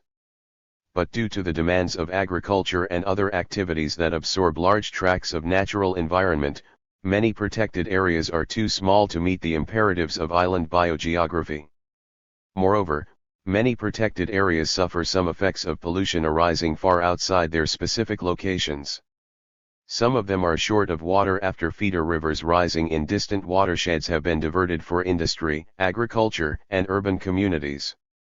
All of these problems are likely to become more pronounced as human numbers and human demands keep on growing, and that is without counting the rigors of enhanced UVB radiation through the depleted ozone layer and the onset of global warming with its many dislocations of plant communities. In a greenhouse-affected world, plant and animal communities will try to follow warm temperature zones as these head northwards. Those in northern Italy will have to try to migrate over the Alps and those in eastern Spain over the Pyrenees, while those in western Spain and Portugal will find themselves migrating into the Bay of Biscay. Some like it hot. While this section leans heavily on the hotspot theory, for good reasons, it is merely a system of global priority setting and thus should not become ideology. At base, the very utility of such a project can be questioned: is global thinking possible or even desirable? Should our objectives be taken from cold, scientific number crunching? Unfortunately, I think our time and geographic location force us to such analysis if we are to have an impact on biological meltdown. Other biological priority systems are out there, but if we accept the need to go in this direction, I reckon the hotspot theory offers the best route. On a similar tack, we should not see species diversity as a measure of the value of specific ecologies. The basic tenet of biocentric thought is, after all, that wild nature has value in and of itself. The kind of discourse that leads to telling phrases like species richness is poor substitute for a real connection with nature. In relation to red alert areas, a true holistic/whole ecosystem approach is essential. There is after all little point protecting a habitat if, outside the protected area, the river that services it is dammed or redirected. There is one deep worry I have about the hotspot theory. Maybe it's simply too hopeful. It concentrates on those highly diverse areas at imminent high risk of desolation. Its global regional local priorities are hottest of the hot individual hotspots, red alert areas within the hotspots. By concentrating on those precious areas most at threat, we are possibly concentrating our energy in those areas in which we are most likely to lose. This is a dilemma worth pointing to because other strategies are available, though ones with more depressing conclusions. 'Tis then swings on one's calculation of the collective power that ecological direct action, conservation biology, enlightened bureaucrats, and popular movements can muster. I choose to believe that we can have some serious impact in the hotspots, but it would not be exactly illogical to think otherwise. Many of the red alert areas specifically and some of the hotspots in general are probably doomed. It might make more strategic sense to concentrate instead on the less devastated/domesticated areas, making links and preparing for battles to come. This long war strategy of concentrating on the cold spots is attractive, but it does take as a given that a vast degree of global biodiversity is unsavable. I choose more hope than that for now. A reappraisal of the situation should happen in maybe 10 to 15 years.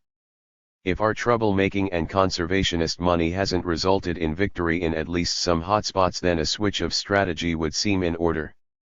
Revolutionary Rainy Day reads. It's raining outside and unusually you're not feeling particularly passionate. Hell, why not read up on state counterinsurgency strategy?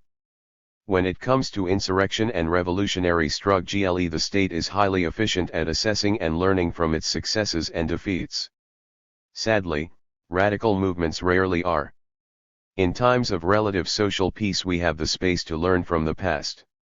If we ever need the lessons in the future, we are unlikely to be able to do the reading. As well as studying our own histories, it is highly useful. Read the other side's view of things, not the propaganda it gives the people, but the analyses it gives its own armies. Some of them are publicly available if you look for them, and unlike the pie-in-the-sky rubbish radicals can come out with, they are useful, relatively undogmatic analyses of confrontations of strategy. The first book worth reading is without a doubt the one from which this section's front page quote is from, Low Intensity Operations, Subversion, Insurgency, and Peacekeeping by Frank Kitson, ISBN 057-116-1812. Anyone who jokingly might think themselves a revolutionary should read this book, without doubt a Machiavellian masterpiece.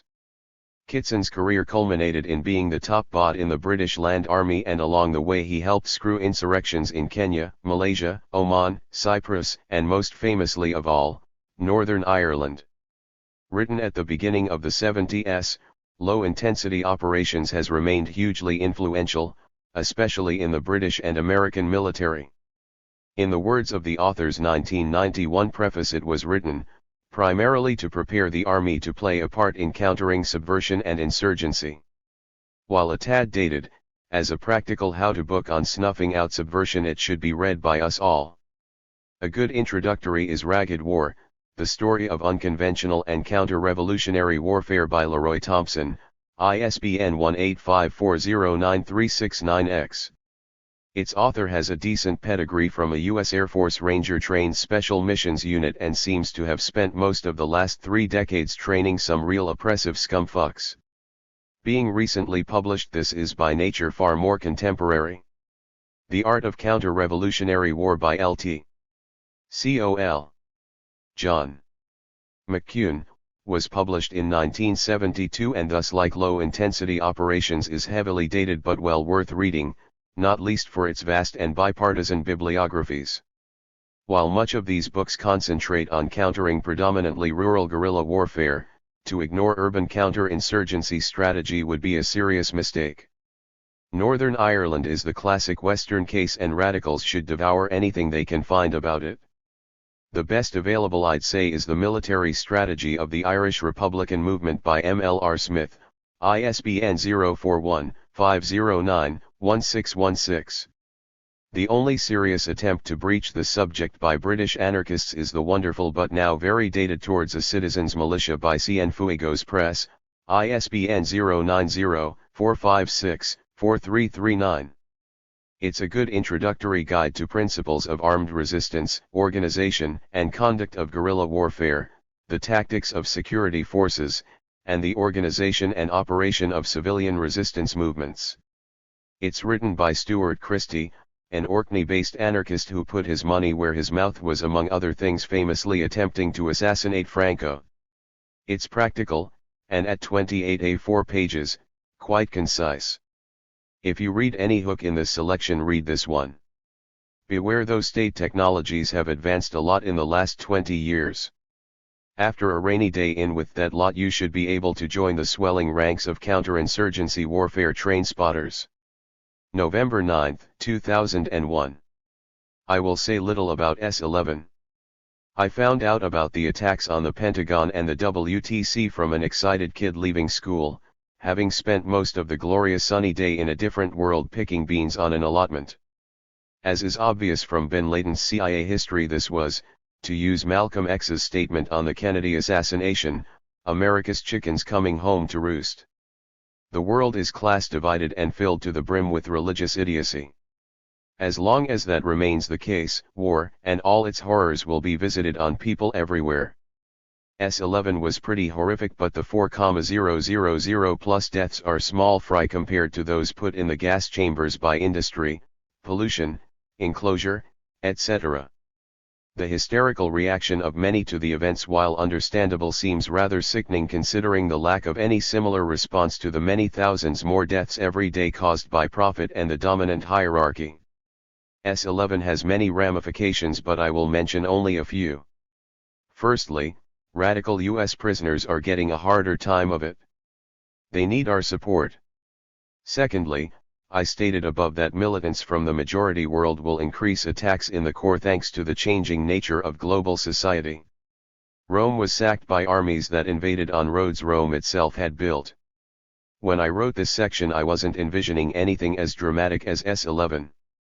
The fact that it was carried out by religious nuts isn't really surprising considering what I say later in There Is No Rosy Picture. S-11 was the first attack by majority world militants of its scale, and it is only the first. All over the world, in shanty towns and slums, teenagers with no future will be thinking about what can be done with a few box cutters, not even knives for fuck's sake. One of the Los Alamos lab team that exploded the first nuclear bomb said that there was nothing hidden that had stopped others from doing what they did. The secret was that it could be done. S-11 showed what can be done. The ringside slugfest of Leviathan slaves has only begun. During the Second World War, the RAF's firestorm massacre of thousands of civilian Germans at Dresden was justified by saying that those who worked in the factories of the Nazi war machine were military targets as much as those who fought on the field. During the post-war anti-imperialist wave, Algerian guerrillas rejected this logic when they rejected a plan to crash a hijacked plane into Paris. The horrors of the unity in opposition of 50 years of communism and capitalism has resulted now in Arab anti-imperialists, lost in the Quran, accepting the logic of Bomber Harris. For a thought-provoking read, check out Some People Push Back, on the Justice of Roosting Chickens by American Indian movement activist Ward Churchill. No war between nations. No peace between classes. Peasants and the transitional class. Unsurprisingly, the majority of the resistance to the global empire arises where the majority of its subjects and slaves live. The hilariously named Third World. To accept this is not to reject the reality of class struggle in the core capitalist countries, but merely to accept the logic of maths and geography. The Third World is, after all, most of the world. In the majority world, the global elite are faced with class enemies they have long since vanquished within the industrial East-West: the peasantry and the transitional class. These two classes are the main human block to the elite's expansion and consolidation over the majority of the planet. Nearly half of the world's population do not live in cities. Of these, hundreds of millions are hardly under the actual domination of capital at all. As peasants, they retain relatively high levels of autonomy and have yet to be fully enclosed by capital. For the actual domination of capital to expand, that autonomy must be destroyed. They themselves and the land they live on must be commodified, their land turned into resources and they themselves into wage slaves. In localities all over the majority world, the continuing class struggle between loggers, agribusiness, oil corporations, local land autocracies, and the state on one side, and peasants and tribal people on the other is, in fact, the border war between the global economy and the land community. It is a border war that, despite heavy resistance from groups as diverse as farmers in India, river delta communities in Nigeria, the Zapatistas in Mexico, and tribes in Papua, is largely being won by the wealthy. Of course, people do not immediately submit to power and accept their position as wage slaves. Throughout the developing world, the new inhabitants of the cities fight back. One would expect Western radicals to orient themselves towards third world struggles according to their present class position, and the fact that our shared past is their shared present. Unfortunately, the vision of many communists, liberals, Greens, and anarchists is still hazy, blurred by the misleading mythologies of Marxism. There sometimes seems to be an unbridgeable split between those who think that social change can only arise out of the core capitalist countries and those who believe it will be fought out in the majority world. This really is a false dichotomy, and both sides take their ridiculous scripts from the left. On one hand, third-worldists have supported all sorts of authoritarian murderous gangs and governments on stupid basis, like the nationalism of the oppressed is different than the nationalism of the oppressor. Anyone saying anything like this cannot in any way be an anarchist, and at this historical juncture should just be the cause of mirth. Lenin's bizarrely inverted version of anti-imperialism has a lot to answer for. In a sickening twist, though, what's a few massacres between comrades' tendency are often the first to condemn even the most minimal revolutionary violence in the West. It's all right for niggers and chinks in faraway countries to go killing each other in the cause of revolution, but don't throw rocks at white English policemen, they're human too. On the other hand, the Marxist dogma of the fully developed industrial working class as the revolutionary subject has led many to ignore the vast scale of struggle going on in the majority of the world. This is highly ironic, considering that the European proletarian glory days, starting with the French insurrection of 1848 and ending with the crushing of the Spanish Revolution, were pushed forward by a class that today can be found throughout the majority world but only on the social margins in the West. For the second time in this pamphlet, I'll quote at length from Buchan's seminal work, The Spanish Anarchists.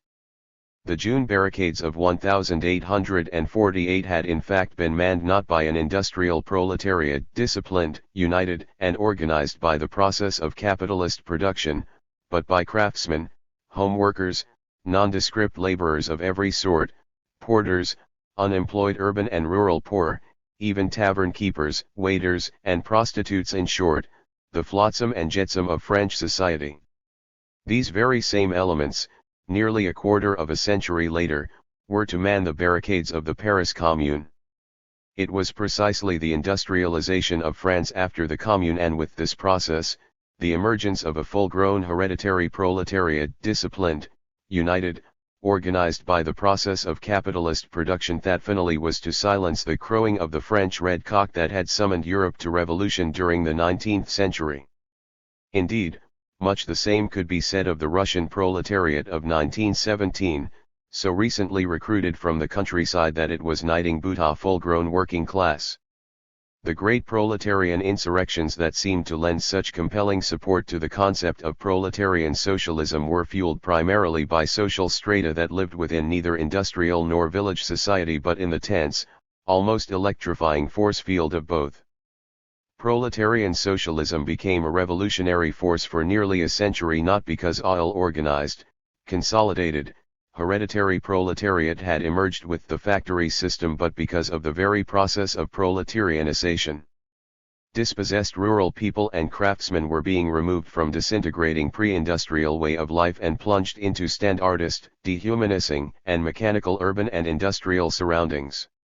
Neither the village and small shop as such nor the factory as such predisposed them to the boldest kind of social action, rather, they were moved by the disintegration of the former and the shock of the latter.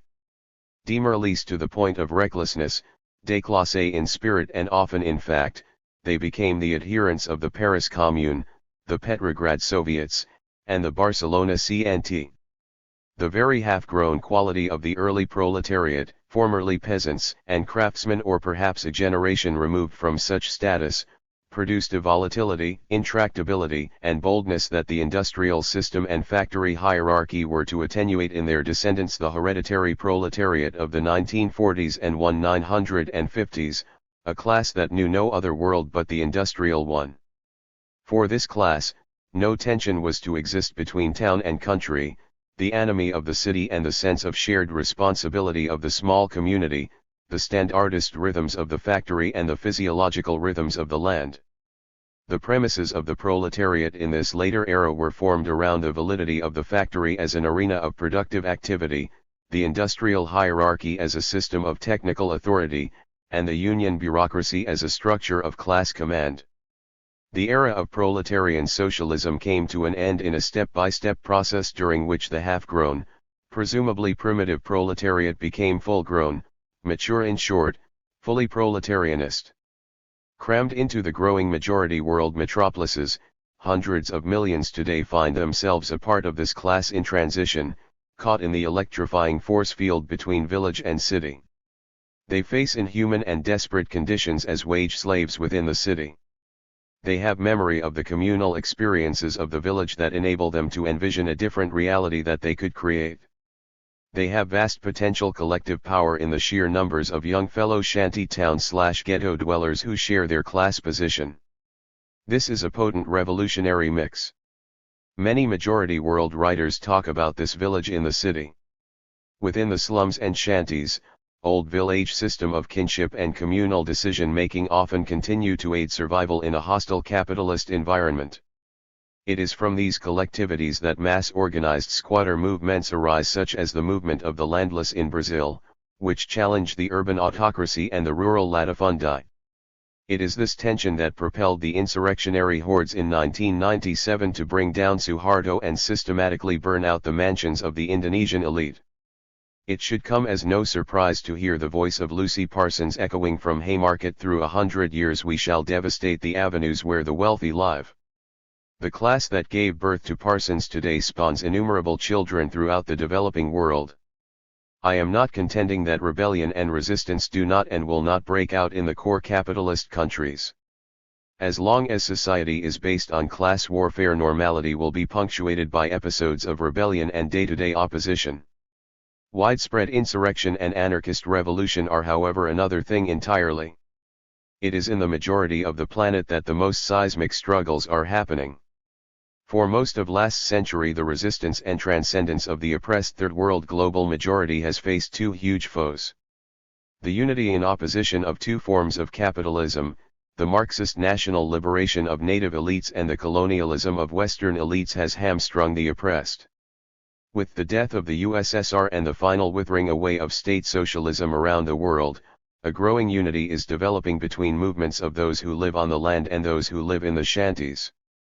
Increasingly libertarian and ecological new generations are taking the fore. It is this unity that, more than anything else, could reap the whirlwind, shaking capitalism to its foundations and maybe even replacing it with a more authentic world. The Panthers' militants of a transitional class. An interesting aside. Hugely influential to the radical wave that swept the West in the 60s and 70s was the Black liberation struggle in America. Two examples stand above others.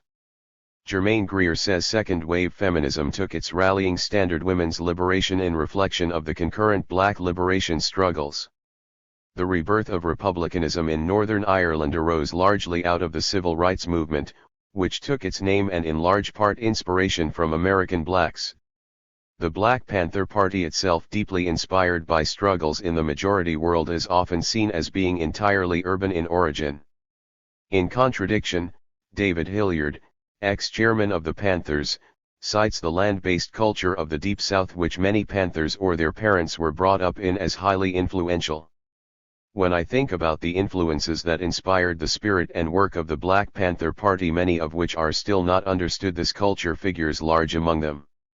Many of the most important members of the party, people like John and Bobby Seale and Geronimo Pratt, Bobby Rush and Fred Hampton, were imbued with the moral and spiritual values of their parents, and the work that went into the party, our dignity as an independent people, the communal ideal and practice that informed our programs, all stem in part from the civilization of which my mother and father were so representative a part. It's time to defect. At the beginning of the 21st century we all have to choose sides. Do we remain on the side of industrial civilization, or do we stand with struggling peoples in defense of our earth? Across the world the fight is on, fires are flickering, arrows flying. Look around you, see the targets. Pull up your mask, it's time to defect. Afterward. Do or Die Editor's Interview. This interview was conducted at the end of 2006 for the American Earth First Journal. Describe the project, its inception/inspiration. None of the current ex-editors were involved at the beginning of the project. The editorial group has changed over time, with quite a few people passing through. Do or Die started in 1992, within a year of F. starting in Britain. It pushed a green anarchist, direct action perspective. At this time F. was split and was half liberal and half radical. Dodd has never fulfilled the role of the F. journal in the States. The journal is the official voice of F. with the editors accountable to the gatherings. Dodd was always a voice of Earth First. Dodd explicitly gave publicity to sabotage and had a no-compromise attitude. Some people in F. didn't like it at first and even tried to expel Dodd from F. The Earth First Action Update has worked more like the journal. It has had a rotating editorial collective and has been accountable to gatherings. Early on Dodd was supposed to carry more news and was supposed to be more frequent every 3 months or so. Foot started out as a 24-page zinc photocopied at night at American Express by members of staff. It kind of mutated into a massive book over time. It might be useful for American readers to point out the other ways in which Dodd is different from the F. journal. Dodd has always been all voluntary. No one has ever been paid to work for Dodd. Also, Dodd has pretty much always been all anonymous. No writers, photographers, or artists were credited. This is something which is pretty much taken for granted in the F. scene in the UK but is more unusual in the USA. This has sometimes caused confusion amongst people who didn't realize that Dodd was written by lots of different people. Some of the articles in Dodd were written by people from the editorial collective, but there were probably 50 or 60 contributors per issue. An article being in Dodd didn't necessarily mean it was written by us or that the editorial collective supported everything in it. Hence there was lots of stuff in Dodd that contradicted lots of other stuff in Dodd. Sometimes this was explicit, like when we had pro and anti articles on some subject, e.g. legal social centers in issue 10 or the issue of mental illness at the Newbury bypass protest in issue 6. Anonymity was a point of principle and mostly due to repression of known leaders and personalities in F. in the USA and in the British animal lib movement at around the time that F. was getting going in the UK. It seemed sensible to avoid a cult of personality. There was an awareness of how F. in the USA had been split by groupings forming around particular charismatic individuals, e.g. Dave Foreman and Judy Barry. It also needs saying that the people involved in putting together Dodd were not writers or journalists. Pretty much everyone involved spent more time on actions than they did on Dodd. We did not want to be journalists reporting on other people's struggles.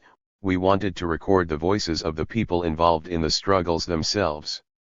If we couldn't bully them to write for us, we would often interview them. Dodd was produced by and largely aimed at a few hundred people in the UK eco scene. Although it had a wider circulation than this, it was largely produced with this audience in mind. But, Dodd has also been really liked by all sorts of other people who often didn't like each other at all. For example, lots of more traditional anarchist communists really liked Dodd, as did lots of conservationists. The magazine was big enough that very few people read all of it. People just read the bits they liked and ignored the rest. We'd get comments from more traditional anarchists saying that they really liked it, but it was a shame about the articles about beaver restoration or Native American spirituality. And then we'd get almost exactly opposite comments from other people who liked the beavers but weren't so into class struggle. Dodd was at its strongest when it had the most contributors, and also in the editorial collective was at its biggest. Personally, I think issue 8 was a bit of a high point. But then again, it's also what you've got to work with. There was a lot to write about in 1999.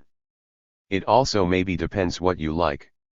For example, Dodd 9 was more anti-capitalist, summit protest-oriented, and it's some people's favorite issue. More traditional anarchists liked it, but it had less eco stuff in it and was less of a mishmash than some other issues.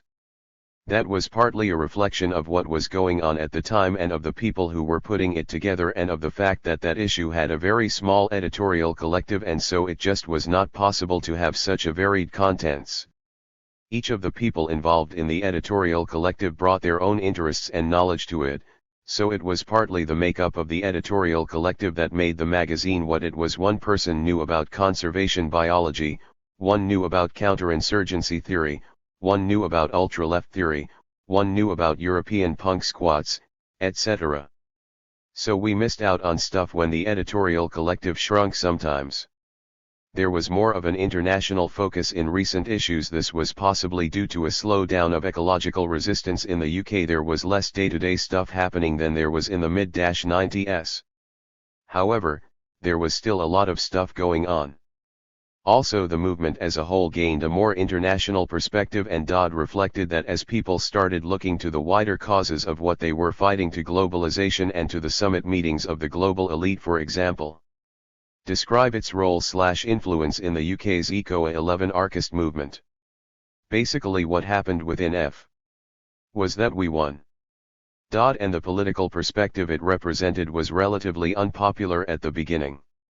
Dodd was essentially trying to fulfill the same role that Live Wild or Die did in the States, a radical anarchist fringe publication trying to ginger things up a bit.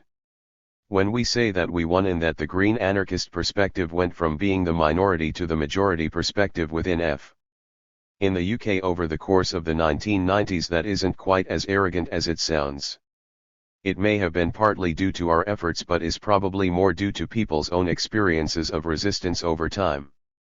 This resulted in lots of people dropping much of nonviolent pacifist ideology, moving more towards an anarchist position and supporting sabotage actions. The reason maybe why our ideas reflected the way things were going a bit more than some other people's was perhaps that the people involved in doing Dodd had been influenced by other tendencies, mostly animal liberation, as opposed to others who had come to F from more liberal environmentalist organizations like Friends of the Earth. How long did it run for? Why did it cease production? Dodd ran from 1992 to 2003-ish, over 10 years. We stopped it because most of the people in the editorial collective did not personally want to be doing it anymore and wanted to move on to other things. The project was very time-consuming and always seemed to end up with us spending the summer sitting in front of a computer in some sunless basement. We did not want to hand the project over to an entirely different group of people that would have made it into something entirely different. We didn't stop producing Dodd for financial reasons. Our suicide note in the last issue has led some people to assume this. Neither did we stop producing the magazine because of lack of popularity or distro problems, or because we thought it had no point anymore. Right up to the end, there was no lack of submissions or sales or of things to write about. Ideally, in the abstract, Dodd would have carried on. It's just that personally there weren't enough people who actually wanted to carry on with it. As one ex-collective member memorably said, "Kill it while it's good." It wasn't that we felt it wasn't relevant anymore, or wasn't serving a useful purpose. Another reason behind ending Dodd was a desire to actually do some of things on the 4 tasks list, not just to produce the world's biggest English-language anarchist journal. I want to focus on the last issue a bit. What kind of response did you all get to Down with IHE Empire, Up with the Spring? Was it circulated independently of the book format in the UK? Some of the ideas from Down with the Empire, Up with the Spring were originally circulated in a discussion document in 97/98. but the real first appearance of it was about a year before number 10 came out.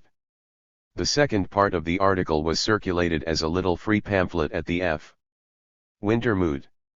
That stimulated things, people acting on what it said, some good criticism that was incorporated into the final version, and quite a common response - good strategy, shame it's too late, why didn't you write this when we still had a movement? The answer to this is probably that the author was too busy being in the movement when it was in its heyday to be able to stop and think about it. He sat down afterwards to straight guys.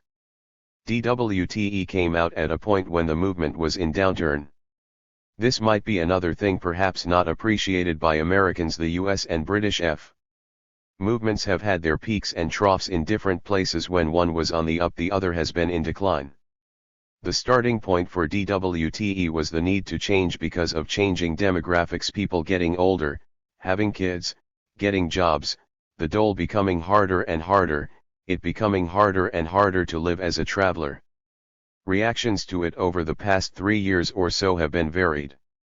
DWTE said that summit demonstrations were a good thing, but the article found favor with those who opposed them.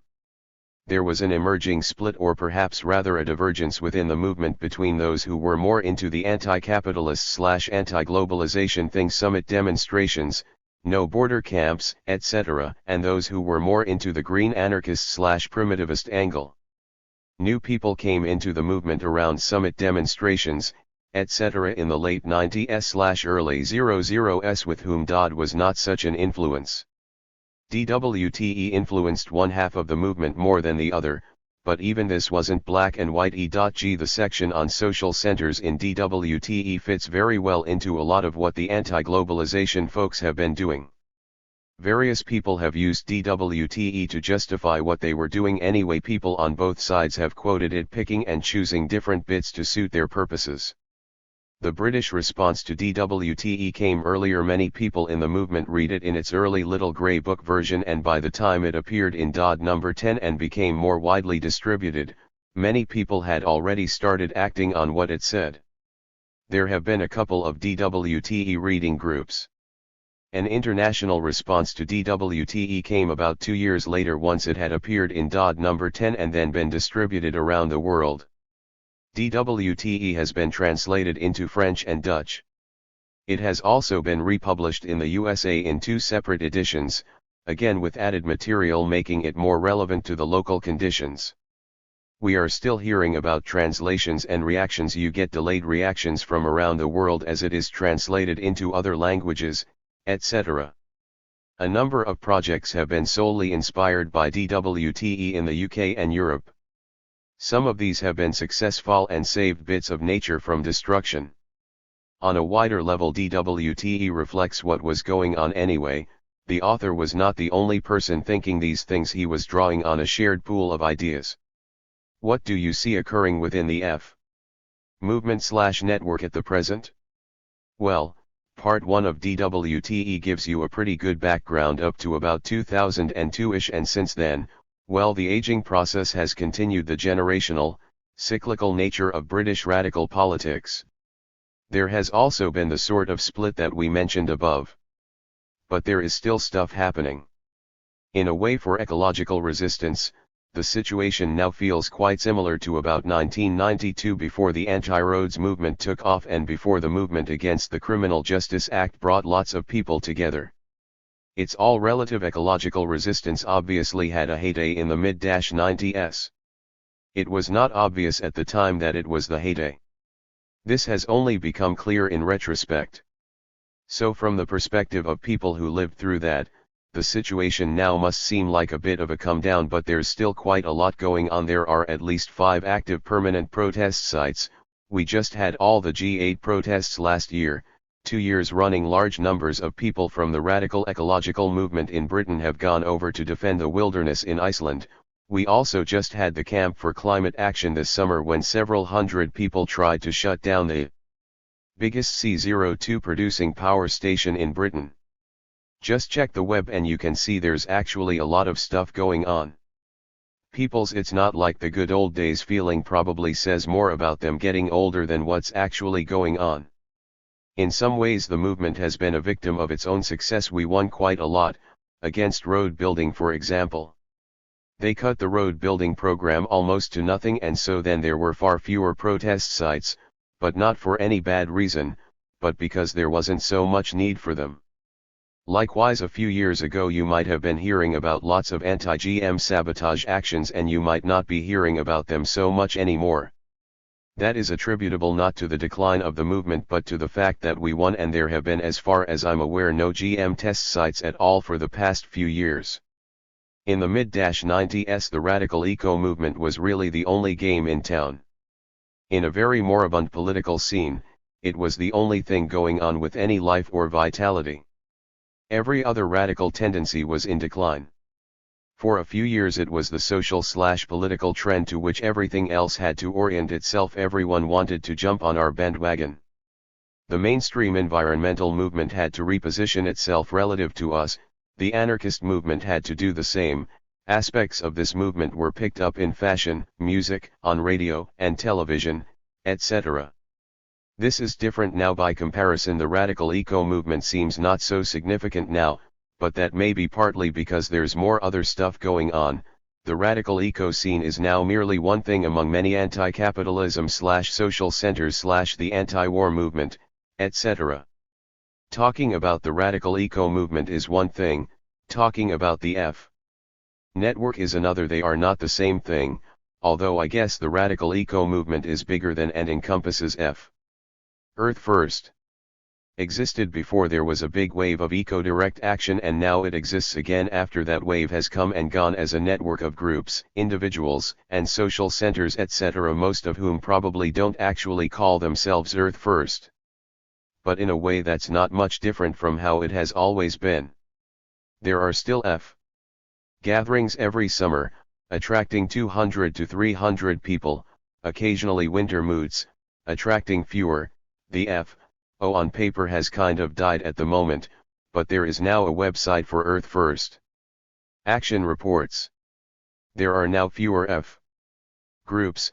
The network itself is less visible. You could say it barely exists, but then it has barely existed or existed in a very underground, invisible way for most of its existence.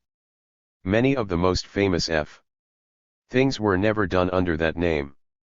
June 18th was organized by the J18 network. There was the Third Battle of Newbury, there was Road Alert, the Genetic Engineering Network. Even in the heyday of ecological resistance in the UK, Earth First was often a largely invisible part of it. Many Earth First ERS chose not to use that name and worked under a variety of flags of convenience, using different names for different actions. One reason F now might seem more non-existent than it is due to lack of infrastructure. The F has stopped. DOD has stopped. Pretty much the only thing that keeps Earth First existing as a thing is the summer gathering. There's actually a lot of stuff happening on a local level. There's a lot of people out there being very busy, but half the time we don't even know what we are doing, let alone anyone else. When there have been national campaigns like the anti-roads thing or the genetics campaign, there has been more of a sense of national unity and more of an awareness of what everyone else was doing, of what we were doing as a collective entity. So maybe that's a problem with the non-existence of DOT. It was one of the things giving us some national level infrastructure, a channel of communication between us and between us and the rest of the world. Now though, there is a new generation that watched the battles at Newbury on the television as they were growing up and has been reading DOT and DWTE because there hasn't been so much going on recently. Do we need another do or die style publication?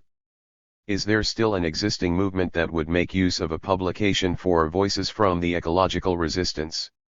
One criticism of DOD that was expressed sometimes was that such a well-produced huge magazine was shading out other independent media publication that would otherwise exist. We can now see that this criticism is the rubbish that I always suspected it was. DOD died ages ago and nothing has sprung up to replace it. There is really nothing filling that niche. Lots of things, like the Iceland campaign or the climate camp, will probably go pretty much unanalyzed, unrecorded. It's hard to say what the influence of DOD will be.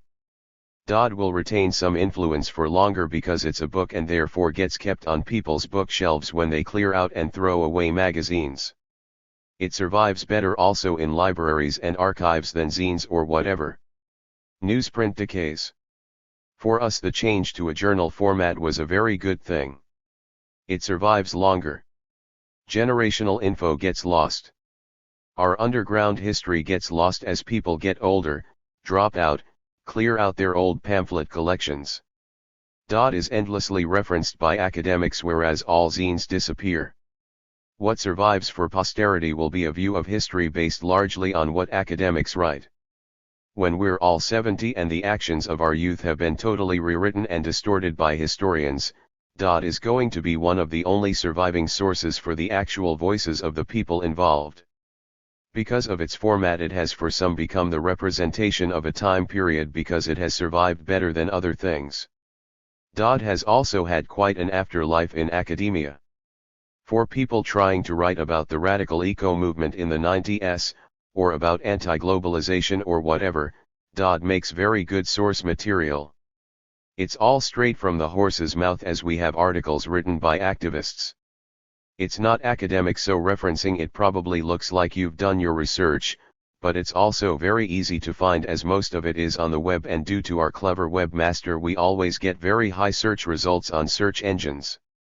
We never exploited it as much as we could have done. We could have pushed the distro loads more and done a lot more of getting it distributed all over the place. For example, for sure we could have sold about 100 times more copies in the USA if we'd had some way of sorting out the distribution. It's just that that's a boring bureaucratic job that no one really fancied doing very much. We wanted to have lives instead. Hence why we stopped doing it too. What do you think of a proposal that the F journal in the US change format to be less frequent, but larger with more analysis and broader in scope, accompanied by a more regularly published F.O.? Did that model seem effective for disseminating news and ideas in the UK? We can't really give advice to the US. Things don't just simply transfer to the USA. But that said, the way it worked with the combination of the F.O. and wasn't bad. It seemed to work pretty well for a while. The F.O. was always written in a pretty neutral, objective way because it had to keep everyone in the movement happy. It couldn't too obviously take sides. The idea of something that is the official voice of a movement that also takes sides in ongoing arguments is pretty problematic. The F.O. just did news and info and contacts. Also, it's worth pointing out that it wasn't only the O and various other publications did and still do come out of the radical eco scene and, more widely, the various overlapping direct action / anti-capitalist / anarchist scenes. The F.O. was the only thing that was ever officially F. And that didn't try and cover all the divergent opinions. Other publications covered all the divergent ideas Geekmperit Watch, Green Anarchist, and various other local ones. Anything else you want to discuss or mention? There should have been more about climate change in DWTE. It's later than we thought when we published DWTE. There should have been more stuff on preparing for crisis in it. The 4 tasks of DWTE will be affected by climate change. Things are speeding up more than anyone thought. The hotspots analysis is still useful, but we're further down the road than anyone thought. In DWTE we said give the hotspots 10 years and then maybe swap to cold spots. We probably haven't got that long.